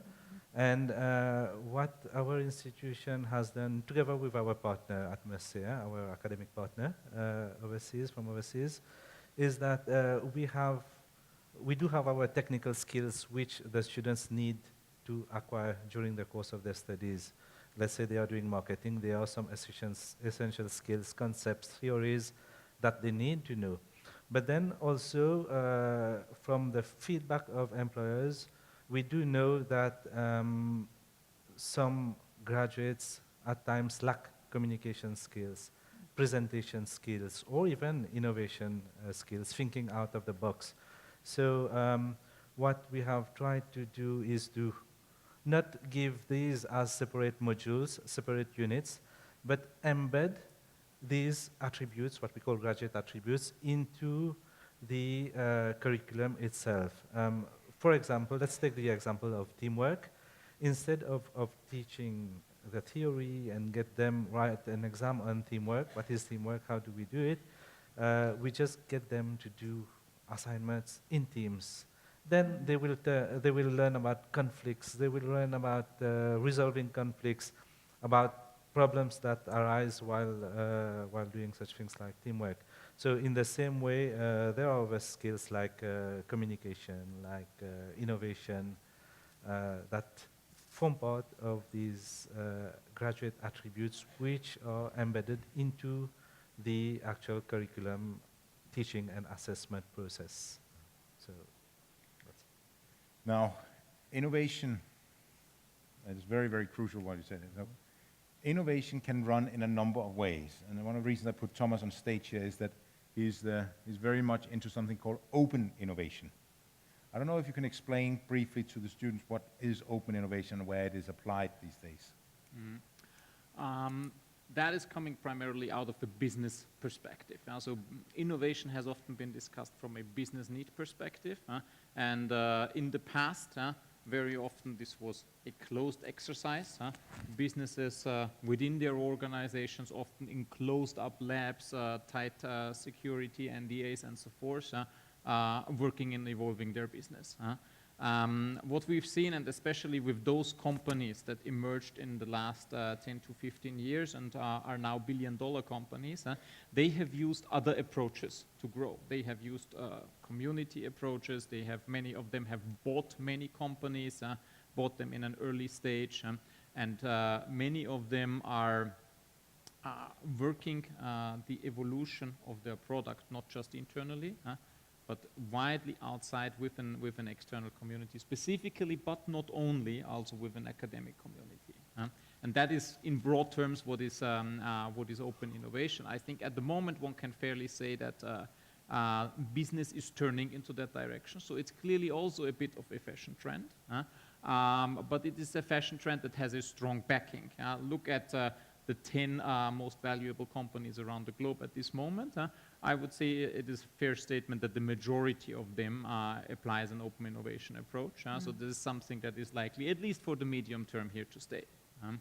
And one reason behind is probably the convergence of technologies, where today, with your mobile phone as a tool, you can, with the same device, develop something for agriculture, for weather, for traffic, for financial services, all with the same tool set. And that is helping, and open innovation is making use of that. Yeah. Now, Mr. Roy, preparing a presentation to you, if I was just to think out of the box and I had to get in front of you and present something? Aside from the thinking out of the box partner, what would you expect from a good presentation about a good idea from someone at work for you?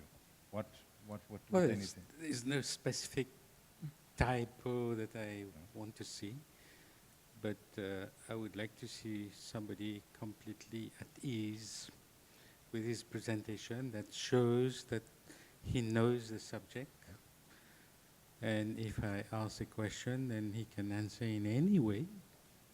And if he can argue, even if I disagree, if he argues to say that, you know, that's his point of view and he's right, I'd love that. Yeah.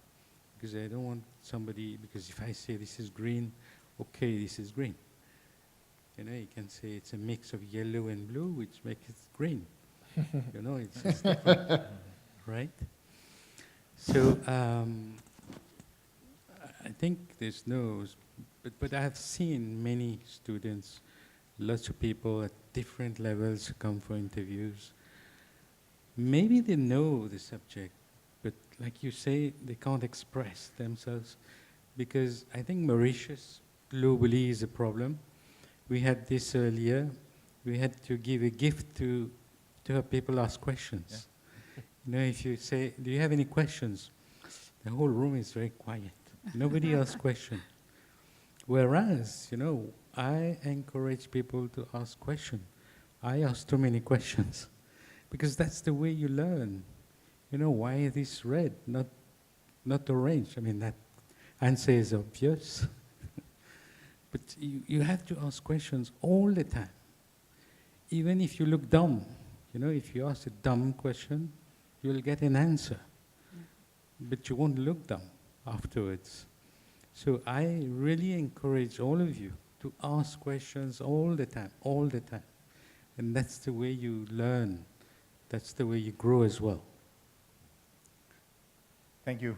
Now, when you now have these skills, and you now know how to think a little bit out of the box, and you come up with a good idea, you now have ability to present it, communicate it, you have some financial elements of knowledge, you have marketing skills and all that kind of thing. Now you actually have an idea. Now that idea is not an innovation until you have more people using it.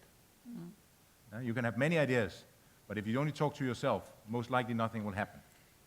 Now we have in the audience today a person from a company called Intel.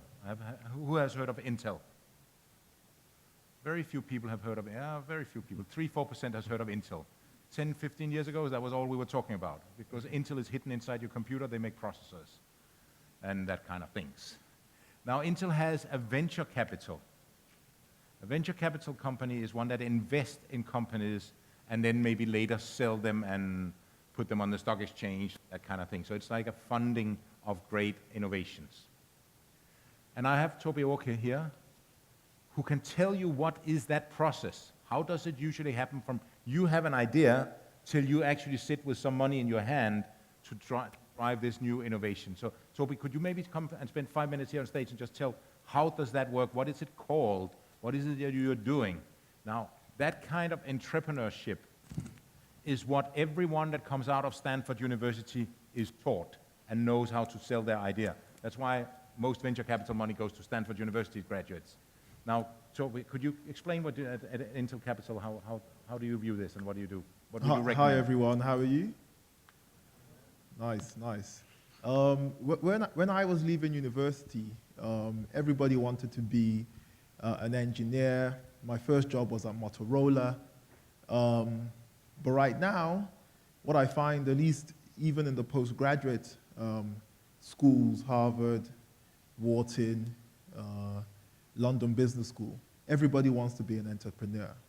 And it's important for you to catch on to this and understand the significance.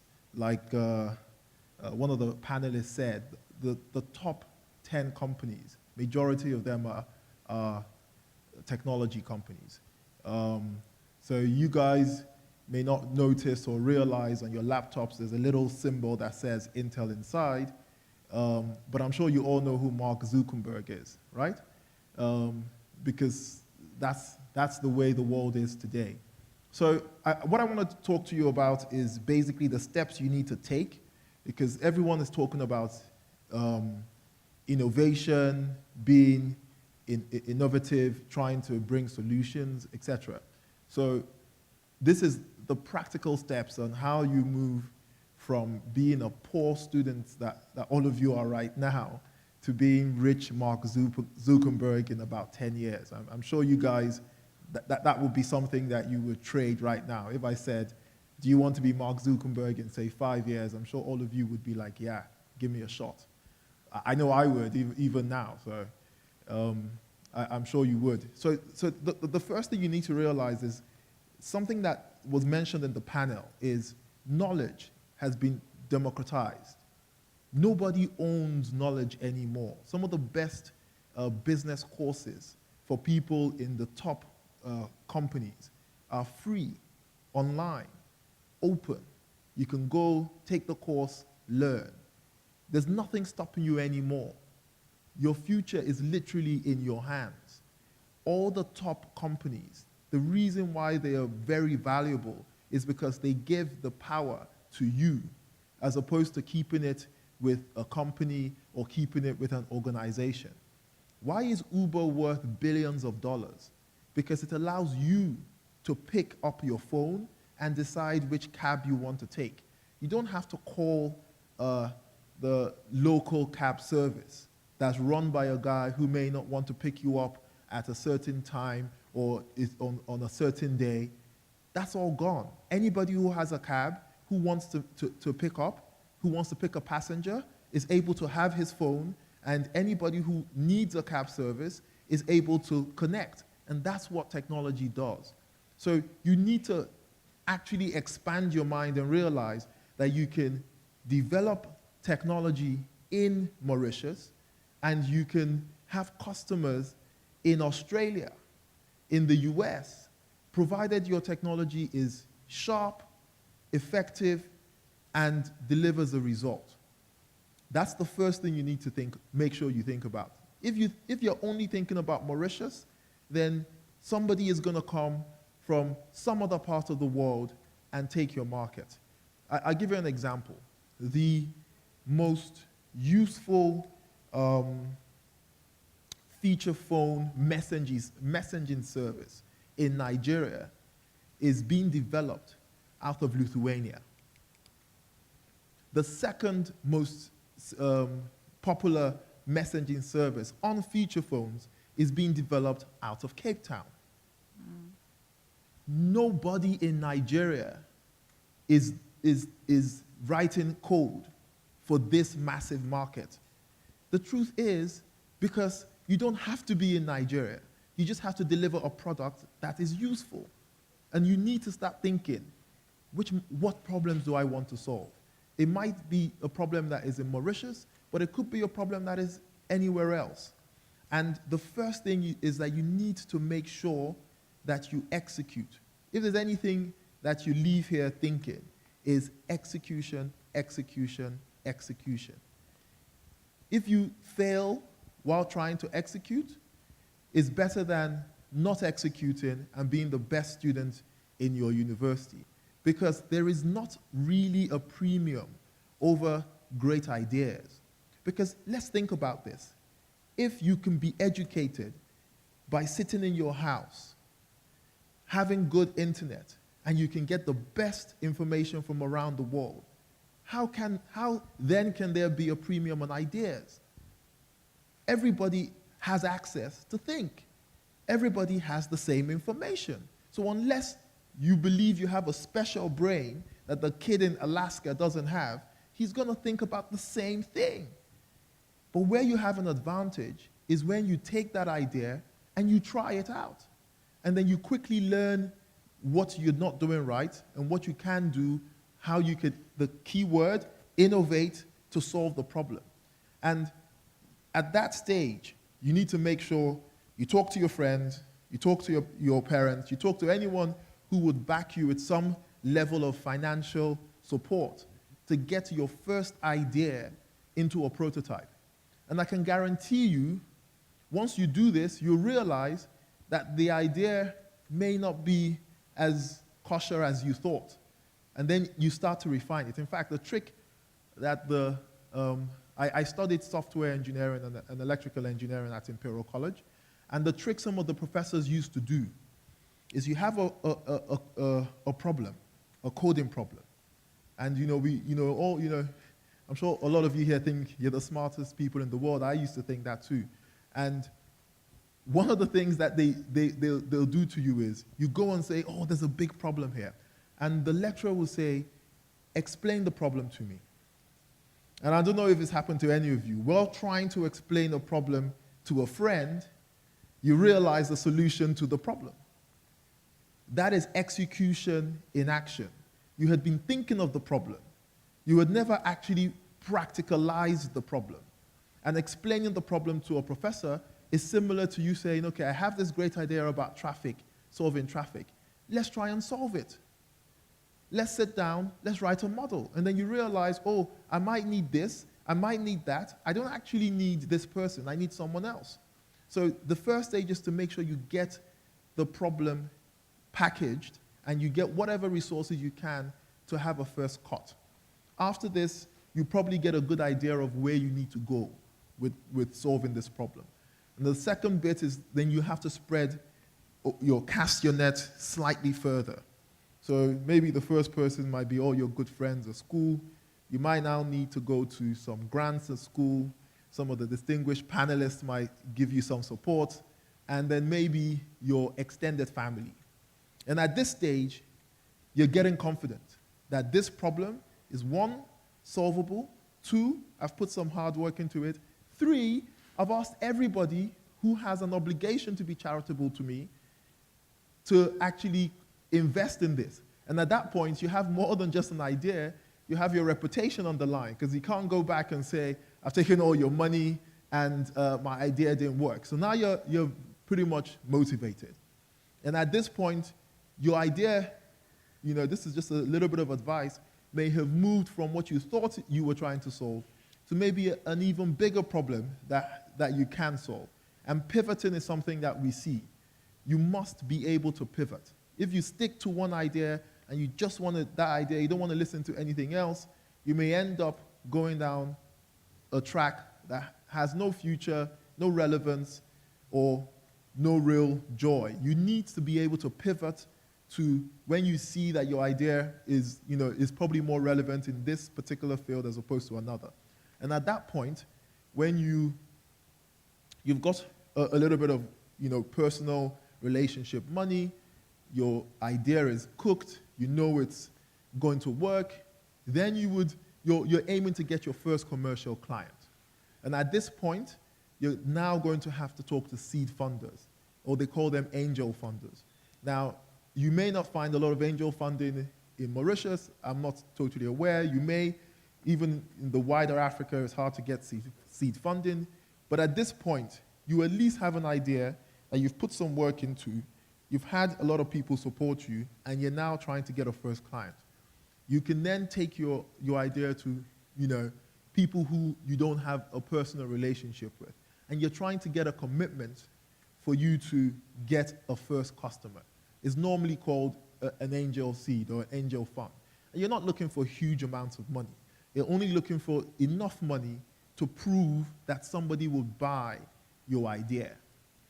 After this stage, this is the third stage, you get your seed funding, you get one customer, now you're in business. Now, 1, you've solved the problem. 2, you've got enough support to show that this problem can work.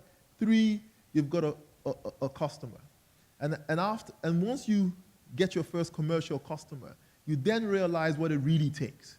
Because at this point, you have a customer banging on your head, you have your uncles and your parents who don't talk to you because you squandered all their money, and then you've got friends who feel sorry for you because you think you're the next Mark Zuckerberg. So at this point in time, you've got a level head and look, this has to work, I need to balance everybody, I need to be a little bit more responsible. I realize I'm not the smartest kid on the block, but it's too late now to admit to anybody who I sort of initially convinced I was the smartest kid. And the realizing where you are is actually one of the smartest things you can do. And then after that, you then need to formalize and come to the likes of Intel Capital, Convergence Capital, at Level Capital. These are all, it depends on what the idea is. If it's, you could be going to a broader group depending on what your idea is. But if it's to do with digital technology, then you come to the venture capitals. Because at this point, you've got a customer, you've got an idea, you've proved that the idea works. All you're looking for is capital to expand. Not just to expand, but also expertise. So if you are trying to solve a problem that has to do with servers, and you come to Intel, for example, 90% of servers in the enterprise space have work on Intel technology. So the chances are that there are going to be people in Intel.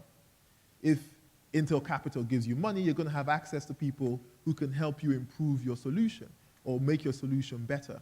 And in the same way, if there are other people who can give you funds that can help your business, you should actually make sure you take money that can help your business. Don't just say, oh, my business is in something that has nothing to do with Intel, but I like Intel because there was this great guy who came to talk to us. I'm just playing. But you need to go for capital that actually helps your business. You need to be very smart because the road is actually, it's a long road before you finally get success in being innovative.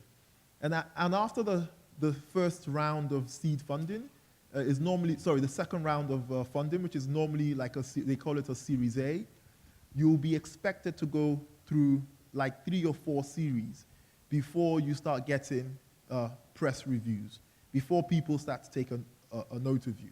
So it would be Series A, Series B, and it all depends on how quickly your revenues and your traction of your product is.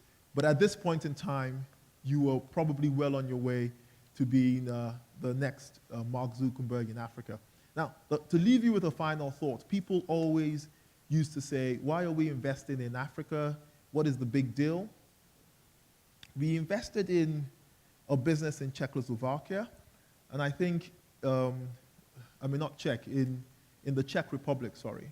And the population, it was an e-commerce business.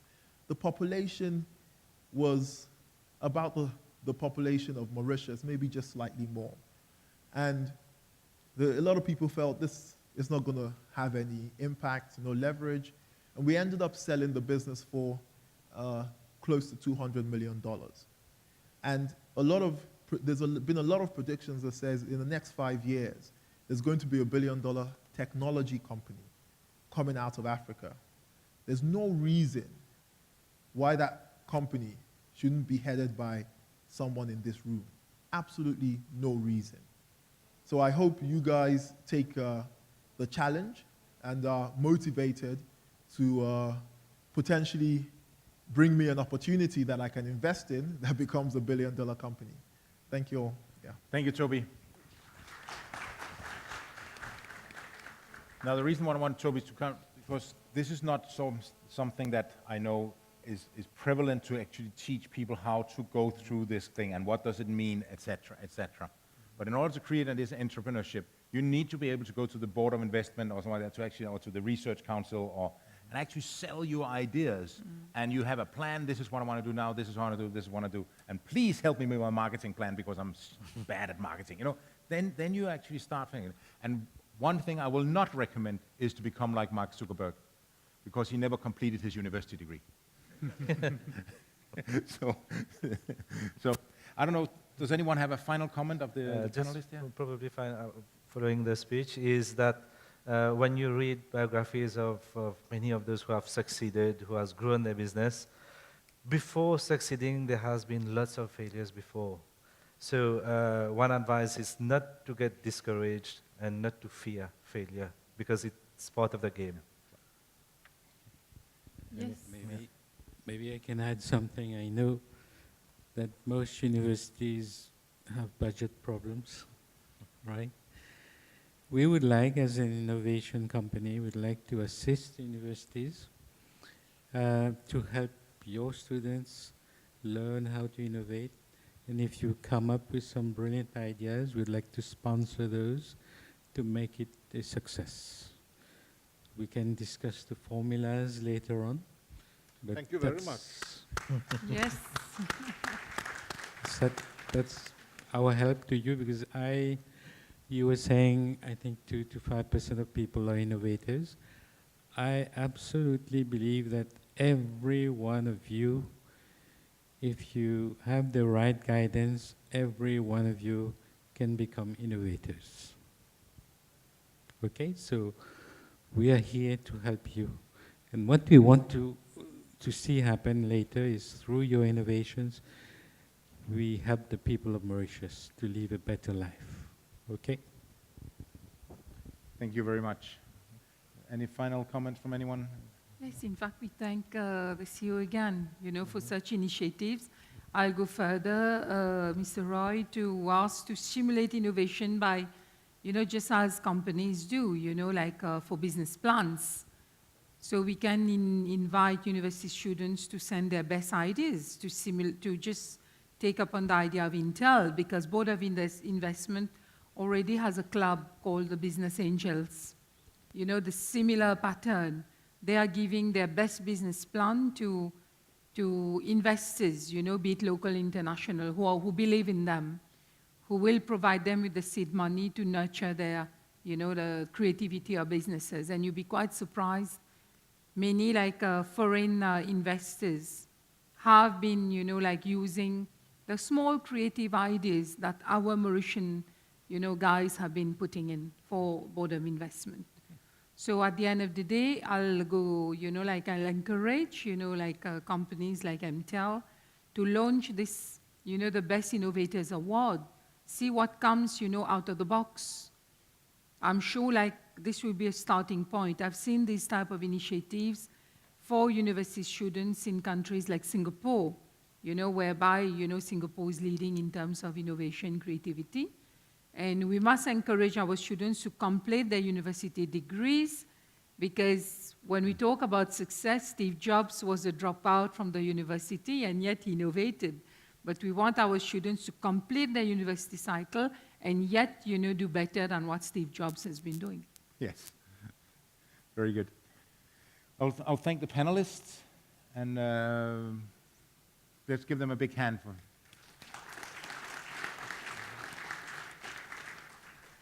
And then we will move on with the agenda. Our next, So we can sit down. Yeah, the panelists could take a seat. Yeah. Our next speaker is from a small startup company he mentioned this morning, called IBM. Has anyone heard of IBM? No one has heard of IBM. That probably fits quite well to where their customer is. That's usually the enterprise. And Ben is here to talk about the innovation cycle, how to unleash, develop, disrupt, and repeat. Ben is responsible for the software offerings for Africa. So he's actually here to give you some tools, show you how you quickly could develop some software, if software was what you want to do. Now, before we move into that, we have a little bit of logistics as well to tell you. At around 5 o'clock, there will be some tea and coffee before you go home. But we have a very important thing. We have a lucky draw for 2 tablets. You don't get 2, you get only 1. Only 1. Before you go home. So that is a good incentive to stay. And we will do the draw, and you have a number on your invite, or on your badge, sorry. Remember that number, and you may be lucky. Good. Ben, can I leave the stage to you? Yeah. So, 3 people knew about Intel and no one knew about IBM. Now, that tells a lot, doesn't it? All right, there we go. Well, good afternoon, everybody. And now you can hear me, which is great. It's good to see so many people here, eager and ready to innovate. And I must say, it's great to see how many ladies there are in the room. This is a fantastic proportion of females that you have innovating in Mauritius. That's really exciting. So I don't think many of you were here this morning, but it's probably important for you to know what happened here earlier today before you arrived. A lot of people from university, from government, from commerce spent a lot of time on this platform talking about what it would take to drive innovation in Mauritius. And the answer is really summed up in one word: it's you. Because all the people that have been on the stage, including myself, talking about innovation, are not actually going to create these innovative things. It's you guys. So are you ready to create innovative things? Wow. Thank you. Hopefully, by the end of the next 45 minutes that we have, when I ask you at the end, are you ready to innovate? You'll hopefully be standing on your chairs and cheering and shouting and racing out of the room to go and build something. If not, then I have failed in my mission of getting you ready to innovate. I've caused some consternation here because I'm insisting on demonstrating some stuff, because talking about technology is a little bit dull. But let's start with a little story I like to tell. I'm assuming that most of you are in the ICT industry in some shape or form, or what you're doing is affected by IT. And by innovation, really what we're all asking all of you to do, or encouraging all of you to do, is to put those skills into practice, to create exciting applications, services, mobile apps, whatever it is that you want to build that is going to really transform your life, the lives of your friends, your family, transform Mauritius and put it on the global map, the global stage, as a leading innovator in the world. But imagine for a moment that you're not a developer. You're not in ICT. Imagine you had an ambition, like I have or had, of being a musician. Maybe you wanted to play the drums or the guitar or sing fantastically, which I cannot do.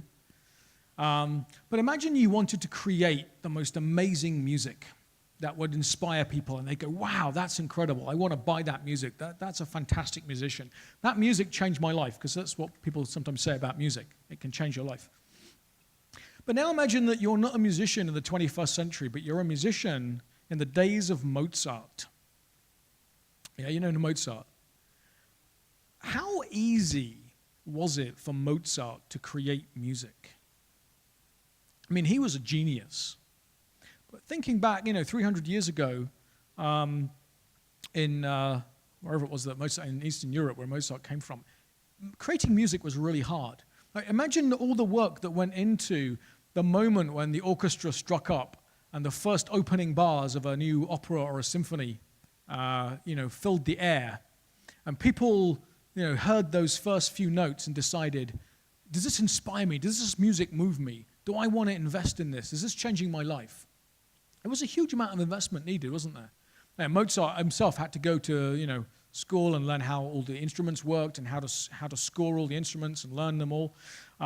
He'd have to get a backer with some investment, some capital, someone like Toby, right, to pay for the theater, right, the stage, the instruments that were extremely expensive, the infrastructure.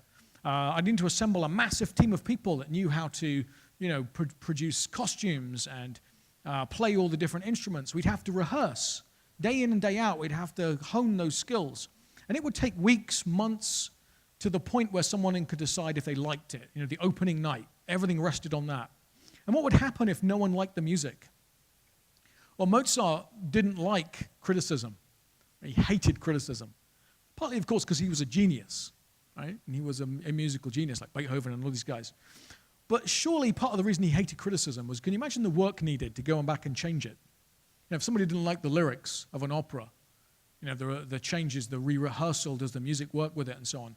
But what about the changes? I don't like the opening bars of that song. Going back, changing the score, retraining everybody. Very, very complicated, very, very difficult. And in a sense, IT has almost been in the Mozart era of creativity. In order to create an effect, in order to create that wow moment, it takes a lot of work and time and skills and people and money and infrastructure. It just takes too long.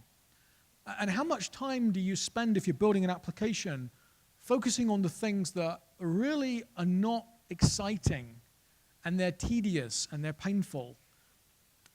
I'm in an audience where if I say the word class path, how many people feel this kind of shudder? Class path? Anyone know what a class path is?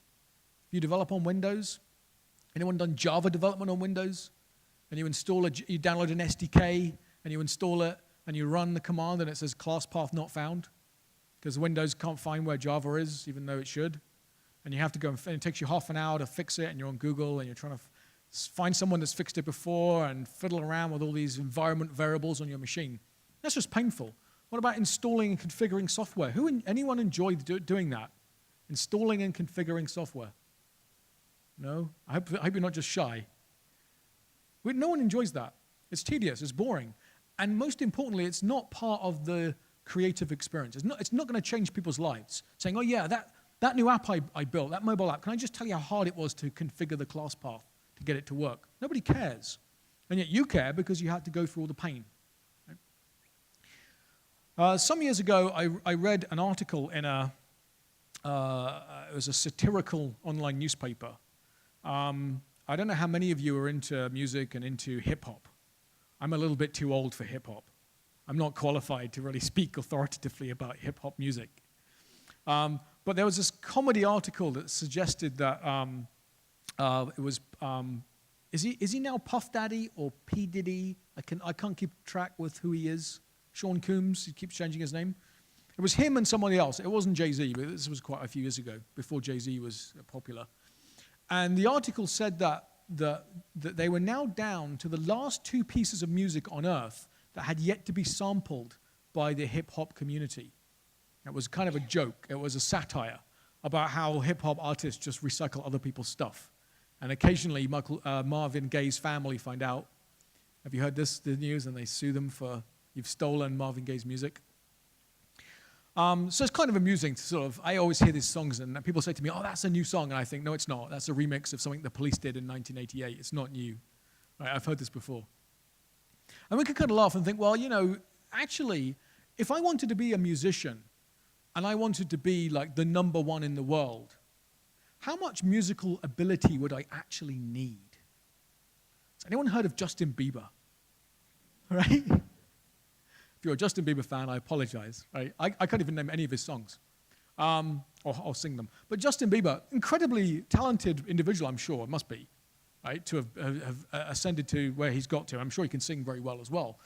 But does he really need to know how to write music or play instruments or edit music or organize a concert? Doesn't do any of those things. All the things that Mozart had to deal with.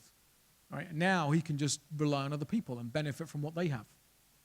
So why can't we as IT professionals, as aspiring IT professionals, as the future innovators of Mauritius, why can't we be a little bit more Jay-Z and a little bit, and not have to be Mozart's? You know, why can't IT be easy for us? Why can't we just focus on the creative piece and not worry about class paths and environment variables and installing and configuring things and downloading SDKs? Why can't we just focus on the creative stuff and let everyone else worry about everything else? Because now we can just focus on what we've been saying all along all morning is creative solutions to real problems. That's what innovation is. If you're not solving a real problem, you're inventing. And you know, and inventing is great, but it's not innovation. So how can we enable you to focus on innovation? That's what I want to talk about. So there's a kind of a process here. You may have even heard of this. This is not an IBM terminology. I'm not really going to cover anything, or too many things that are IBM specific. But in the developer community, there's emerged this mindset: unleash, develop, disrupt. And then when you finish doing that, maybe sleep, eat, whatever, and then start again. Right? You've seen these T-shirts. Yeah, people say like, you know, whatever it is, run, eat, sleep, repeat, if they're runners or cyclists or something. So, well, this is the point I made earlier, right? You're the key to innovation in Mauritius. It's not going to happen without you. So if you don't want to do it, that's fine, but it's not going to happen without you, right? I think you have what you need. I'm here. I think Kim mentioned my role is Africa-wide. So I get the luxury of choosing to be wherever in Africa I feel there is potential for innovation. And I'm here. I'm here for 2 weeks. And this is my second visit. Whoops. So I think you really have a vibrant ICT potential here in Mauritius. The government is behind you, industry is behind you, the universities are behind you. Everyone is, cheering you on to innovate, right? It's like, imagine, the concert's about to begin and the crowd is going, Justin Bieber, whatever, right? Right? They're cheering you. They want you to come on the stage and innovate. Passion and creativity, right? That's what you bring. It is there. You're passionate about something. Right? There's something that affects you. Right? Maybe it's a personal irritation. Maybe it's something that affects a member of your family, your community, your business. But there are things that you are passionate about. Use them when you innovate. What role do vendors like IBM want to play? Well, really, we just want to be the catalyst. I don't know how many chemists we have in the audience, but a catalyst, just helps things go smoothly. That's the role that we like to play. It's helping you innovate, getting all these other things out of the way for you. So I think a point was made earlier in the panel session, but I want to underline it because it's, I think, one of the most important points when it comes to innovation. Earlier today, we mentioned a guy called Thomas Edison, who worked as part of a team. I just want to emphasize that point. But Thomas Edison is credited as leading the innovation of the electric light bulb. Where would we be without the electric light bulb? Right? We'd have to open these curtains because we would be in the dark. But Edison was famous for saying that he and his team had to try many different approaches to build a light bulb. In fact, the issue was the filament, the bit in the middle that burns brightly. And in the end, it wasn't until they tried bamboo that was the breakthrough. Not that lights are made with bamboo anymore. Obviously, we've innovated since then. But the point that he made was that, all the time that they spent failing to build the electric light bulb, they're going through what could be the filament for this bulb. They were trying horsehair, they were trying, cotton wool, they were trying anything. Every time they tried something that didn't work, what did they do? Did they feel bad? Oh no, it hasn't worked again. What a waste of time. They didn't, did they? Their attitude was, we've learnt a way that doesn't work, so we can cross that off the list. Right? We have embraced failure. Failure is not just okay, failure is good. In fact, failure is essential to innovating. Now that sounds kind of scary because how many of us like to say, yeah, hey, I'm Ben, I'm a failure. What do I do on my CV? You're going to put, I fail a lot, right? Are you going to say that? Well, hopefully by the end of this presentation, you'll at least be considering saying, it's a good opening line, isn't it? What are your hobbies? Failure. I'm an expert in failing. I know all the different approaches to failing. Right? But failure is quite scary, but what if I said to you that failure could be quick, inexpensive, cheap, and you could fail fast, you could learn from it, and then you could improve?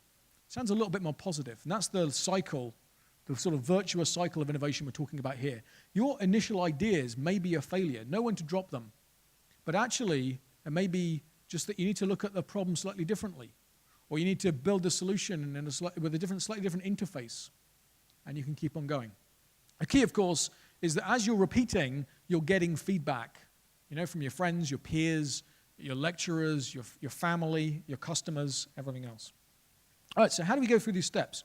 The first step here is not a step for you to do, but you can play a part in it. The first step I've seen when communities come together and innovate, this first one is called Unleash. And what this is talking about is it's putting the onus on all of the companies and government agencies out there that have interesting data that you could build an app out of. And it's a call to them to say, unleash that data. Make it available to all of you for free so you can play with it. Now, the good news is there's a huge amount of enthusiasm to do this in Mauritius. And we will deliver this. The even better news is that all around the world, people have been doing this for a while now. There's a lot of data out there, and there's data that you can collect and you can use. Now, why am I saying that we should start with data? Well, the innovative process can either start with a problem you're trying to fix, or it can start with the possibilities that the data creates. And either is a really good place to innovate. But I find often that if we're presented with a set of data, and a set of services. It's almost like opening up a Lego box. You know, anyone like to play with Lego? Anybody? My hand's up. There's quite a few of you, right?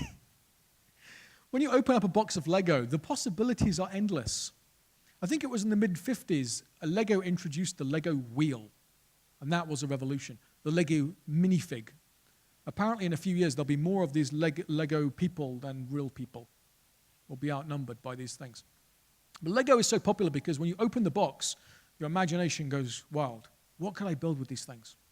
So out there on the internet right now are literally millions of APIs. And I'm not exaggerating. There are millions of these. There's actually a company that tracks them called the Programmable Web. And these APIs give you the ability to tinker around with things. Anyone used an API? Yeah, Kim has. I'm sure some of you have probably thought about using an API. Let me ask it another way.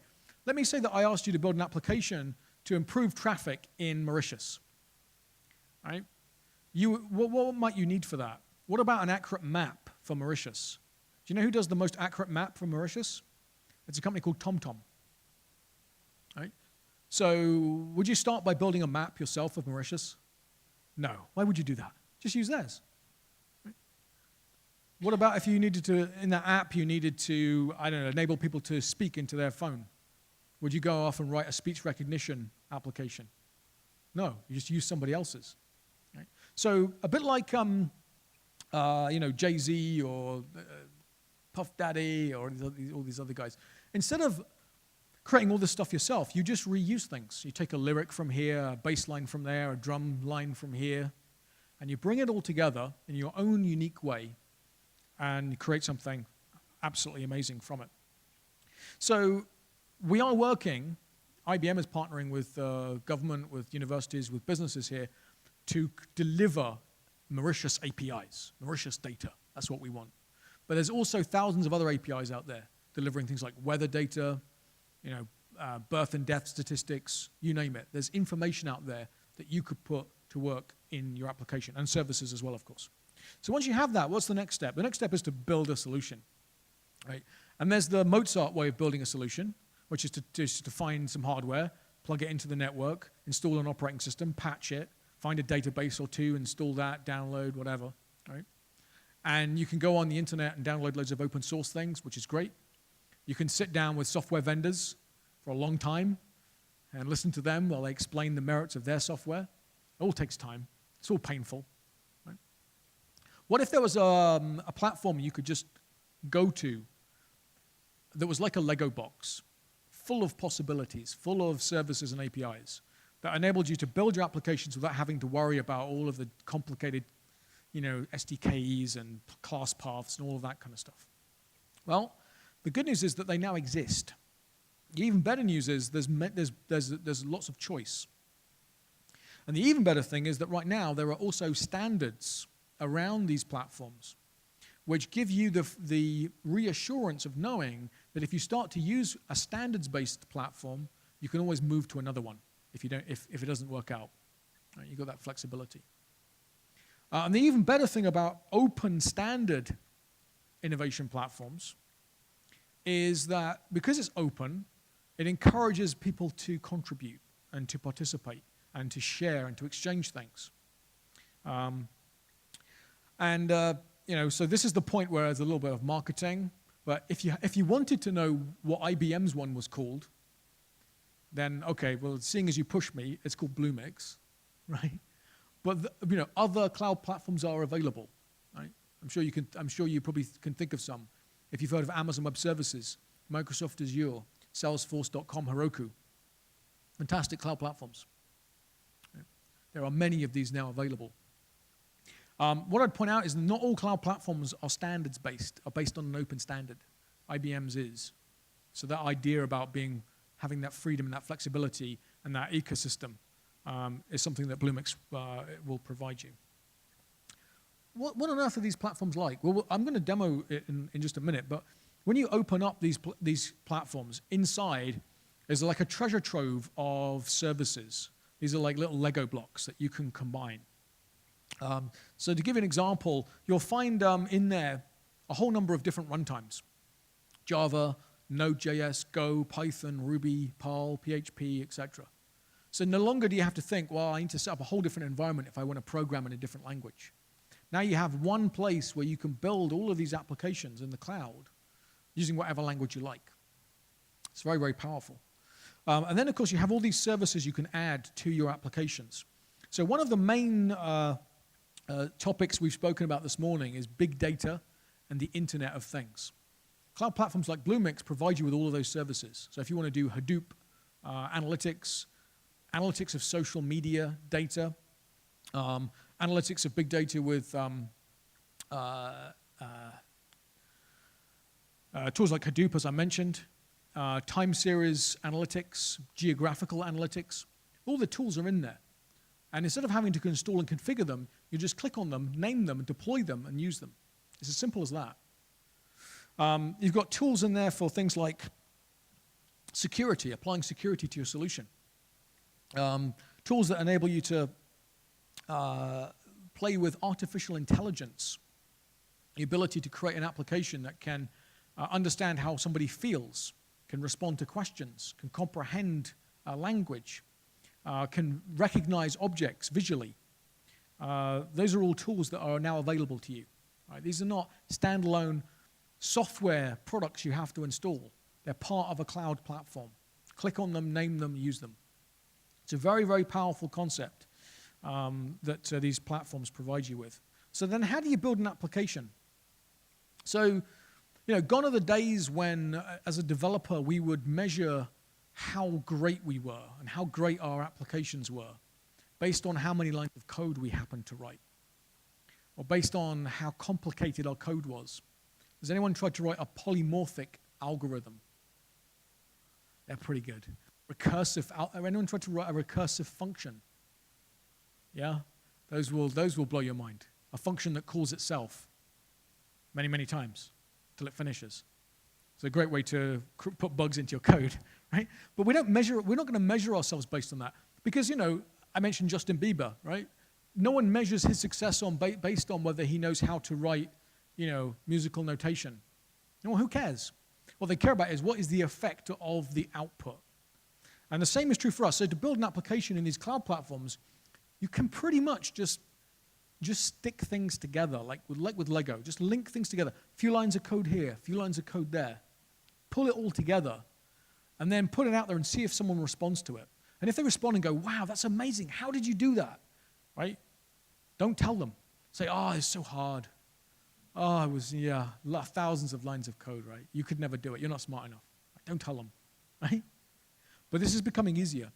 And because it's easier to build these things, we're not talking about making our lives easier. That's not the point here, right? Because innovation is hard work. But the point here is that you can experiment and try and fail more because it didn't cost as much time and effort and energy. You didn't pour your whole life into writing the interface for this application. So if someone tells you to change it, you're not crestfallen. Right? You haven't got to throw away 6 months of work. That's painful. We hate doing that. Just like Mozart, Tell him, I hated that bit of the symphony, He'd be very upset. So be able to take that criticism and improve what we deliver.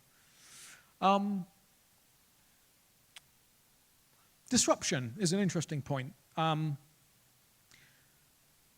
It's estimated that like 90-something% of mobile apps are downloaded, used once, and never used again. What is the secret source of a mobile app that people use over and over again? Well, if I knew the answer to that, I wouldn't be here. I'd be on my own private island, right? If I knew the secret. But I would say this. Think about the applications that you go back to again and again and again. Why do you go back to them? Is it because you like the color scheme?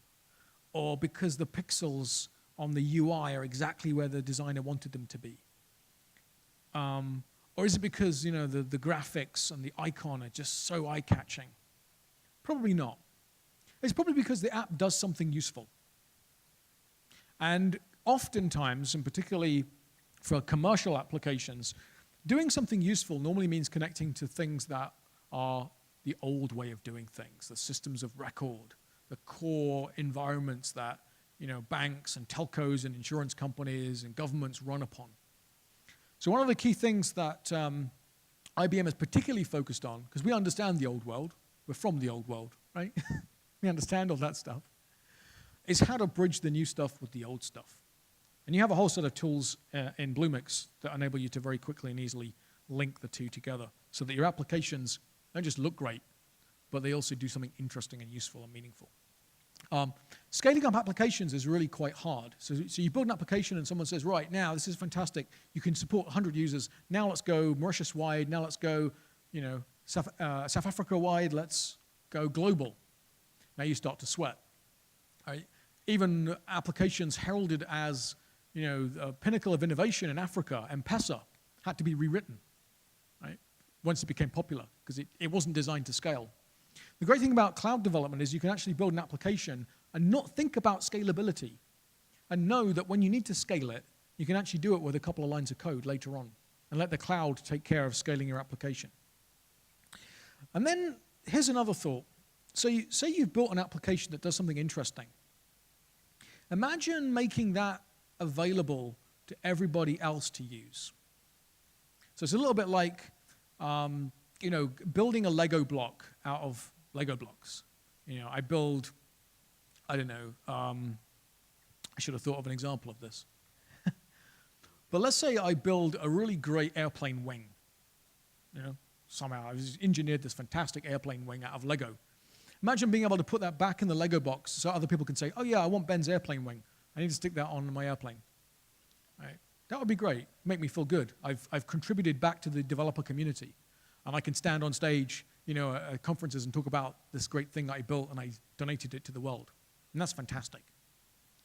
But the more capitalist-minded amongst us can also put it back in the Lego box. But every time someone wants to use it, we say, hey, you owe me a rupee for that. That would be fantastic. Wow. So everyone that rummages through this Lego box and finds, oh, that thing that Ben made was really great. He made a really great lion out of Lego. I need a lion for my zoo. Every time they go to touch it, I go, hey, 10 rupees. That's mine. Right?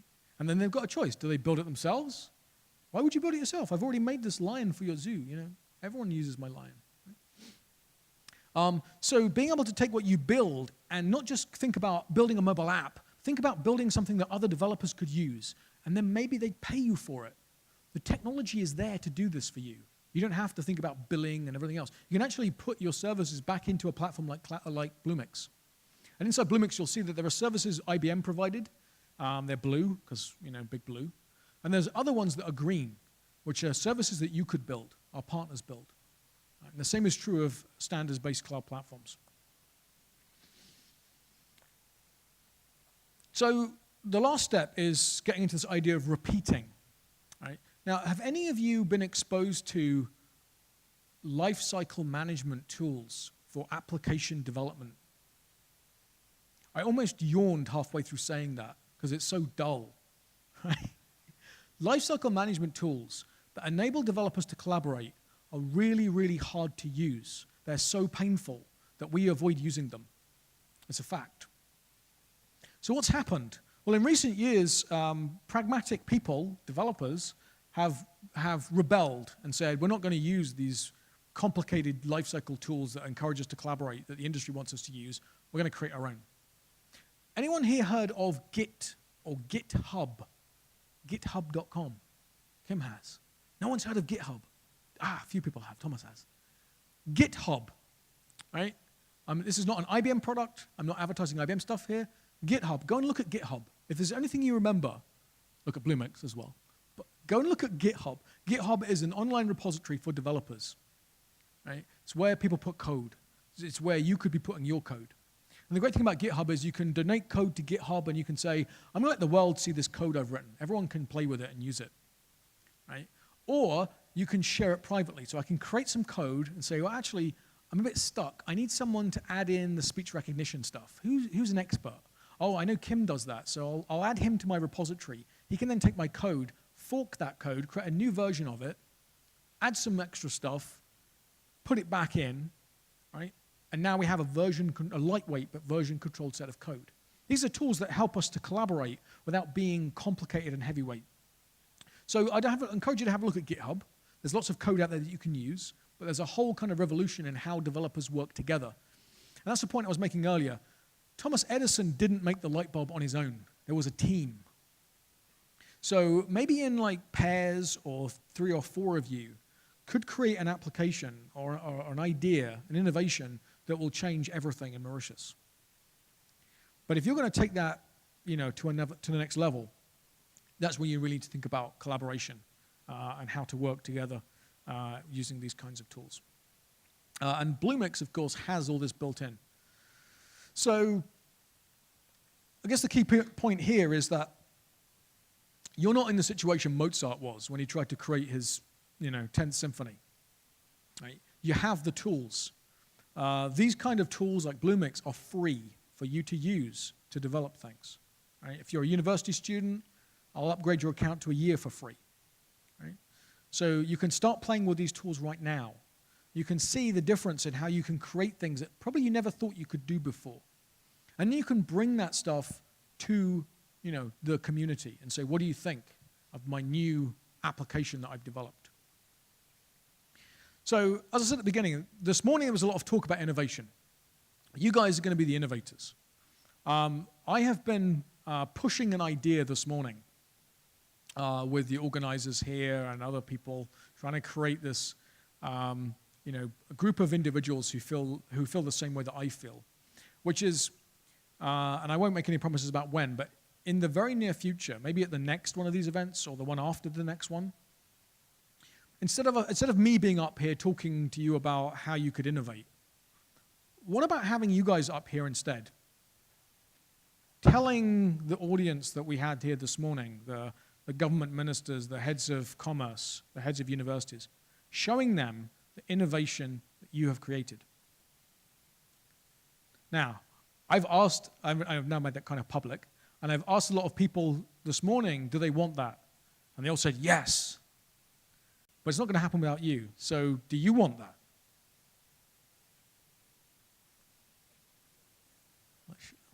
I'm a little bit deaf in this here. I don't know. Do you want that? I'll take that as yes. Okay, so that's what we'd like to do, right? So between now and then, many of you are university students. What is IBM doing? We have 2 programs, a university program. Last time I was here, I spoke to all the universities to encourage them to take part in that. Our university program means that what we do is we teach your teachers the latest technology. We then give them an exam, right, to certify them on the latest technologies, how to build mobile apps, how to create big data applications, and so forth. And then what we do is we enable your teachers to teach you this technology. And this can be done alongside your regular courses, right? It's up to you how you want to do it and your universities. And at the end of it, we then invite you to sit on a multiple choice exam. What does that mean? If you pass that exam, if you don't pass the exam, it doesn't matter. You've learned about the latest technologies, right? You've built some amazing applications. But if you sit the exam as well, you will have a professional certification from a company like IBM, which I know many of you haven't heard about, but IBM is, you know, quite a big deal in the IT industry globally. A professional certification in that discipline, and that's all for free. Now, then if you go on to create some interesting applications, whether you're certified or not, doesn't matter, but if you go on to create some interesting applications and you become a startup, we have a program called the Entrepreneur Program, where we'll give you more free stuff, more free access to technology, free mentoring, and so on. We don't have as much money as Toby has, if he's still here. He'll write you the checks, you know, to give you money. But we'll give you need money, but you also need the technology, and you need mentoring, and we can provide that from a technical point of view. So I don't know can we have a time check? How much time do we have now, Kim? 10 minutes. Fantastic. So hopefully you'll believe me when I say that I am not a very good programmer. You may even see evidence of that in the next 10 minutes, right? But I started programming in about 1996. And my university refused to teach me Java. That was the new thing. So I defied them, and installed Java and I fiddled with the class paths and I taught myself how to program Java. So I'm like a whole generation, musically, information technology-wise, ahead of you guys, or behind you, really. I'm behind you in that sense. But I want to give you a little bit of a taste of what it's like to build applications using these cloud platforms. This, for example, happens to be Bluemix. This is IBM's cloud platform. And it's basically a website. I go to the website, I log in, I create a username and password for free, I log in, and it gives me that sort of treasure trove of, it's called a catalog, of services. And it's not going to format very nicely on this screen, I'm afraid. It looks a lot better when I'm not plugged into this projector. But let me just briefly show you. I've got a whole bunch of runtimes. If anyone here is interested in Node.js, the new JavaScript runtime, yeah, you need to play with that. It's really cool. Because JavaScript is a bit easier than Java. So for people like me, I can write stuff in JavaScript, and it will run very scalably. I can put it on the server side. Go, PHP, Python, etc. And if I want one of these runtimes, I just click on it, give it a name, and deploy it. Simple as that. As I said, I have all these different services, these different service building blocks. And there's about 80 of these. And unfortunately, they don't show up very well. I wonder if I zoom out, that'll probably, there we go. Yeah, that's more like it.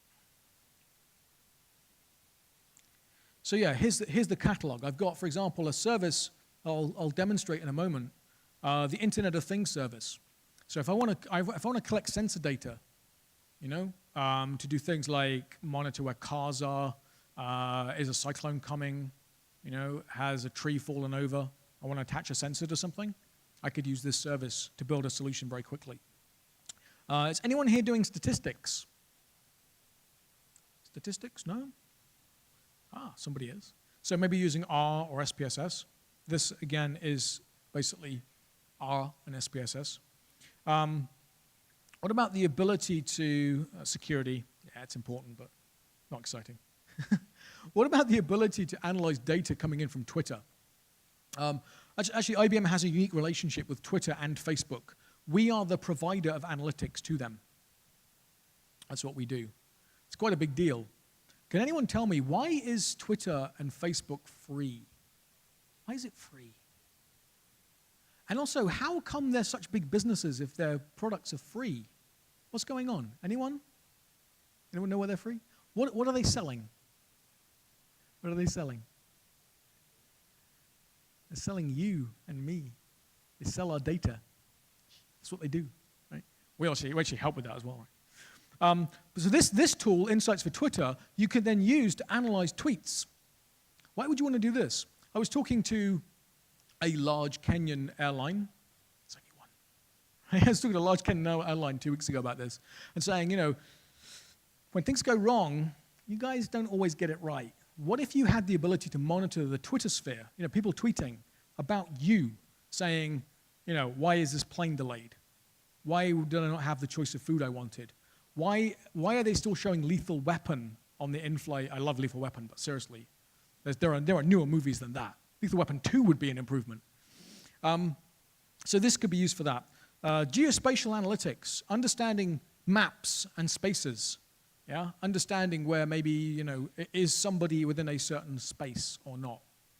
Is this service person where they're supposed to be, where I'm paying them to be? Things like that. Hadoop, DashDB analytics, and then some really, really interesting ones. Mobile. So who's built a mobile app? Oh dear, we need to build some mobile apps, don't we, guys? So you don't have on your CV, I built a mobile app. Right, so these tools here enable you to build mobile apps. There's 2 ways to build mobile apps. It's the hard way, right? The hard way is you pick a platform, iPhone, Android, right? And you go and read up all about it, and you watch loads of videos, and you download the SDK, and you learn how to write an app for iPhone, and you build your iPhone app. And you show it to someone, you say, hey, I want to show you my app, it's so cool. And they say, yeah, I love your app, I've got Android. And you're like, oh no, damn it. When's the Android app coming out? I've got a backlog of requirements on the Apple thing, and damn it, what? There's another way of building mobile apps. It's called hybrid mobile development. Now, if you're going to build a game or something, then it's not for you, right? Because if it's high-intensive graphics, build it natively. Put in the investment, it's worth it. But if you're building an app to do, say, mobile banking, why would you build that every time for every different device? Yeah? I mean, with Java was all about building something once for all the platforms. Why can't we have the same thing for mobile? And there is a kind of a Java for mobile. Right? There's a bunch of things, PhoneGap, Cordova, Ionic. There's a bunch of technologies that you can use to build a hybrid mobile app. Let me give you an example if it's actually working. Is it working? It's not working. Let me give you an example of how you do this. On here, I have a mobile app written in HTML5 and CSS. That's just web stuff, right? I'm sure we all know how to do that. If you can build a website, you can do HTML and style sheets. And it uses something called Cordova, which is an Apache technology, and Ionic. And you'll notice, I think I must have closed it, but you'll notice in here, I can run a command, if you can see this.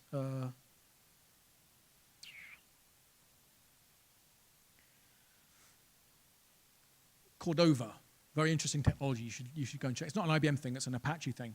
But with Cordova, I can build an application for all the different platforms, Windows, BlackBerry, iPhone, Android. So I can write my application once in just web stuff, and I can build it. In a sense, compile it for each platform I want to use it on. And it's, this will probably run in the background, but this is a mobile app that I happen to write. And the server-side part of this mobile app is running on Bluemix, so it's running in the cloud. It's a very, very simple mobile application. I don't want to build it up because it's not that impressive. But what it is it's a shopping list. Ta-da, that's my app, Ben's shopping list. And what I can do is I can add things to my shopping list.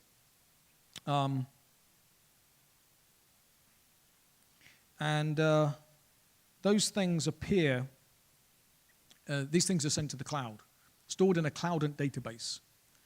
This app will run on any platform that Cordova supports. There's a long list of them, but certainly Android, iPhone, Windows, BlackBerry, all the major platforms that we care about. And if that emulator ever works, which it may pop up in a minute, you'll see the app running in an emulator as well. Right? But who wants to run apps for emulators? It's much better if you can actually get it on your phone. So I built this app using Bluemix. So Bluemix is taking care of the database where I'm storing all the data. It's doing all my security and stuff. It gave me the hybrid mobile tools, the Cordova tools. Oh yeah, it looks like it's going to work. And then, of course, here I have the emulator running. So I can play around with the application. But the great thing is at the end, I get to email it to myself, because I'm not savvy enough to get it on there any other way, and double-click on it, and I've got a mobile app. So I would challenge you, go and build your first mobile app and stick it on your phone, and then you can show people, yeah, I actually built a mobile app. And if I'm, yeah, that's doing it.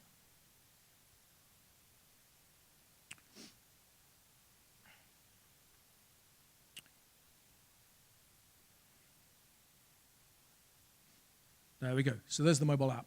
So that's an emulator calling Bluemix, where the data is stored in the cloud. You can see I demoed this to NASA recently. Yeah, if you can put something in there. Kim, do you want to put something in the cloud for me? Just type something in and press create item. Just to prove that it's actually working, right? Because I could type something in myself and you'd know, he wasn't really doing it. But that's how you can create mobile apps. So at the end of my slides, I think I've got a link to my blog. There's an article that will tell you how to build this yourself using Bluemix and Cordova. Right? Why not take a couple of hours to build, thank you, to build, what was your message? Hi, Ben. Oh, fantastic. Yeah, so it's been added on the phone here. Let me just refresh this. It's always very awkward to sort of pull down on the screen like that. So now it's refreshing, it's calling Bluemix, and that's the item at the top, Kim added to my mobile app. So it actually works, right? Now, that's a bit, you know, it's just a shopping list. It's not going to change the world, right? Mauritius shopping list. Okay, we're done. Innovation, all done, right? But think about your email app, Gmail or whatever. It looks a bit like this, doesn't it? It's just a list of things. It's stuff in a database. I mean, putting stuff in a database from a mobile phone is kind of the basis for lots of applications. So you could take this code, modify it, right? Create your own application. And then when you're showing it to somebody on your Android phone, and they say, I'm an Apple, right? Be like, yeah, no problem, so am I. It's on the same platform, right? And how much extra work was it? You saw the command I run. So the command you'd run is Cordova build iOS, Cordova run iOS. I support iOS. Pretty clever, pretty cool. So it doesn't have to be hard. Right, let's try something else. Or am I finishing? I'm getting close to finishing. I'm getting close to finishing. I'm close to finishing. Let's have a bit of audience participation. If you've got a phone and you are on Twitter, fire it up. Let's have some fun. I want to show you something. Oh dear. I want to try and show you something. Can you see that?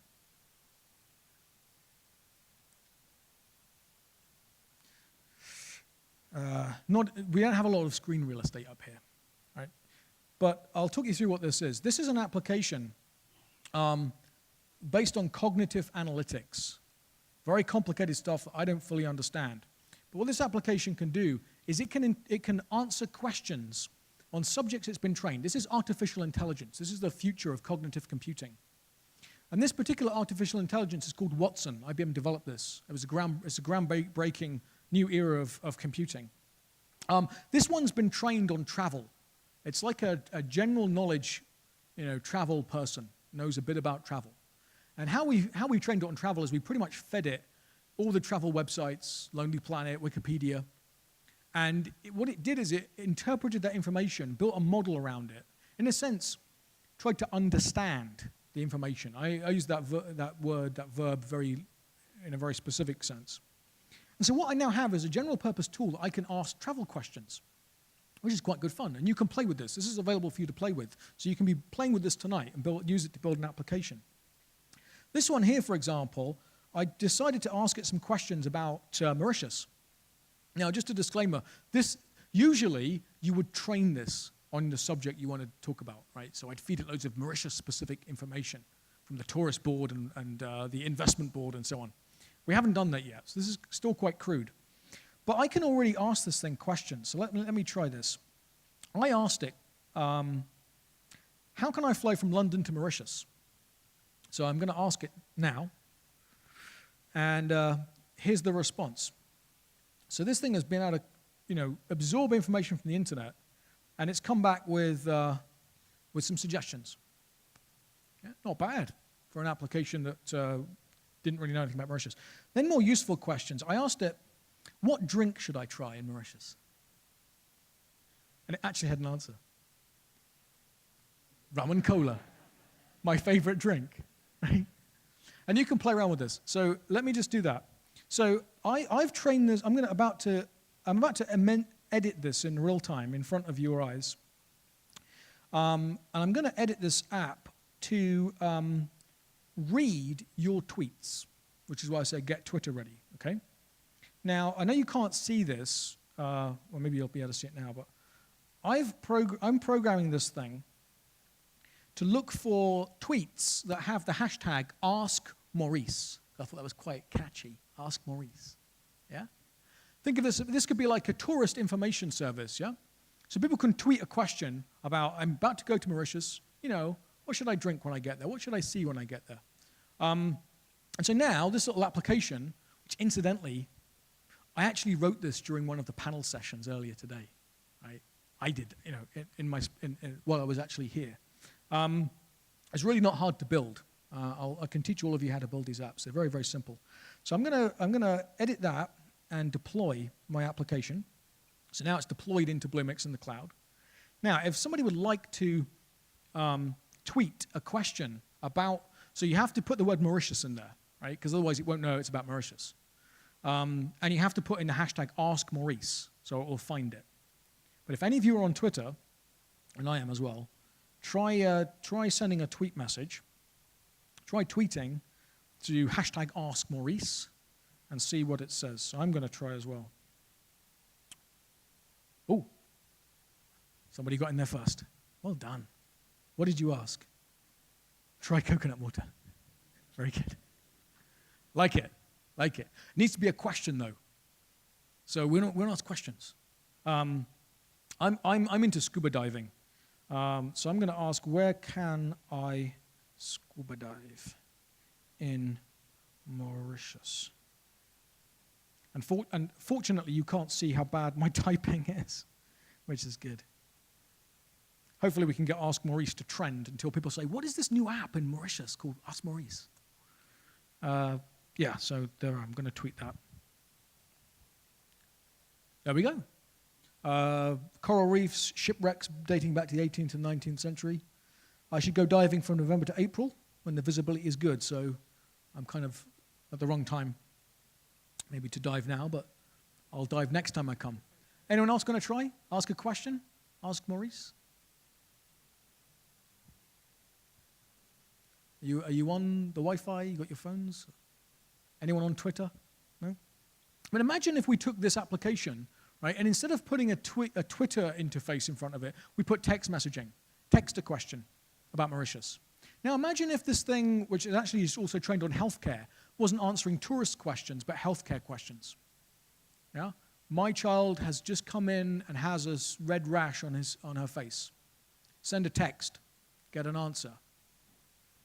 Well, could that change things in Mauritius? What about if I'm a sugarcane grower and there's a pest and I say, you know, the leaves have turned blue, send a text, get a reply. You can build applications like this in minutes. I can even teach you how to do this in minutes, right? Yesterday we built an application in the University of Mauritius in about an hour or so that would look for Twitter, would look for information about cats, you know, hashtag cats. And if people liked cats, you'd get a text message. Easy to do. Really, really easy to do. So the last thing, if no one else is going to try this, the last thing I'd just like to demonstrate is the Internet of Things, because we talked a lot about the Internet of Things today. The Internet of Things is all about sensors, yeah? It's all about connecting sensors to the world around us so we can collect information and do interesting things. Those sensors could be sensors on people, cars, buildings. I'm very proud to be working on Africa's first connected cow solution. The Internet of Cows. Where's my cow? There's my cow. How's my cow feeling? Well, you know what? We can actually put sensors inside cows. They've got so many stomachs, right? There's room for a sensor. So we get them to swallow a sensor. Now I know, does my cow need more vitamin C? Is my cow happy? Has it got a hormone problem? Is it getting enough fiber in its diet? And I can know all that without having to rummage through its products. So those are the kind of things that we can build with these solutions. So I want to do one more demo, but I need a volunteer for this demonstration. So while I'm just playing around with this, if somebody could muster up the courage to volunteer to take part in a very scary demo, very complicated demonstration. Could I ask you to maybe come up and help him? It's not going to hurt you. You don't want. Okay. Would you like to maybe help us out? You don't. No. One courageous person. Is there one courageous person in this audience? Everyone is looking down. I'm not your physics teacher, okay? Yeah. Okay, so I've just deployed this app to check that it's working, because it's always good to check something works before you actually demonstrate it. So, Internet of Things. How many of you have an Internet of Things sensor on you right now? Anybody? Somebody thought they might have to. Yeah, this guy's got an iPhone watch. Yeah. Anyone else got a sensor on them? So does that mean we can't build any Internet of Things solutions in Mauritius? Should we just forget about it and do something else? Yeah. So one of the things that I worked on, or I say I worked on, I asked somebody smarter than me to build it. His name is Alan. He built me an app, a Bluemix app, that I can run on my phone. And it turns my phone into a sensor. So can you see the data that's coming through here is coming from my phone? Did you know that your phone is actually quite a good sensor? Right? It doesn't have like temperature and air pressure and humidity. We'd have to, talk to someone else for that sort of thing. But this thing will tell me whenever my phone is moved and whenever it's turned, that information comes out of my phone. Although usually it doesn't. I mean, if you're playing a computer game, you're driving or something, you know that there's a sensor in there. There must be. But this enables you to actually tap into that data. Right? So if I said, well, can you build a prototype of, let's say, Emtel have lots of mobile masts. There's about 300 of them in Mauritius. Can you build a solution to tell them when one of them falls over? You could do that with a phone and this. You could stick the phone onto the mast. I mean, this is a prototype, right? Stick the phone onto the mast, and when the mast falls over, you get an alert. Yeah? That's the principle behind it. And obviously, next time I'm here, I will bring more of my stuff with me. I'm into drones as well, flying things that fly that we can write code about.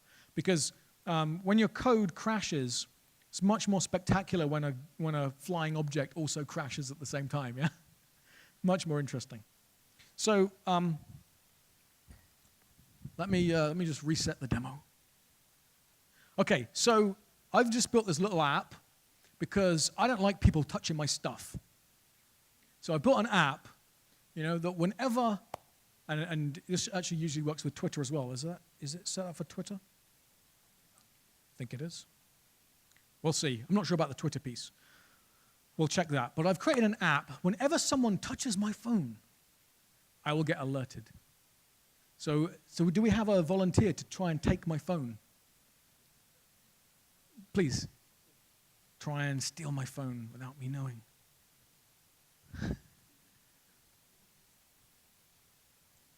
Aha.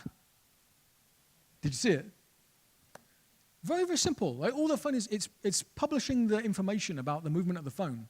And as soon as I detect a movement in this axis, because you got full control over which way the phone moves, I just send an alert.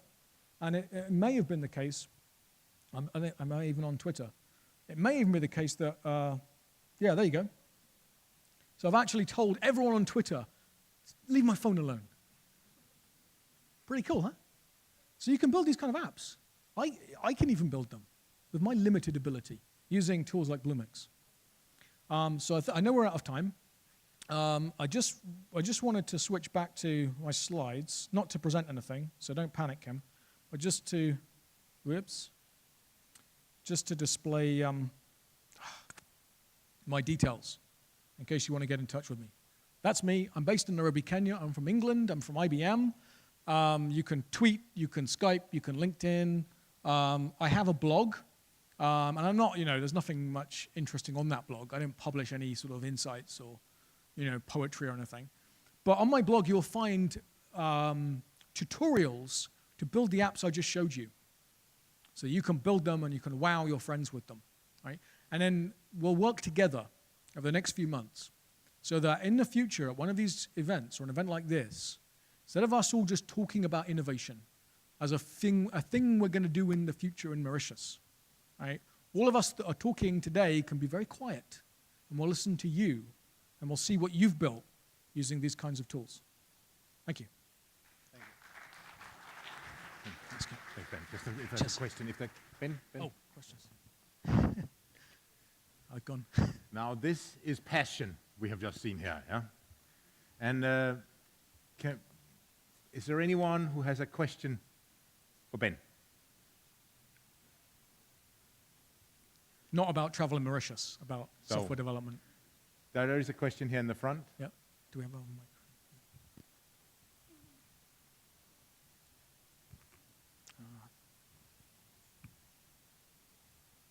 You got one now. In the morning, you talk about cognitive computing and artificial intelligence. Apart from your presentation, what can you share with us about cognitive computing? Thank you. It's a great question. So the question's about cognitive computing. It's kind of the new era of computing. In the 1980s or thereabouts, IBM used to like playing chess with computers, right? Ever since the days of like Alan Turing. Does anyone know who Alan Turing is? Yeah, there's a movie about this guy as well now, isn't there? Alan Turing once proposed a test called the Turing test to determine whether a computer was really intelligent or not. And the Turing test was like having a WhatsApp conversation. What it kind of says is if you had a load of people, if you had 100 people having WhatsApp conversations, and they didn't know who they were talking to, but they knew that half the people on the other end were real people and half were computers. And then they have to guess at the end of a conversation whether it was a real person or a computer or not. Turing proposed that if you couldn't tell the difference between WhatsApping with a real person and WhatsApping with a computer, that it must be intelligent. It's a pretty good test. And there's an application called ELIZA that was written years ago that does a pretty good job of that. Well, recently IBM decided to try and play chess because we figured if we can build a computer that can beat the best chess players in the world, we'll have built an intelligent computer. And so we did. And several years ago, IBM beat Garry Kasparov, who was the grandmaster of chess. But then we realized that, chess is not a very useful problem in the real world. There are very few situations in life that look a lot like chess. The only thing I can think of is when you're trying to get all your family together and you have to figure out where they're all going to sit because this auntie won't speak to this uncle and you have to place people strategically, right? It's the only thing in life that looks a lot like chess. So recently, a few years ago, we decided to try a different game, a game show called Double Jeopardy. That's a game show where it's a panel quiz. The host gives you the answer. Sounds easy because you got the answer. But you have to come up with the question, which is actually quite hard. You've got to think very laterally. What would the question be that would require this answer, right? And it's a panel quiz, so the first person to buzz wins. If you get the question wrong, your score is reduced. So you can't just keep guessing. You've got to be pretty confident. And we thought, hey, that's a really good game to try and get a computer to play. Because you've got to have some general knowledge. You've got to be able to kind of understand a sentence and what it means in the context and the subtleties of it. You've also got to form theories about what might the answer be. And then you've got to decide, am I confident enough to go for it and press the buzzer? Or am I not confident enough and I should hold off and just let this one go, because otherwise I'll lose points. And that's really the game show that was used as the basis for IBM's cognitive computing. It's called Watson. So if you Google IBM Watson, you'll find loads of information about it. Watson is being used in 3 ways. The first way is IBM is building or partnering with universities to build products based on Watson. The first of those is Watson for Oncology. That is a tool that can be used to help diagnose cancer. So a medical professional would engage with this computer and say, hey, I noticed there was a lump here and it's malignant and it's been there and it's this big and so forth. And the computer would support that and say, well, have you tried this test? Maybe it's this. Have you thought of that? The second way that Watson can be used is how I just demonstrated it. So we asked that Watson a question about traveling to Mauritius, and it kind of gave us an answer out of Wikipedia, that it had found, and it rummaged through and found something. So you can use Watson in that way. The third way is that if you think about all those problems we had to solve to build a computer that did that, right? Understanding language, understanding speech, being able to formulate theories and make rational decisions about whether or not that you are confident enough in a theory or not, being able to comprehend a body of information and then to actually formulate a summary. All of those basic core building blocks that are in Watson are also available in Bluemix. So if you're building an app and you think, hey, I need something that is able to recognize speech, right? Speech recognition has been around for 25, 30 years. But in most languages, and English is the worst example, there are lots of words that sound exactly the same. If I say, it's their cat is over there, right? In English, the spelling is different, the meaning is different, but it's actually the same sound. So what Watson's able to do is try and understand the context and then say, aha, if it's talking about possession, it's this there. If it's talking about location, it's that there. So you can use those building blocks when you build an application. Next question. There's one here.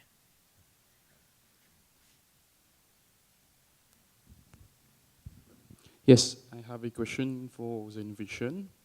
I know we have many benefits of innovation, technology, all this, but don't you think that we are getting lazier and lazier through innovation, creativity, other sorts of things? We are getting lazier and lazier. We are creating a generation of lazier people to learn things. I think I fully agree. So your question is about, we have the tools, but yes, what do we have the tool, and instead of working more on what's going to be next, we are creating adversity, a generation of lazier people are working on. Yeah, so if I understand your question correctly, I'm a little bit deaf, so I apologize if I didn't quite catch it. But we have the tools. Obviously, in the future, there will be new innovations that will come along. There's always new stuff that's coming along. But you already have the tools to build applications that are mobile-based, that support the Internet of Things, that connect to social data, that take advantage of analytics in any form. You don't have to use cognitive analytics. You can use big data analytics, which sounds really scary, but it's actually quite straightforward. So all of those tools that you can use today to build these kinds of solutions, there's absolutely nothing stopping us from doing that. Does that answer your question, or did I not quite understand it correctly? It does, yeah. So you have the tools. You can build game-changing solutions. You have the same tools here that everyone else has, right? The question now is, so the question fundamentally is going to be, what problem could you solve? A would transform Mauritius. Right? What change could you make to someone's life in Mauritius that would transform everything? That we could also then take and apply to the rest of the world.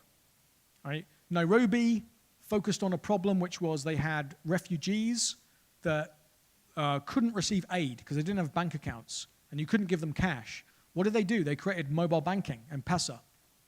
Now, the world is talking to Safaricom saying, how can we use this mobile payments infrastructure that you've created? So what is the thing that's unique about Mauritius that you're passionate about, right, that we can, together with these tools, we can solve and we can take to the rest of the world? Now, what I've been proposing is that the leaders of government, of universities, of commerce, we come together and we propose a challenge, right, a challenge for all of you. And that challenge would involve giving you access to the data, the technology, the mentoring, but to say, look, you've got a short space of time. Take these tools, build something, show it to us. And that's when you get visibility in front of a stage like this. It's where the press get interested in what Mauritius is doing in innovation. And then it's where incubators and venture capitalists, folks like Toby, get very excited and try and offer you money. It's like giving you the stage as a musician so you can play that first song. And people say, give that person a recording contract. Right? I want them on my team. I want that solution. So that's what we're going to propose. What I think we're still struggling with is, what should the challenge be? Should it be around health, sugarcane, cyclones, the ocean, traffic? We're still debating. So if you've got any ideas about what problem you'd like to solve in this challenge, please let me know. Right? Could they tweet you? They can tweet. They can. Please tweet him. They could send me a handwritten letter. You could throw a bit of paper at me. Thanks, Ben. No, thank you, Kim. Thanks so much. I'm finished.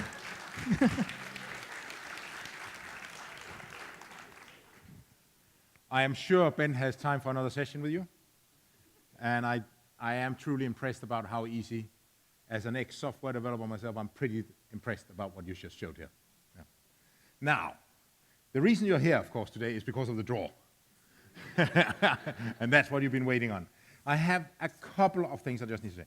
We do have a feedback form which is online under the conference website.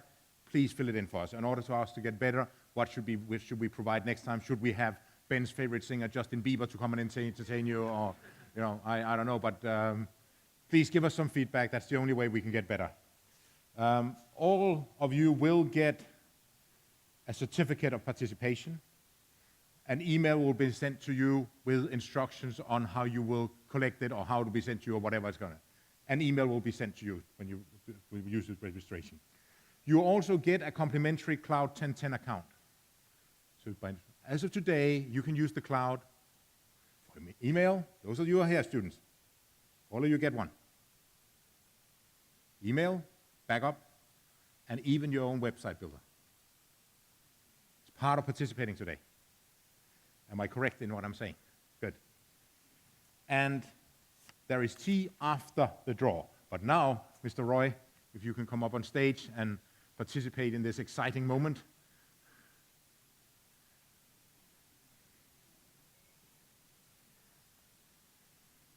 It could draw on a little bit. We got about 9,000 numbers to go through, and we are 200 people. No. We will find a number.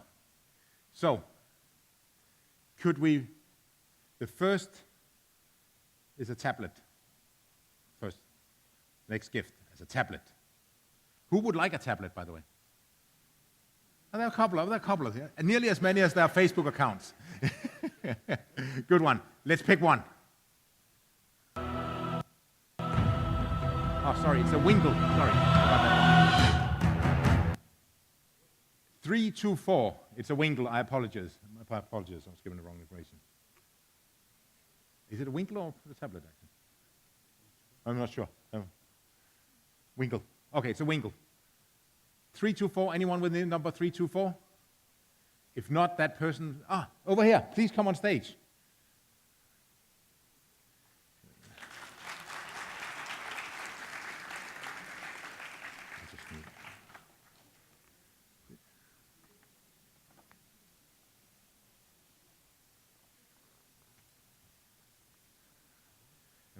And your name?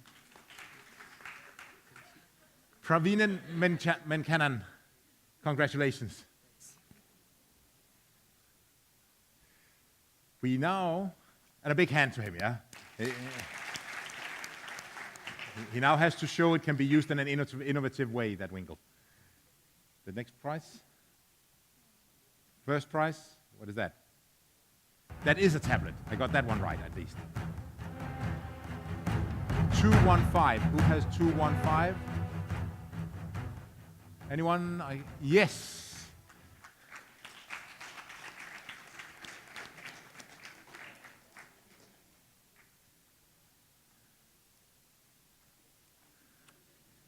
It's good to see some active young students here. Yeah. Congratulations. And you're Nashat. Yeah.